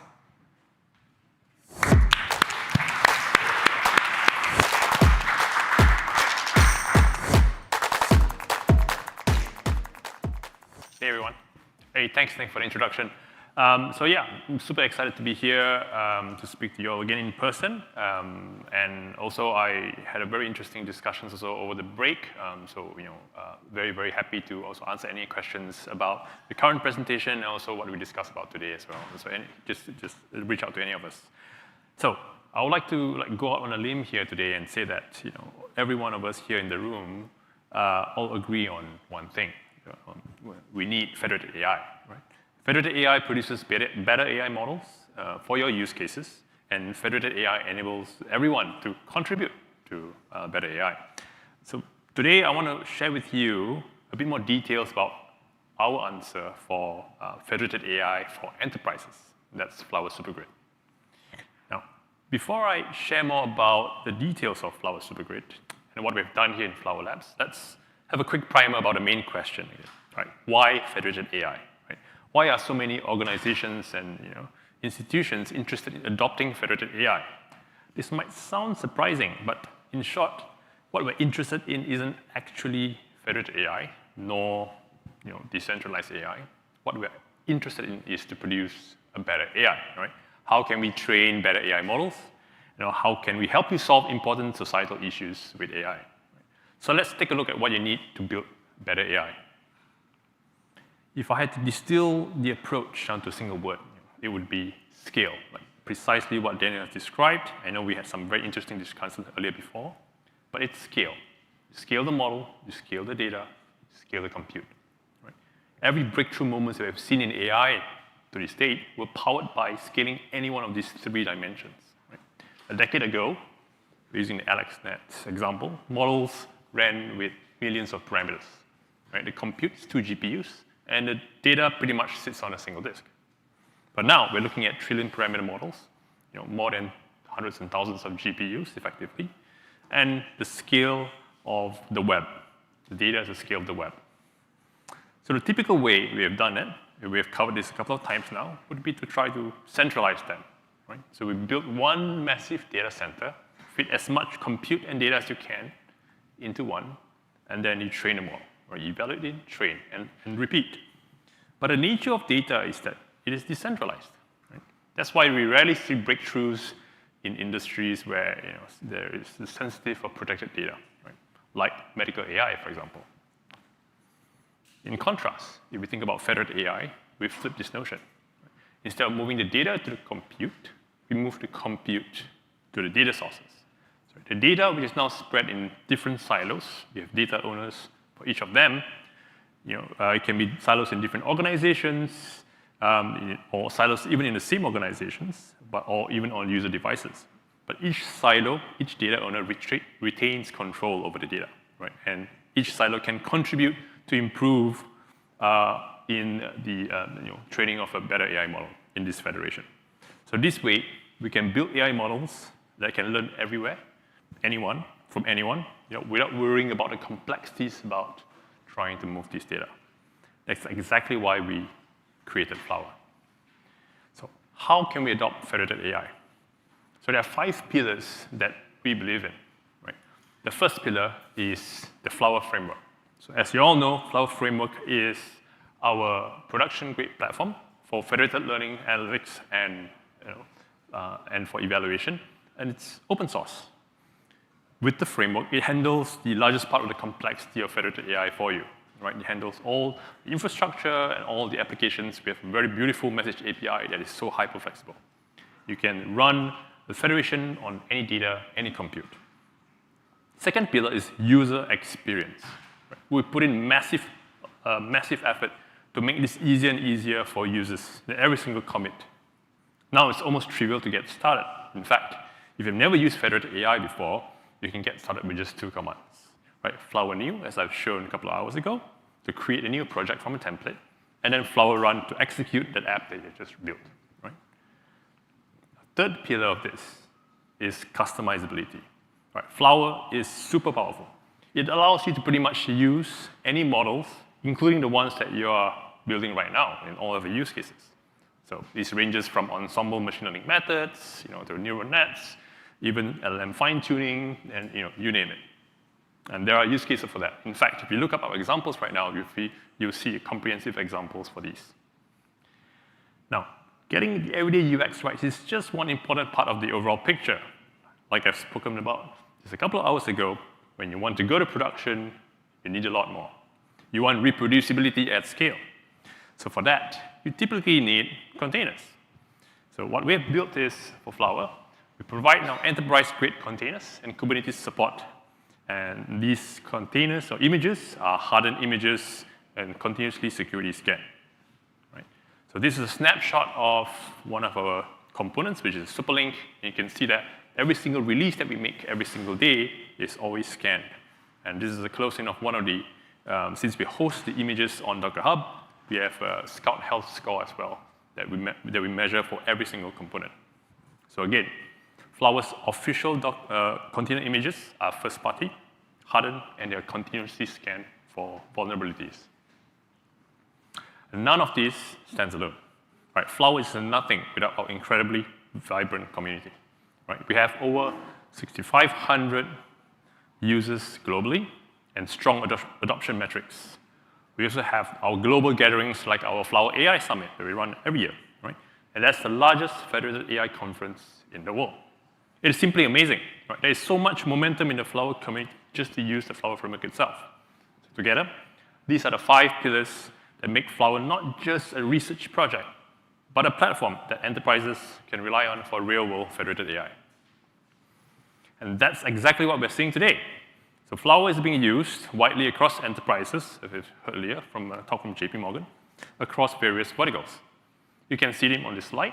This is also the same snapshot that Daniel has shown earlier. In the consumer space, we have Samsung, TCL, all the way to Mozilla. In the industry also, we work with Bosch, and so JP Morgan, Banking Circle, and the National Health Services in the UK. In academic institutions, we have really strong adoption from all the top-tier research organizations there. We have Stanford, Harvard, MIT, Cambridge in the UK, and also Oxford, and of course the hyperscalers and the US Air Force. Now, remarkably, across all of these applications and adoptions, we see a common pattern. Everyone wants to focus on AI innovation, right? Not really on managing complex infrastructure. So for example, in the NHS in the UK, they are concerned about the massive distributed data, how to handle the compliance of these data sources. Similarly, in Banking Circle in finance, you're worried about this siloed distributed data. So precisely all the concerns that was brought up earlier and the compliance around handling all of these data sources. So we asked ourselves the question, can we preserve the flexibility of the Flower framework that we've seen so far and make it easy to deploy a federated AI system? So today, I'd like to reintroduce you again to Flower Supergrid. This is a platform based on the Flower framework, and it's the next evolution of federated AI.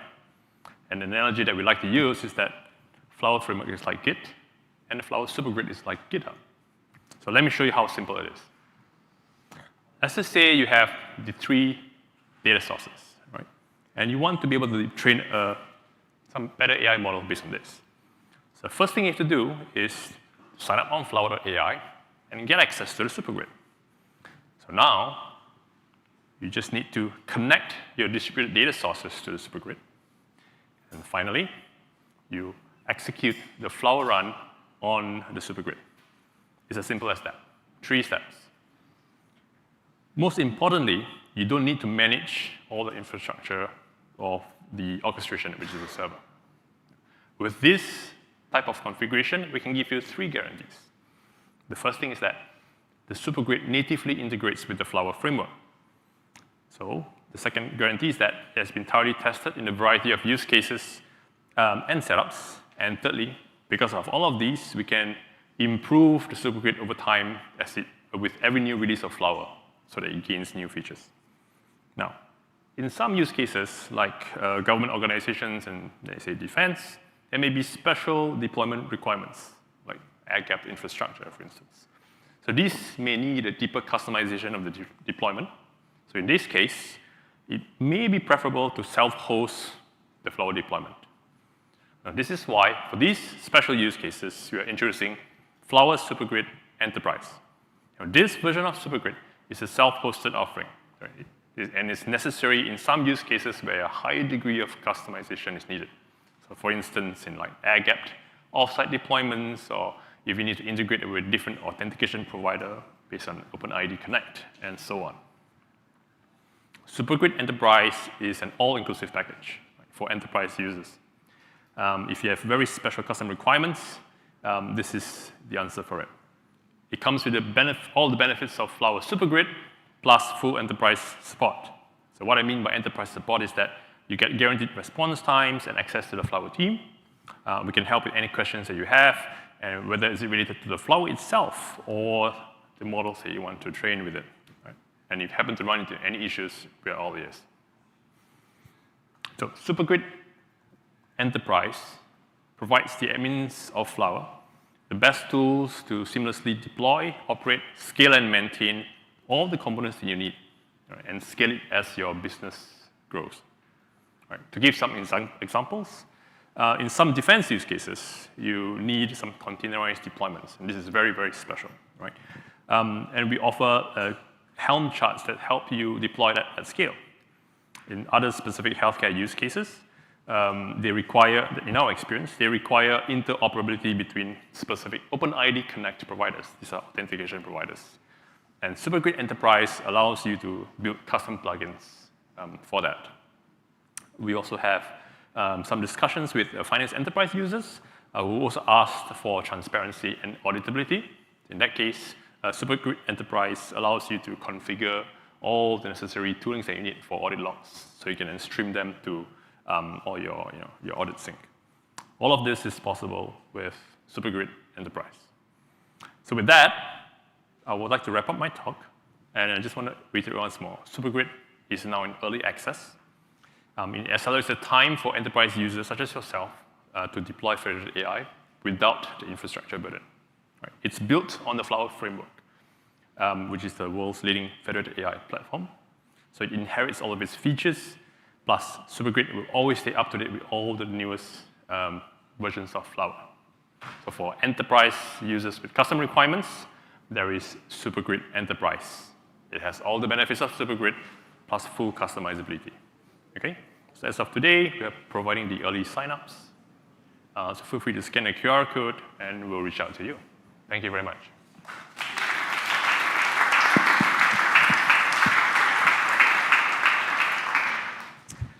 So we have time for one or two quick questions, if there are any in the audience. Just from the gentleman in the front, we can wait till the mic gets there.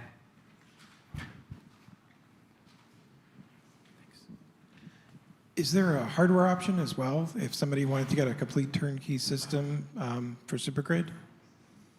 Right now, not yet, because our position is that you have all the flexibility that you want. Yeah. Let's just say if you want to run on just a CPU, a simple CPU, you can spin it up by yourself, or you can even scale it up to all the GPUs. Yeah. Okay, thanks. One more question just there in the middle, and then we'll be done. Thanks for the great talk.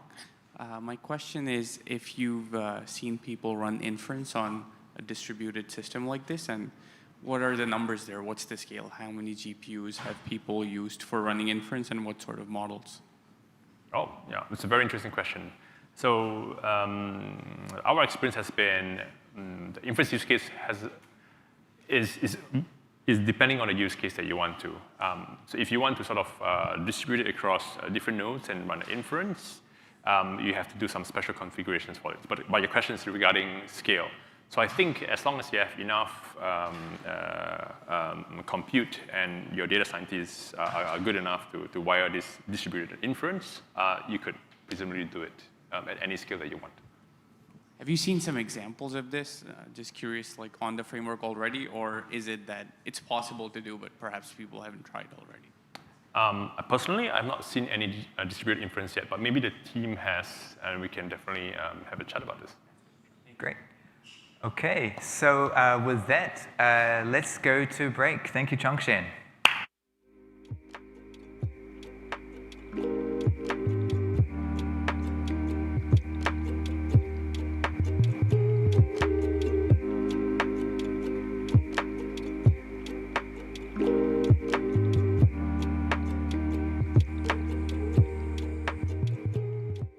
Okay, so welcome back, everyone. Flower AI Day is here, and with me I have Ruth. Please, if you want to share a bit about yourself.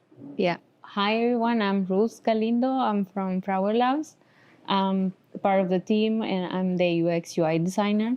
And welcome. And You're one of the OGs. You're one of the originals. You've been here for a long time with Flower.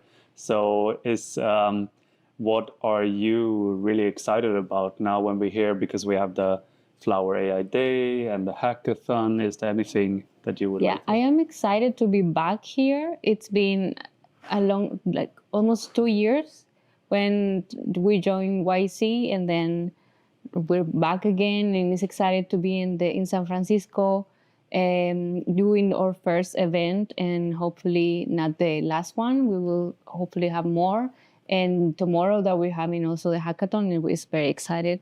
It's very exciting, and let's see what happens. Yeah. So it will be, a lot of people coming to the events, to Flower AI Day, but we also, the hackathon, as you say. What have you been working on leading up to this? Is there any part of it that you thought was, this is a lot of, Well, I'm... Besides the UX UI part of the company, I'm also supporting the brand and the design. So it's been quite a lot of work preparing both events, both lines, and all the decoration, all the branding, all the visuals, and make everything ready. So it's more like I'm the support part of the presenters. Yeah, and but you're also a core part of, when we do the branding for Flower Labs, and it's a lot of effort going into all the visuals that we put out, and people have probably seen us on social media the last couple of weeks, I would say. Yeah, I think for me, it's before the event is more a lot of things to do, and once I'm in the event, I can relax a little bit more. Okay. And just pay attention to the talks and talk to people, but it's exciting to see the result of all the efforts of the team. Is there a talk that you specifically, want to really tune into, or are you just there for the vibes? I think I'm excited to hear the Fireside. with Joseph Spisak and Daniel, the CEO of the company. I am looking forward to hear what they are going to talk about. Yeah. I mean, there are a lot of speakers lined up, so I think, honestly, all of them seem quite interesting, but I'm also very excited for the people that will be there. And of course, we have a huge developer community, and we get a lot of input from there. Is there anything you would like to share with the community as a whole? Or, I mean, when people reach out to us, what are some of the positive feedback maybe that you receive? Or like anything that you're very proud of as of late, because we have a rolling schedule of releases every 4 weeks or something. So maybe you have I don't know, over the last couple of months seen something that you're proud of. Oh, that's a good question. There's so many projects that are happening right now that are very exciting. Can I talk about Mozilla? This can be cut, no? Yeah, this is. I mean, we've, for example, I talked with Pan and Chongshen, and they are very deeply involved into the message API of things like that. But there are also some pilots as of late, or just. I mean, we had the AI Summit back in March. So I can mention that one. Yeah. Yeah, I can mention, because I'm not really familiar with. No, it's fine.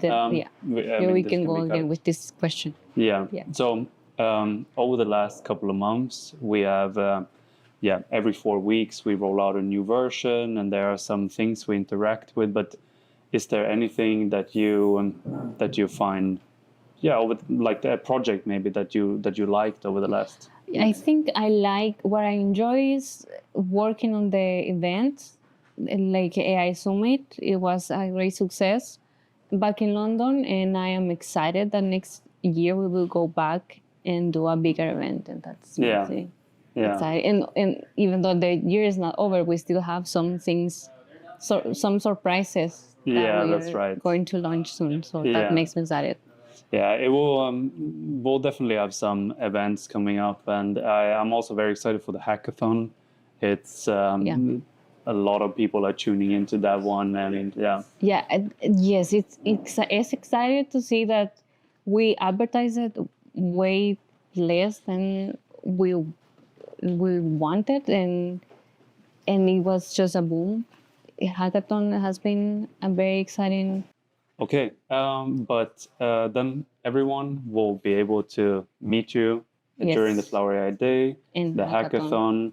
And in case you would like to get in touch with Ruth, what's the best way to get in touch with you? Well, you can find me on LinkedIn or in Slack, the Flower community. And on Slack, I'm always there. You can contact me there anytime. I think Slack is almost the easiest way. Yeah. I think it's Slack. Okay. Yeah, good. Yeah. So exciting to be here. Yeah. Thank you for being here. Thank you. Done.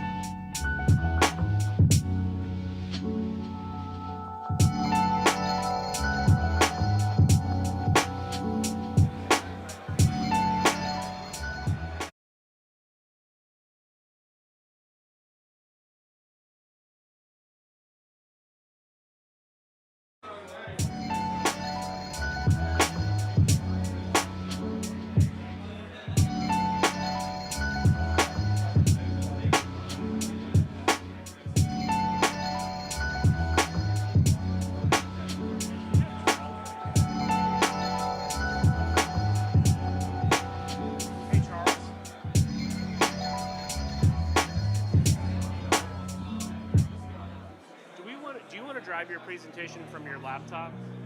Or do you want... Is it better? Yeah, yeah. It's up to you, whatever you want to do. I think it's simpler if I just do it there. Did you share it with us? Yes. Okay, we have it? Okay.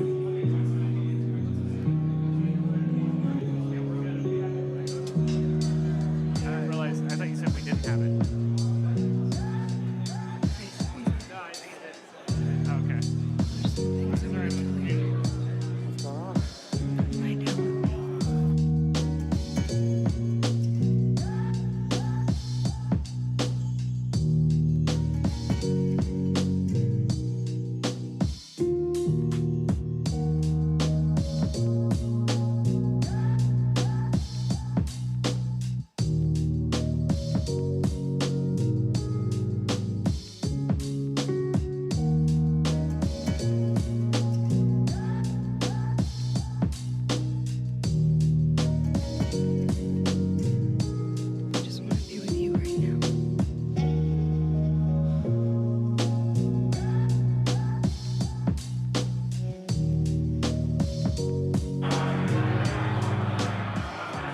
Hello. We're going to start the next session. So if you would just take your seats. We're going to start momentarily, the session. Okay, guys? Yeah.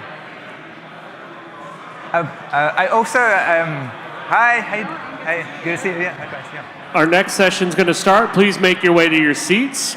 Yeah, we're going to start things momentarily. But also, one announcement.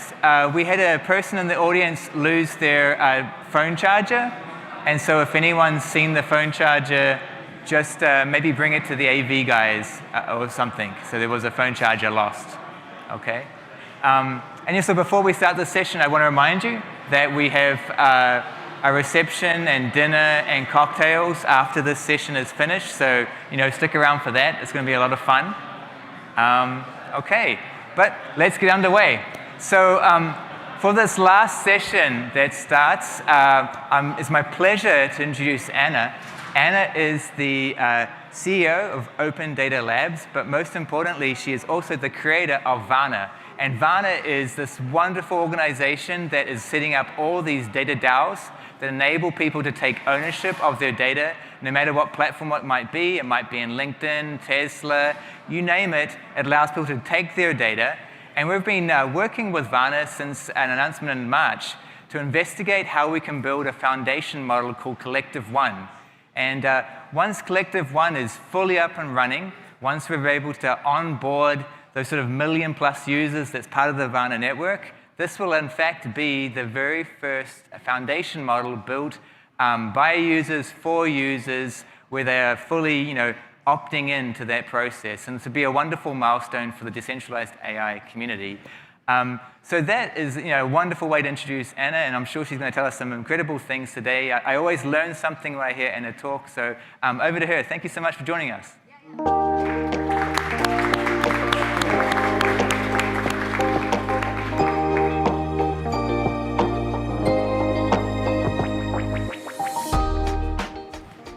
Hey everyone, great to meet you. I'm Anna, CEO of Open Data Labs, which is the research and development company behind Vana.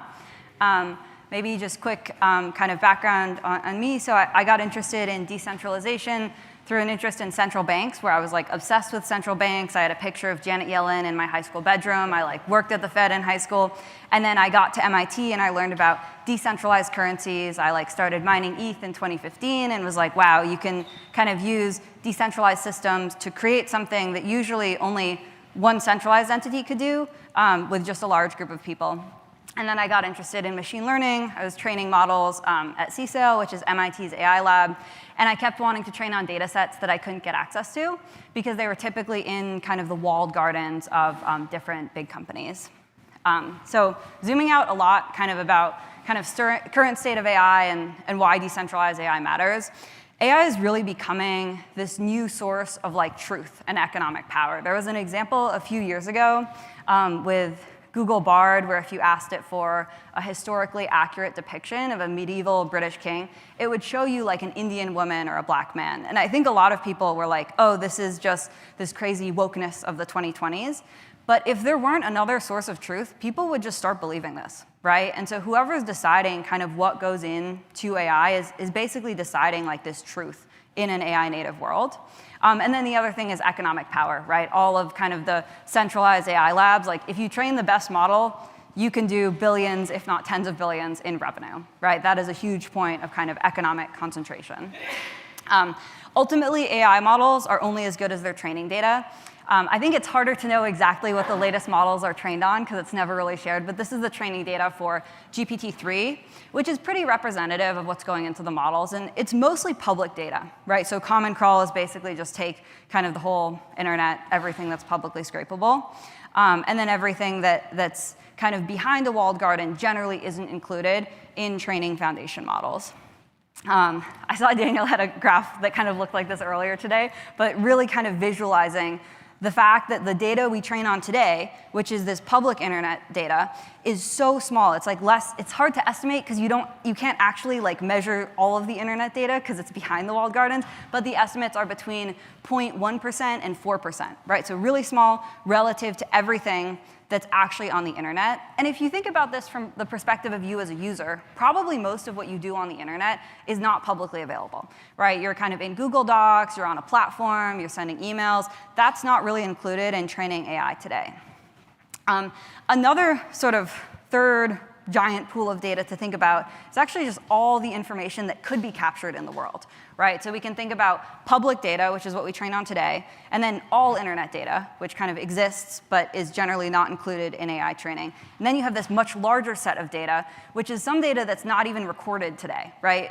Future audio recordings, real-world video data for different kind of robotics applications, and all of that might not even be digitally recorded, but could be used to train AI in the future. These are kind of the data sets to maybe keep in mind in terms of scale.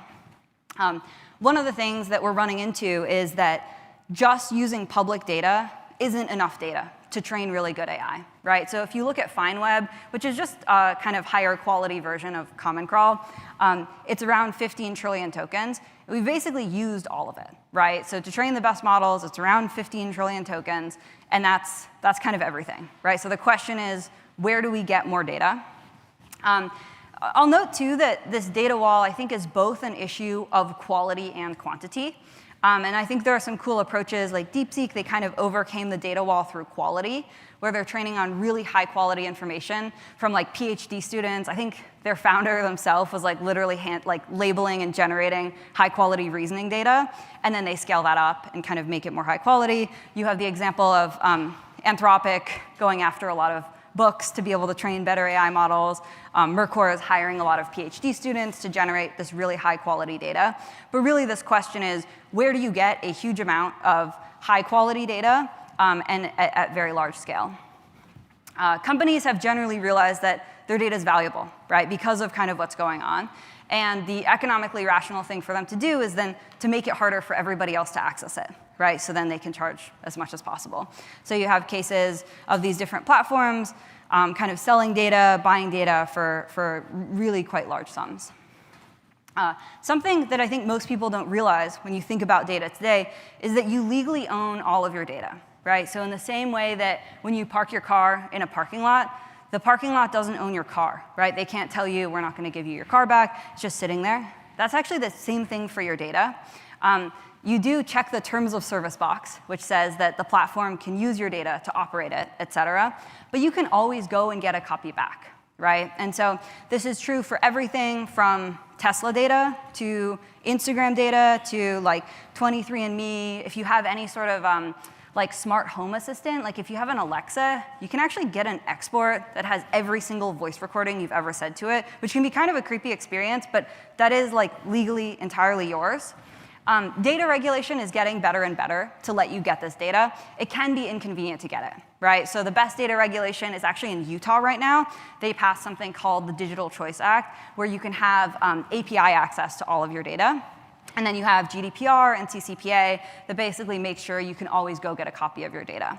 One fun thing I recommend is exporting your Instagram data if you live in California, because you'll get not just your generated data that you kind of posted, but also the AI labels that they generated of you.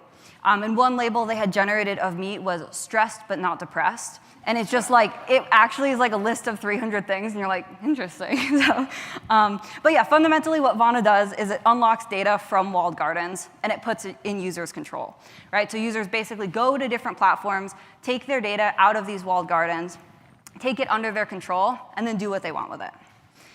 In terms of kind of what's possible with this user-owned data, one of the main applications on the network are these data collectives. If you're coming from more of a crypto-native background, you might have heard this term as like a data DAO. Actually, to get a sense, who is coming from, at least, who is like, has a crypto wallet set up? Oh, cool, okay. I actually took some of the crypto stuff out, but I'll maybe add a little bit back. Yeah, data collectives, basically data DAO, group of people who control the kind of a data pool. The reason why this is important is like, say I took my data on my own, it's not very useful for AI training, right? It's only useful if a large group of people have actually collectively pooled a data set. But that's hard to do. Like imagine all of us, we all take like our credit card statements, we all put them together. One person could pretend to be a lot of people and try to take over control of that data set. And so a lot of the features of Vana are around kind of ensuring security of the data set and kind of validating the quality as the data comes in. And then once the data is kind of pooled, you're actually able to collectively make decisions over the data set. So this was a recent decision by the Spotify data DAO, which is called Unwrap, where they voted, very non-controversial, right? 99.5% of people approved it, to sell their data to grant access to an AI company to be able to access that data. This is interesting because Spotify never lets people access this data. And so it was really hard for that music AI company to get access and kind of provided this unique opportunity for users to pool their data. The second kind of category of applications, which are kind of built on top of the data collectives, is basically being able to use data as a financial asset. Right? So as you kind of have this tokenized data pool, you then have shares of ownership of it. So you can use data as collateral for loans, you can basically monetize the data without selling ownership, and you have data really treated as like a tradable, dynamically priced asset. There's some more like academic research that we're doing out of Open Data Labs related to kind of this new field of data economics, right? How do you price data? What does it even look like in the AI supply chain in terms of data going in? And this is led by researcher Hamida out of McGill. If you're interested in collaborating on any of this, I can connect you to her as well. Then once you have all the data, you can train different AI models on it, right? And so I'll actually pull up some data so you guys can see kind of the structure and what's going on. So this is a data DAO that launched recently focused on credit card data. And what you can see is all of the data, it's a little bit small here. So basically people are uploading their statements. This is kind of showing you the structure. And then you have all this other data which is included within it. And because it's structured in this way, you can grant very granular access to the data, right? So you can say, you're able to access these fields but not others. And then you can also specify the operations that somebody's allowed to run on top of the data. And then to talk a little bit too about Collective One, which is the first user-owned foundation model. So what we're doing is we're training a 7 billion parameter model with data from all across the different data DAOs, right? And so how this works is that users contribute data to these different data DAOs on Vana. So that's for all the different platforms, LinkedIn, Sleep data, Reddit data. And then the data remains in these secure compute environments that are controlled by the DAOs, right? So they need to grant access to say, I'm OK with my data being used for Collective One. Then the model training happens using Flower's federated learning framework, which runs inside of the Vana secure compute environment. And this process scales to millions of contributing users, right? I think that it's sort of really easy to say, ideologically, one wants decentralized AI, right? Or one wants AI to be controlled by many. But the really tactical question to answer is, how do you make it so that AI that is created by many people is better than the AI that's created by one centralized lab, right? And I think this really is the path. We've kind of benchmarked it where we think we need around 100 million users who've contributed data. So that is a massive undertaking. We're like around 1% of the way there. But it really creates this path where if you have enough people who contribute their data and train a better model, you can have a data set that no single AI lab has, and you're actually able to create much, much better AI. Some of the learnings I thought that would be interesting kind of in the field of what we've seen, just to kind of show how different open source projects can influence each other. In this case, it's like, what has Collective One done to kind of help shape the Vana roadmap? What we've seen is that having like reusable pre-processing is really important. So for example, the messaging data DAO, they had data in a bunch of different languages, a bunch of different emojis, et cetera. And so because the first version just has English data, we introduced this like transformations concept where a data DAO can essentially have a derivative of their data set that's already cleaned, or it's some subset of it that's kind of there and readily available. And then the other thing is that coordination across a bunch of different data DAOs is really significant overhead, right? So our team is about 25 people, and then people who build data DAOs on Vana are around 50 people, right? And so the act of going to every single data DAO that has text data and saying, hey, can you contribute to Collective One? Here are the transactions you need to approve, and then they send that to their contributors, is a huge undertaking. And so we've introduced this kind of pre-authorized rules for data DAOs, where they can basically say, this is how I'm comfortable with my data being used, so then you can kind of run a process like this much faster. And then last, I wanted to talk a little bit about data portability. So a lot of what people know Vana for today is the ability to pool data to be able to use it in a group of people to train AI models. But when you connect data to the network, you're actually connecting it to your individual wallet, right? So your data, your Spotify data, your Instagram data, it's connected to you. And you're also able to just kind of use that across different applications. So one example is kind of you could take your ChatGPT memory, which usually would be locked inside ChatGPT, take it out, and then be able to use that across different applications. So this is something that we're rolling out right now. We actually just launched our app this week. So I've got a link for that too if you want to try that out. And really the vision here, so users connect their own storage and their own compute environment, right? It's really to give like full sovereignty over your data so that you're able to use it however you want, whether it is in a financialized use case, like choosing to rent your data or kind of train AI models with it, or just choosing to use it to kind of provide context to different AI applications across the internet. Yeah, kind of zooming back out, I think that the world we live in, I think there's a lot of analogies to kind of serfdom, right? And kind of living under this data serfdom. And if you look at the times when farmers didn't own their land, I think one really important fact is that actually productivity was a lot worse, right? And I think often people associate data ownership with potentially people who don't want to train AI or don't want to make technology better. But one important takeaway is that if you give users ownership of their data, they can create much better data and therefore create much better AI, right? And that's the same thing that's played out in agriculture, where if you give farmers ownership of their land, they're actually generally much more productive in that land. And so, yeah, these are some of the links. If you want to try out the app, here's the link. There's a code because it's invite only right now. If you want to explore some of the data sets on the network, those are available on the playground. And then we also have a Discord if you want to dive into building something specific on the network. It's been such a pleasure to get to build with a Flower AI team. So it's great to be here. But yeah, that's everything I have.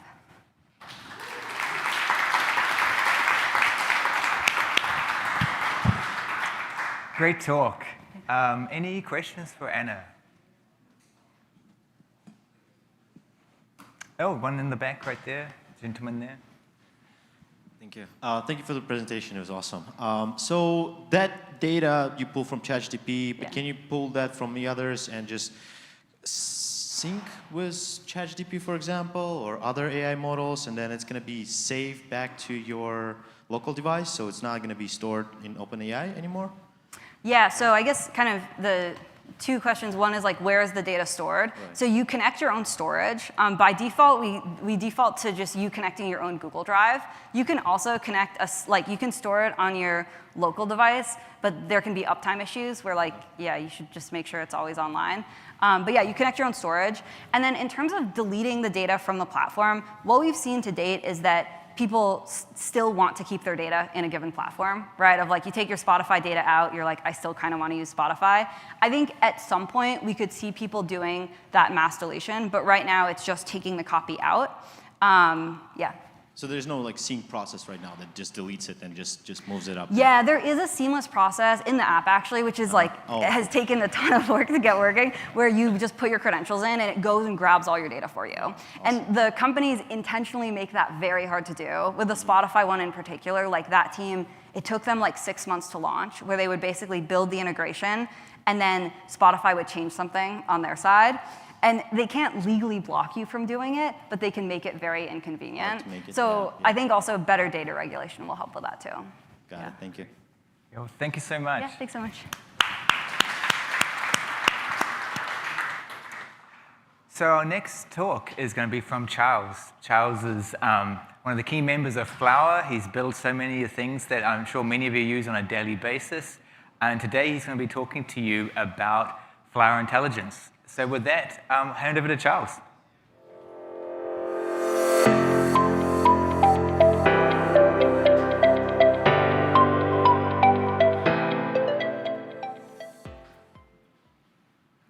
All right. Hello, everyone. Really exciting to be talking to you about Flower Intelligence today.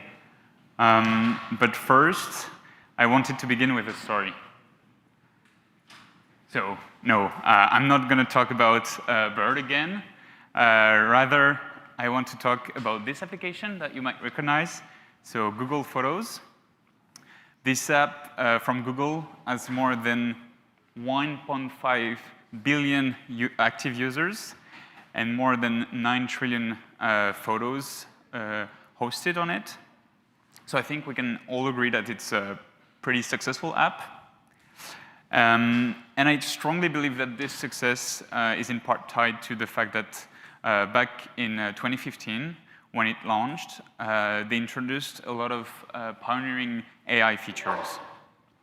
So here we just have a few examples of the features they made available. Some of them came a bit later, but the original AI feature that kind of set the app apart was the like LLM search, or natural language search. And I think this is some examples that show that Google Photos was never just a photo gallery. And in fact, they developed a system that leveraged both cloud AI and also local AI for some of the features. And all of those features were actually pretty complex, especially at the time, to get working right.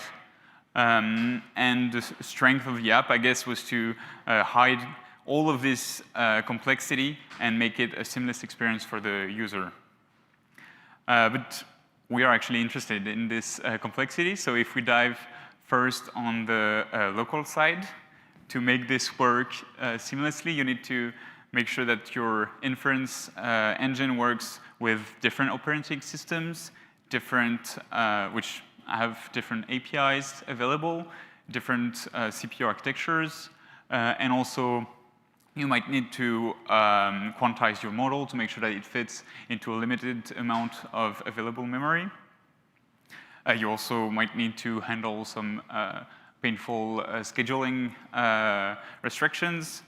And once you have done all that, and probably many other things, you also need to deploy a scalable infrastructure, make sure that all communications are encrypted.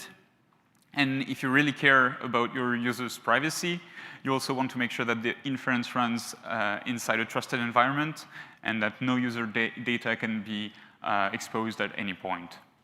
And you might even want your system to be able to fall back to local inference in case no internet connection is available. I do believe that this was not part of the original Google Photos feature set, but this is still something that you might want. And so when we consider all that, it's no surprise that Google Photos was and is probably maintained by a large group of people from one of the biggest corporations in the world. And this is great. They continue to push innovation forward. But we would also love to empower more people to build amazing AI apps, kind of lower the barrier of entry, making sure that anyone that has a great idea is able to materialize it. And so, oh, sorry about that. This is kind of the main slide, so there's a bit of a build-up. This is perfect. Oh.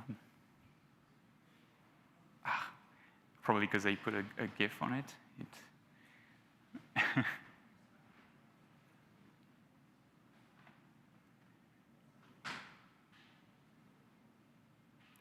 Right.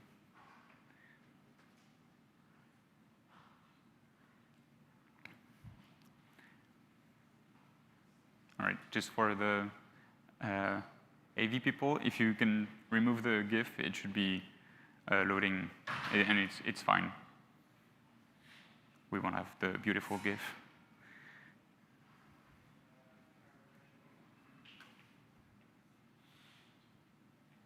All right.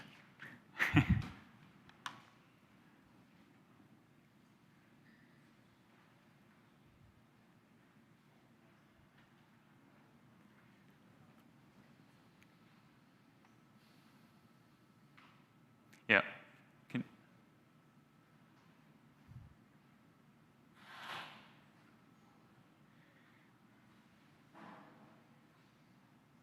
All right. So, okay, this is a bit less dramatic. I guess we skipped the important slide.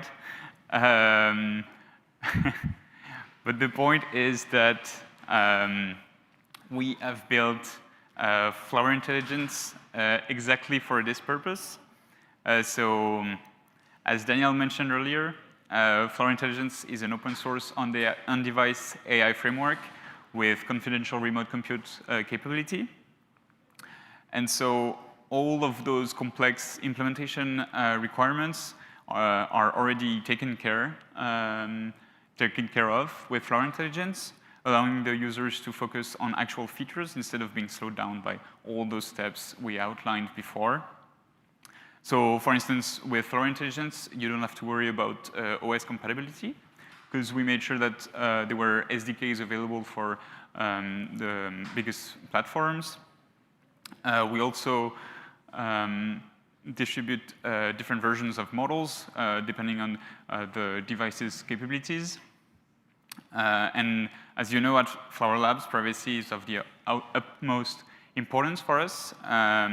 So not only did we introduce end-to-end encryption for our SDKs and for our remote inference system, but we also introduce confidential compute so that even the inference runs inside a trusted environment, and that at no point any prompts or responses can be accessible. And today I'm pleased to announce that Flower Confidential Remote Compute is now available in public beta. So, oh wait. I think the slides are not okay. Oh, there you go, beautiful. So yes, sorry about that. Flower Confidential Remote Compute is now available in public beta. You can scan the QR code now, but I'll also show it later during the presentation. So just to recap, Flower Intelligence is an open source framework for running private hybrid inference seamlessly on any device. And one thing I didn't mention yet, which I think is great, is that you do not need to refactor your whole code base to use it. Indeed, we made sure that it was compatible with existing like standards. So we made it compatible with the OpenAI APIs. So here you see the JavaScript code for OpenAI, and now this is the code for Flower Intelligence. So this is for on-device inference, and you can see it's exactly the same, just the client instantiation changed. So I can only encourage you to go and try it out. All those available, sorry about that. All those SDKs are already available and open sourced. And you can find the documentation at flower.ai/docs/intelligence. And note that by default, without an API key, all of the inference you will run will be local. And so if you want to try out Flower Confidential Remote Compute, you can go to flower.ai/intelligence to sign up and try it out. Yeah, so if you scroll down on the Flower Intelligence, flower.ai/intelligence page, you should see this, and you can sign up there. And finally, as mentioned earlier by Daniel, the experimental browser he demoed was built using Flower Intelligence. And I think this is really, this also shows that not only we have built this great framework, open sourced it, but also we've built something useful with it. And it also allowed us to improve the framework itself and make it better. And so if you want to try out this experimental browser, you can also sign up to the waiting list. So this would be at flower.ai/early. I'm sorry for all the links and QR codes. I will just post a slide at the end showing everything. But first, I just quickly wanted to recap what we've talked about. So with Flower Intelligence, we essentially aim to empower anyone to build powerful, private, cross-platform AI with minimal overhead. And yes, here are the QR codes if you want to scan them. Yes, thank you.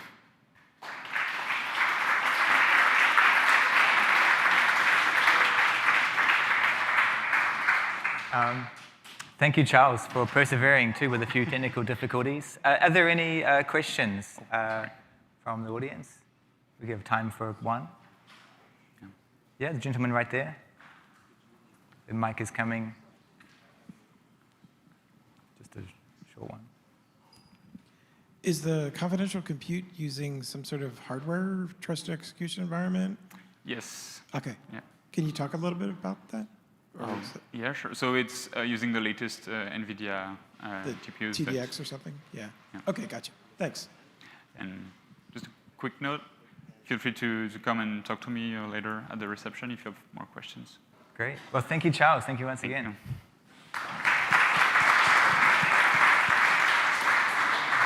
So we're now going to move on to the final part of the program. It's a panel. We have a number of distinguished people here to sort of unpack all of the interesting things that we've sort of explored today. So we'll just set up the chairs momentarily, and if the panelists just come down to the right, we can file you on in. Right, but this panel essentially will be looking at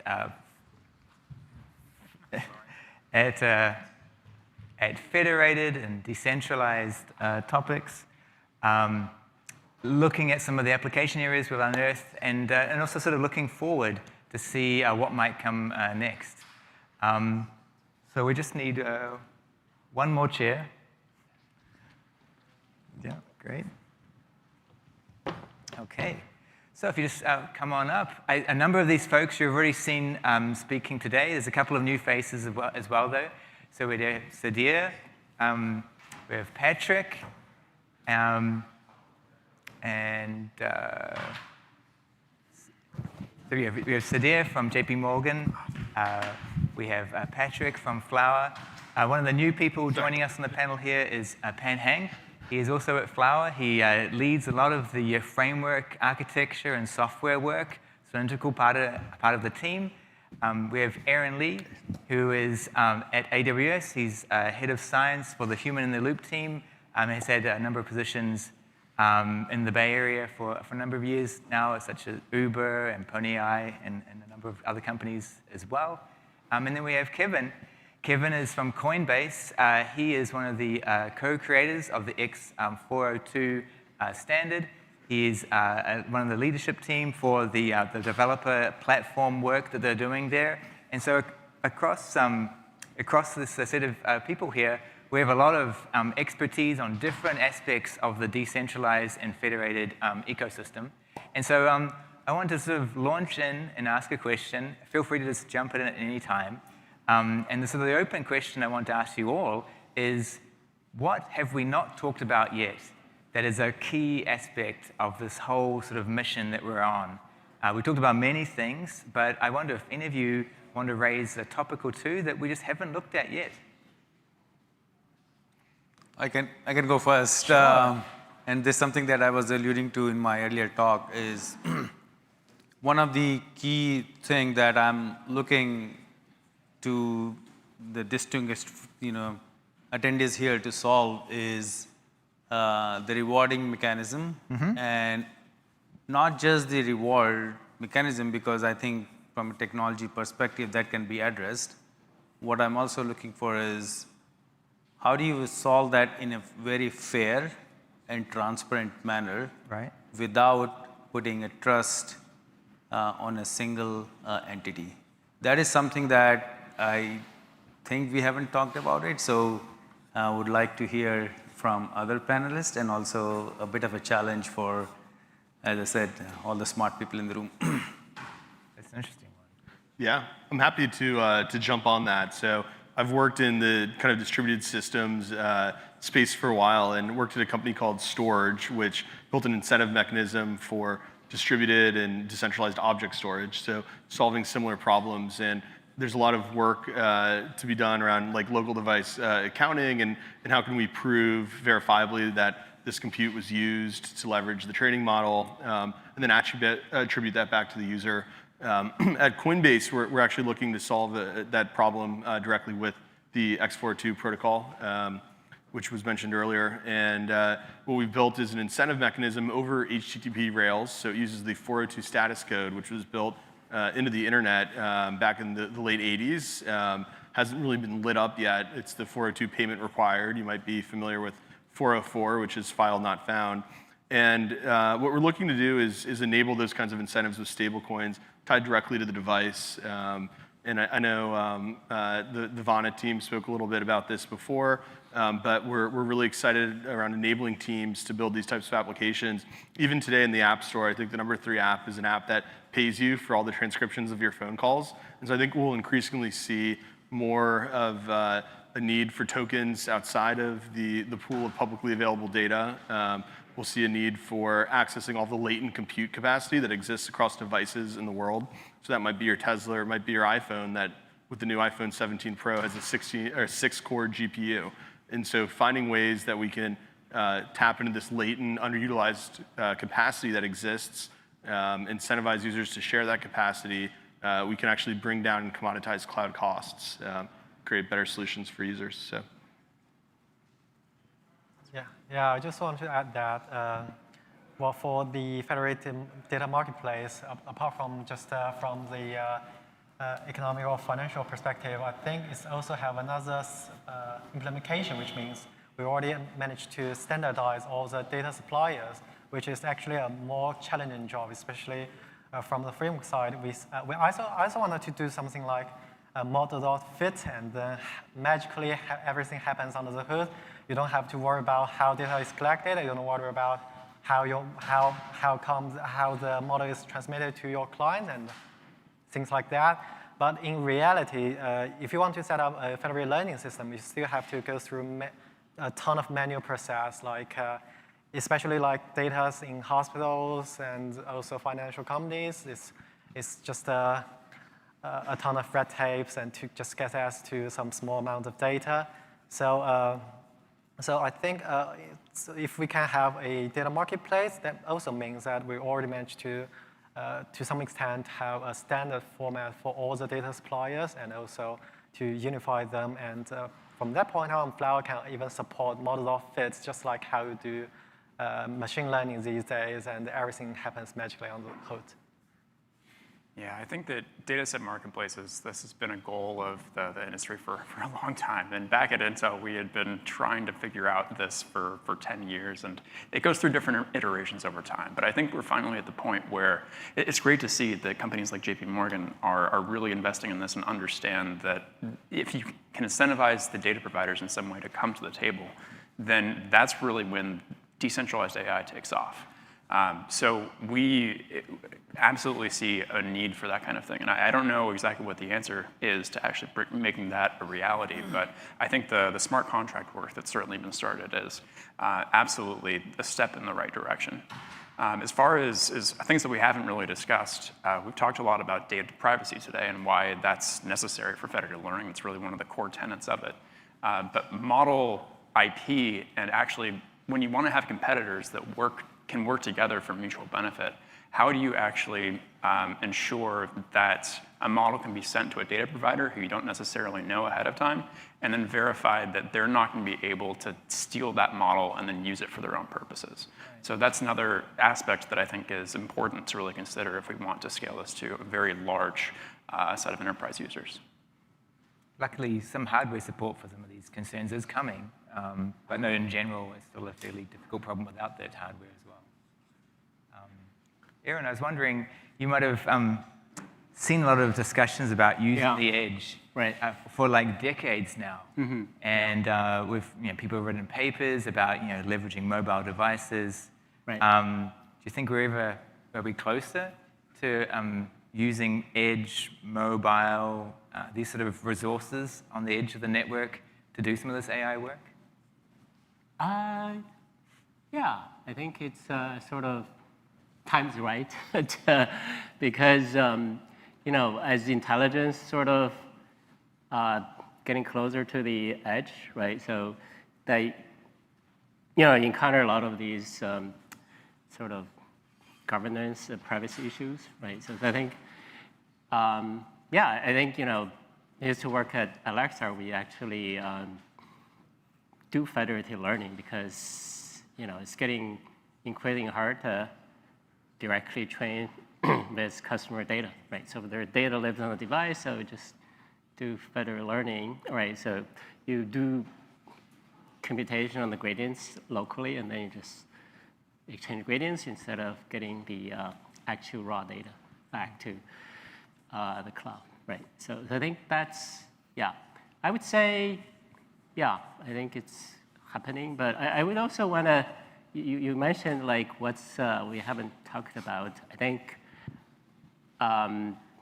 really sort of, if you think about it, learning from data, that's sort of, the old paradigm, right? The new paradigm is learning from experience, learning from environments. I haven't seen a lot of work on sort of from federated data to federated environment, right? Like, environment is all these days that if you train your agents, you're sort of improving your agent skills, right? Can we actually do federated environments, right? So that we can support, agents that can learn from, decentralized environments, It's interesting because I guess inherently doing RL, you could aggregate the models if you have independence, or you could at least run a lot of those things independently for quite a long time. Whereas training typically has a lot of communication required for every single step. That's interesting potential.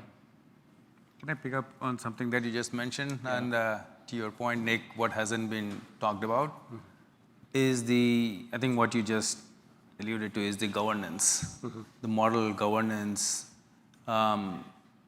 Most of the frameworks that I have looked at, it's all like, how do you solve the federated AI part? But there is less discussion and advancement in the direction of the governance, because if you look at any of the single, especially I can speak about the financial institutions. There is a very stringent policies with respect to model risk and governance, and how do you promote the model from one to another environment. Maybe there exists, and maybe I just need more exposure and learning. I just haven't seen it yet and I haven't seen folks talking about it as well. Yeah. I'm very happy to hear someone in this industry talking about governance because back when I was working on OpenFL at Intel, we were really trying to push on the governance aspect of this is really important if you want to have competitors or any kind of regulated industry that's working together.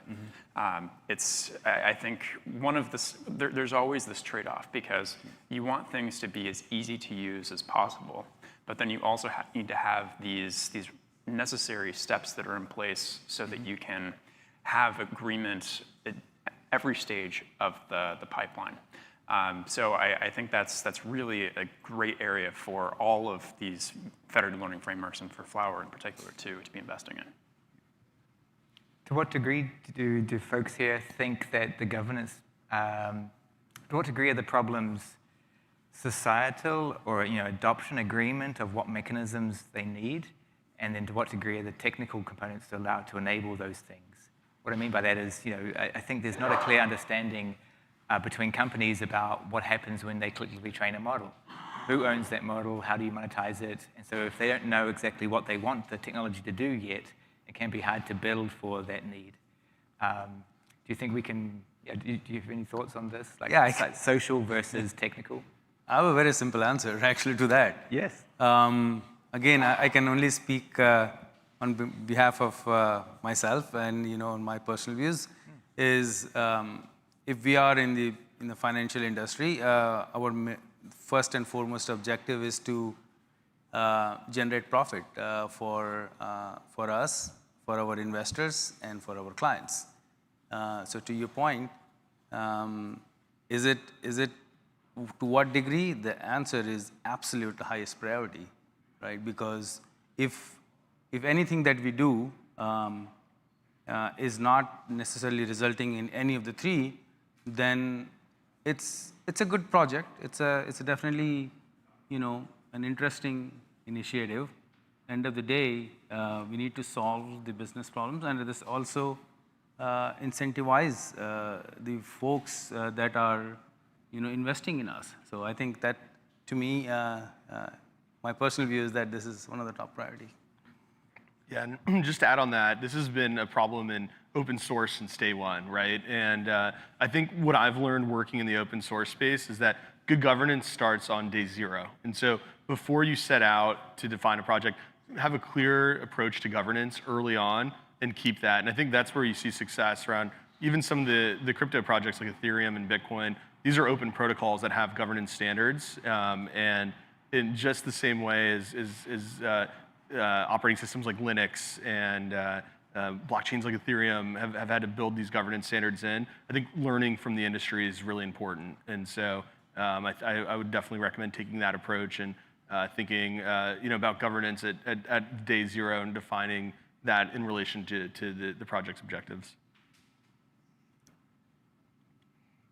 So one resource that I noticed we didn't talk about much today, we talked about compute and data, but if you build decentralized systems, you get a lot closer to people.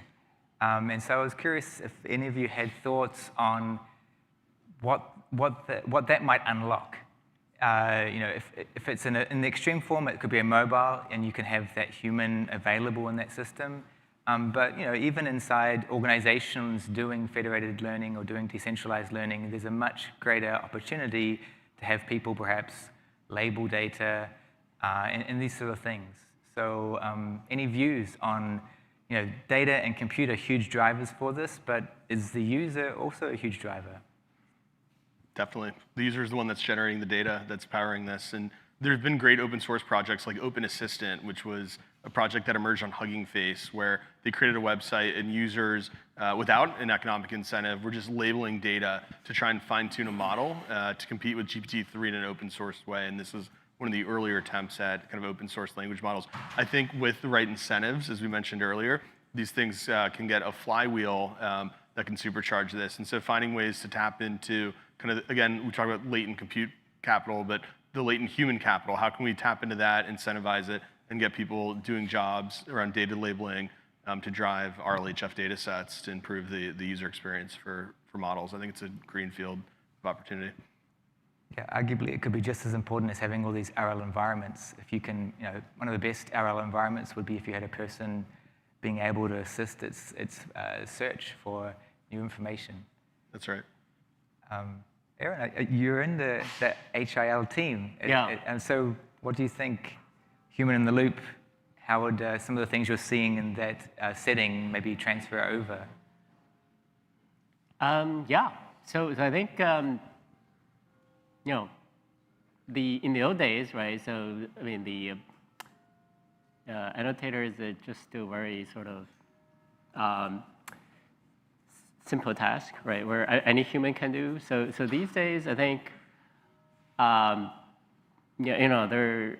we don't call them annotator anymore. They're really professional experts, right? They do, I mean, for example, right? They're sort of coming up with solutions to NMO, right? They're solving very hard problems, right? Like not just in STEMs, but in sort of a lot of these professional domain. For example, legal. A lot of these sort of domains, right? So you want to really learn the skills, right? Like these long horizon tasks, right? So I think, you either learn from the offline data, right? Or people already sort of collected them is from humans, right? Or you learn online, right? But if you learn online, then you don't know, whether you did it correctly, right? So you would need, human feedback, right, to actually give you signal, right? Whether this is self-play, self-evolving is really sort of very popular these days, right? But there's certain capabilities it can do it really well, but just the model looking at its own trajectories and say, oh, I succeeded, right? But there are hard tasks where it would need human feedback, right? So how that tied to decentralization, I think that's actually decentralization as an edge. If you think about these frontier labs, they're desperate for a lot of these data, right? I mean, not data anymore. These like experiences, trajectories, right? So they basically buy a lot of these from a lot of these companies, right? If you think of decentralization, people have shared like goals, right? So then, it's much easier to, like, let's say, we have, let's say 10 million people that contribute to this decentralized environmental experiences, right? So it's much easier to collect from in a decentralized way than in a centralized way, right? Makes sense. Yeah. I want to give maybe a concrete example here of how I think it applies to having a human in the loop. And in working in the medical imaging domain applied to federated learning for so long, there were some really interesting use cases that came up with, you might have a company that spends millions of dollars going through FDA approval, trying to get these models actually into the field. And they go through that entire process. It gets deployed to the hospitals. But then what you'll find is that sometimes the model doesn't perform very well on a specific subset of people or different distribution of the data that exists due to model drift or any other number of variables. And so I think there's certainly an opportunity to do some fine-tuning for individual hospitals or individual nodes within that federation. And the question is, how can we, I mean, there's a couple questions that come up, one of which is, how can those minor modifications that improve outcomes be more easily vetted by these regulatory agencies? But then the other is, how do you decide what the threshold is to what you withhold locally for each of these individual hospitals too? So I think there's great opportunity for these iterative processes that gradually refine these models over time, and then different ways that we can experiment with how to withhold that information and actually make measurable improvements to how these get used for novel use cases. Right. Well, I just want to mention, we can open it up to the floor. If people have questions they want to sort of have examined, we can have that discussion. Oh, immediately there's two. So let's go to the audience. There's a lady just in the back there. She had her hand up first. The microphone's coming right to you. Then I see you right there. We'll come to you next. Hey, so I have more of a business question than a tech question. So I come from a computer science, AI research background, but I'm a product manager now. And I deal with a lot of B2B clients and stakeholders. So my question is that, what all problems do you face when you want to convince a non-technical stakeholder to adopt a decentralized AI solution, or any AI solution for that matter? Because I feel like there are so many factors. There's AI ethics, governance, which we want to implement. And then there's something that our engineers want to do. And then there are stakeholders who want to do something else entirely. How do you align everyone together, and like, what are some challenges that you faced, and what are some solutions that you came up with? I'm interested to know. Yeah, I'm happy to answer that first. So I think this is an eval problem fundamentally. And so in order to solve the business problem, you need to ask the right questions and understand what is that stakeholder optimizing for, what metrics are they specifically looking to improve through the deployment of the AI. Understanding their needs will let you set up a concrete eval for the language model that you can use to benchmark success, proving the business value for the use case. I can answer. I have actually a very simple answer for you. Just do not talk about technology. And I actually mean it, right? The moment you start talking about technology, you're putting cart before, or before the horse, or whatever the saying is, right? Yeah.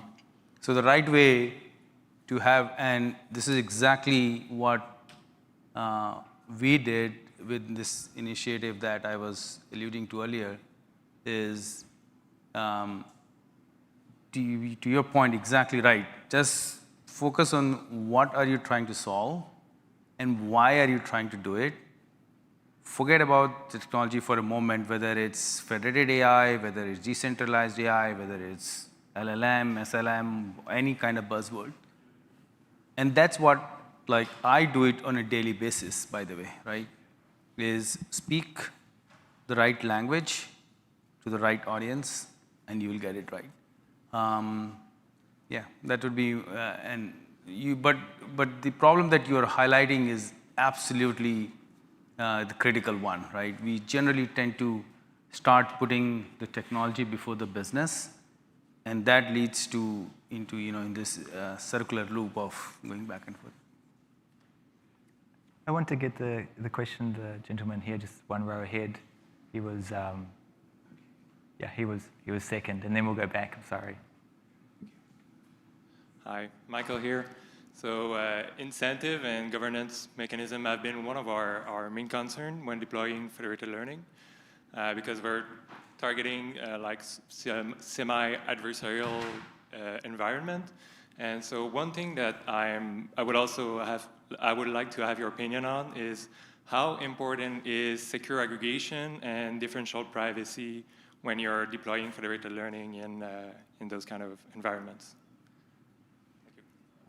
Yeah, I think it depends on the users. I think it's one of the most exciting fields for privacy preservation. And so finding ways that we can leverage trusted execution environments to preserve users' privacy through their data, I think that unlocks a level of reassurance for the user. And I think it's important to respect the user's privacy as much as possible. I think those that implement architectures that do that will see a lot of success, especially in the marketplace.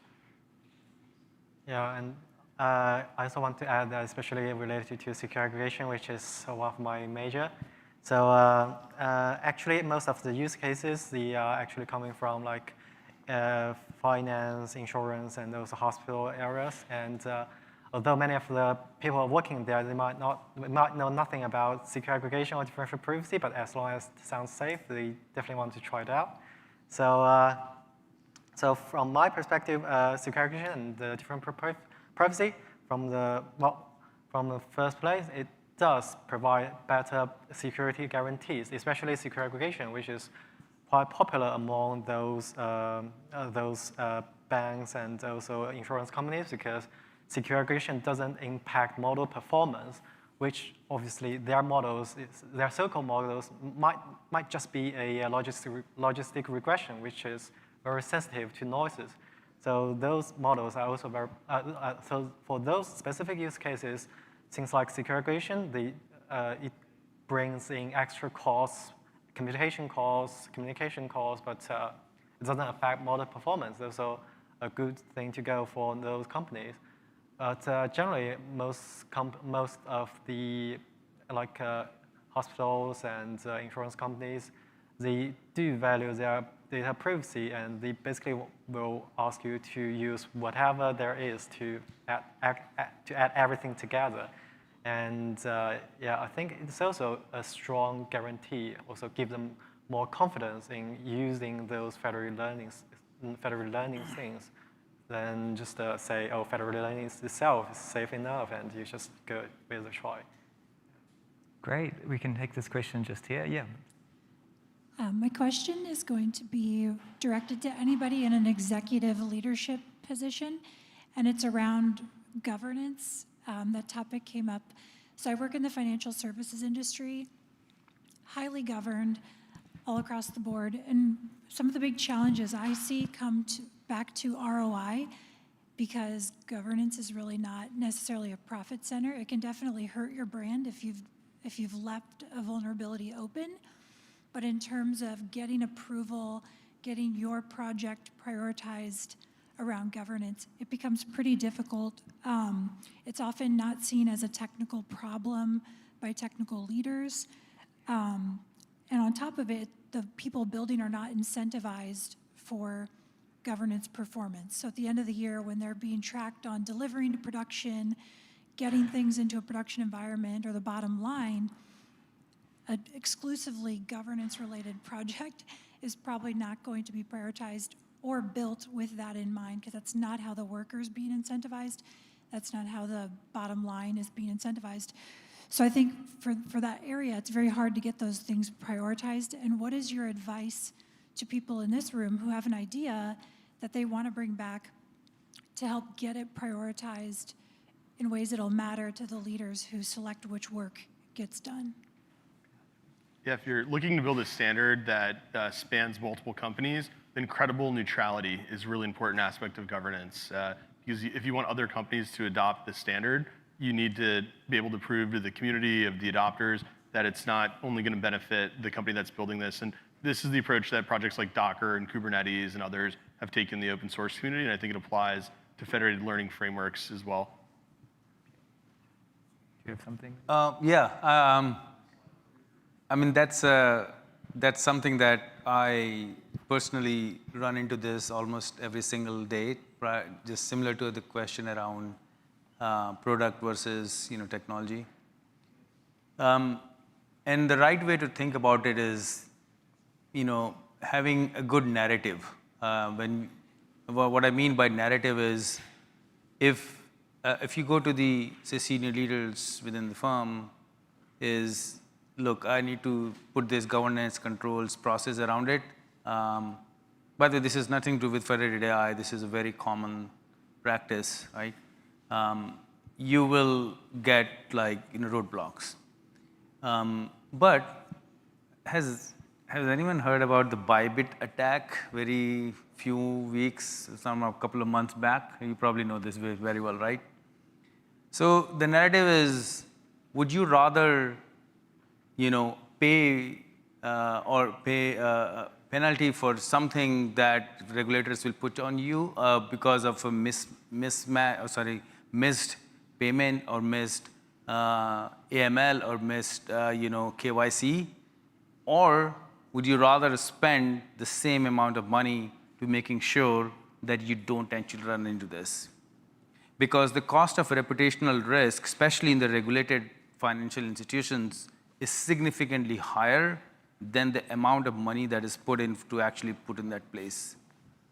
I don't think there is a right or wrong or one answer, but as long as you're able to put those narratives with specific examples, and I've seen that happen, by the way, right? Then you have a significantly higher chances of those getting prioritized over everything else. Great.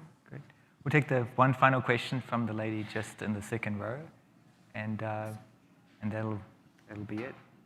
Hi, I'm Laura. Perhaps this is not going to be a popular question, especially to those who work for big name companies, but who owns the data? And are we building the frameworks to actually give the power to the people who are provider of that data, right? I'd like to believe that I own my health data and all of that, right? But that is not necessarily true when there's being decisions made to contribute into these models and to put that data at risk when it's being shared with other organizations. So how do we build responsibly, and are there systems that you know of? Because the close I've seen today was Vana, and I think, but I don't know if they're using it in that way. Are there systems today that ensure this type of framework and that actually recognize the contribution of the individual? Yeah, I think fundamentally you own your data. And I think Anna from Vana had a great analogy. If you park your car in a parking lot, the parking lot doesn't own your car. You still own your car. And I think some of that's true with how we lease data to federated models. This is fundamentally a legal question. And again, there's no right answer. It's a question around user consent around the data. But I do think there are technological innovations around privacy preserving data transfer that might be able to create solutions that keep users' data private or self-owned, while also giving the insights of the aggregate data that they're subjecting to the model. And I think that area is very interesting. But fundamentally, we own our data as people. And there are a lot of great standards like the Data Portability Act that let us pull our data from any provider today. Anyone else? Dead. I think, unfortunately, when the data goes into the model, right, it's hard to sort of undo it, right? So. There's an unlearning, right? So, well, yeah, the unlearning doesn't work right now. Sure. So I guess you're highlighting that there's technical limits of what can actually be enforced in these systems. That's right. And then also federated learning hasn't really worked as well as centralized training, right? Yeah. At least historically. Yeah. Okay. So any final remarks from anyone about where federated or decentralized might end up in the next 24 months? Yeah, I think there's a huge opportunity to tap again into this latent compute capacity. There's obviously a huge amount of demand for GPUs. And so if we can create the right incentive mechanisms to bring these GPUs into federated networks and leverage their capacity, we'll actually bring the costs, the economic costs of cloud compute down. And I think that's a huge opportunity for the industry and for the world. There's also environmental benefits to this approach as well. So I'm very excited to see what happens in the next 12, 24 months. Great. Well then, Patrick. Yeah, I was just going to say quickly that I've been in the federated learning world for quite a few years now. And I mean, starting from these real-world deployments of federated learning for healthcare, I think, and from the news that's coming out of, the Flower AI Summit and what you've heard here today, we're at an inflection point right now. And it's really starting to catch on across companies that have mutual benefit of working together. And my prediction over the next 24 months is that we'll see a lot more of this on a real world scale that's going to really translate to big progress and focus on what federated learning can do for a lot of businesses. Yeah, I think I would second that. I think these, so if you think about the current, state of the model, they're trying a lot of these data that most of them are public, right? So they've been doing amazing things, but I think the next, the immediate thing is to, solve the sort of the medical domain, right? So your personal health, right? So I think a lot of these are sort of personalized. There's a necessity that, you actually can't train on this data, right? You can't collect all these data and train centrally. And people do have shared interest to get it working, right? So essentially, the only way I can see is viable is through federated learning, right? So, you preserve the privacy, but the model gets the capability so that it can, help people's health, for example, right? So, all the problem we want the model to solve for us, yeah. I think I can add, in my opinion, it's not about the time like how many, 18, 24, 36 months. In my view, whenever it's more event-based, that when we as community start realizing that privacy is of the models or the data that is used to build is becoming more and more critical at certain point, that's where the federated AI will start picking up, because now there is a growing concern about the privacy, and hence you actually start using this more decentralized technologies. Great. I'm actually quite optimistic about this, because that's one thing I would say that, well, people say like federated learning is like doing training on your device, but that's not necessarily true in the sense that, well, your photos doesn't on your device, right? It's on Google, it can on Apple Cloud.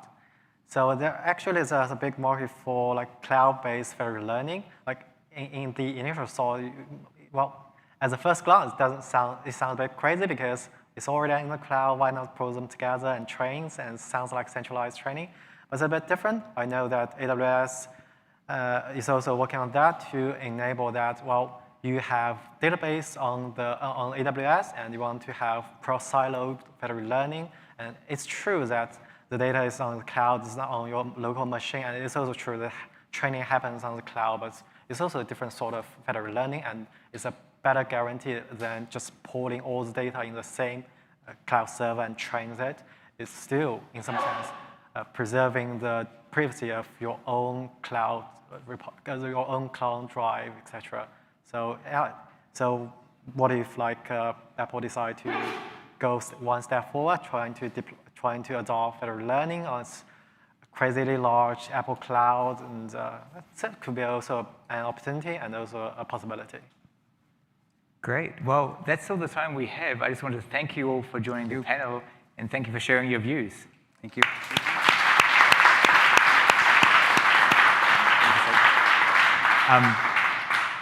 And so that is also all the time we have for the summit, for the Flower AI Day. I just want to thank you all for coming, for exploring this sort of important new form of superintelligence, one that is both decentralized and open source.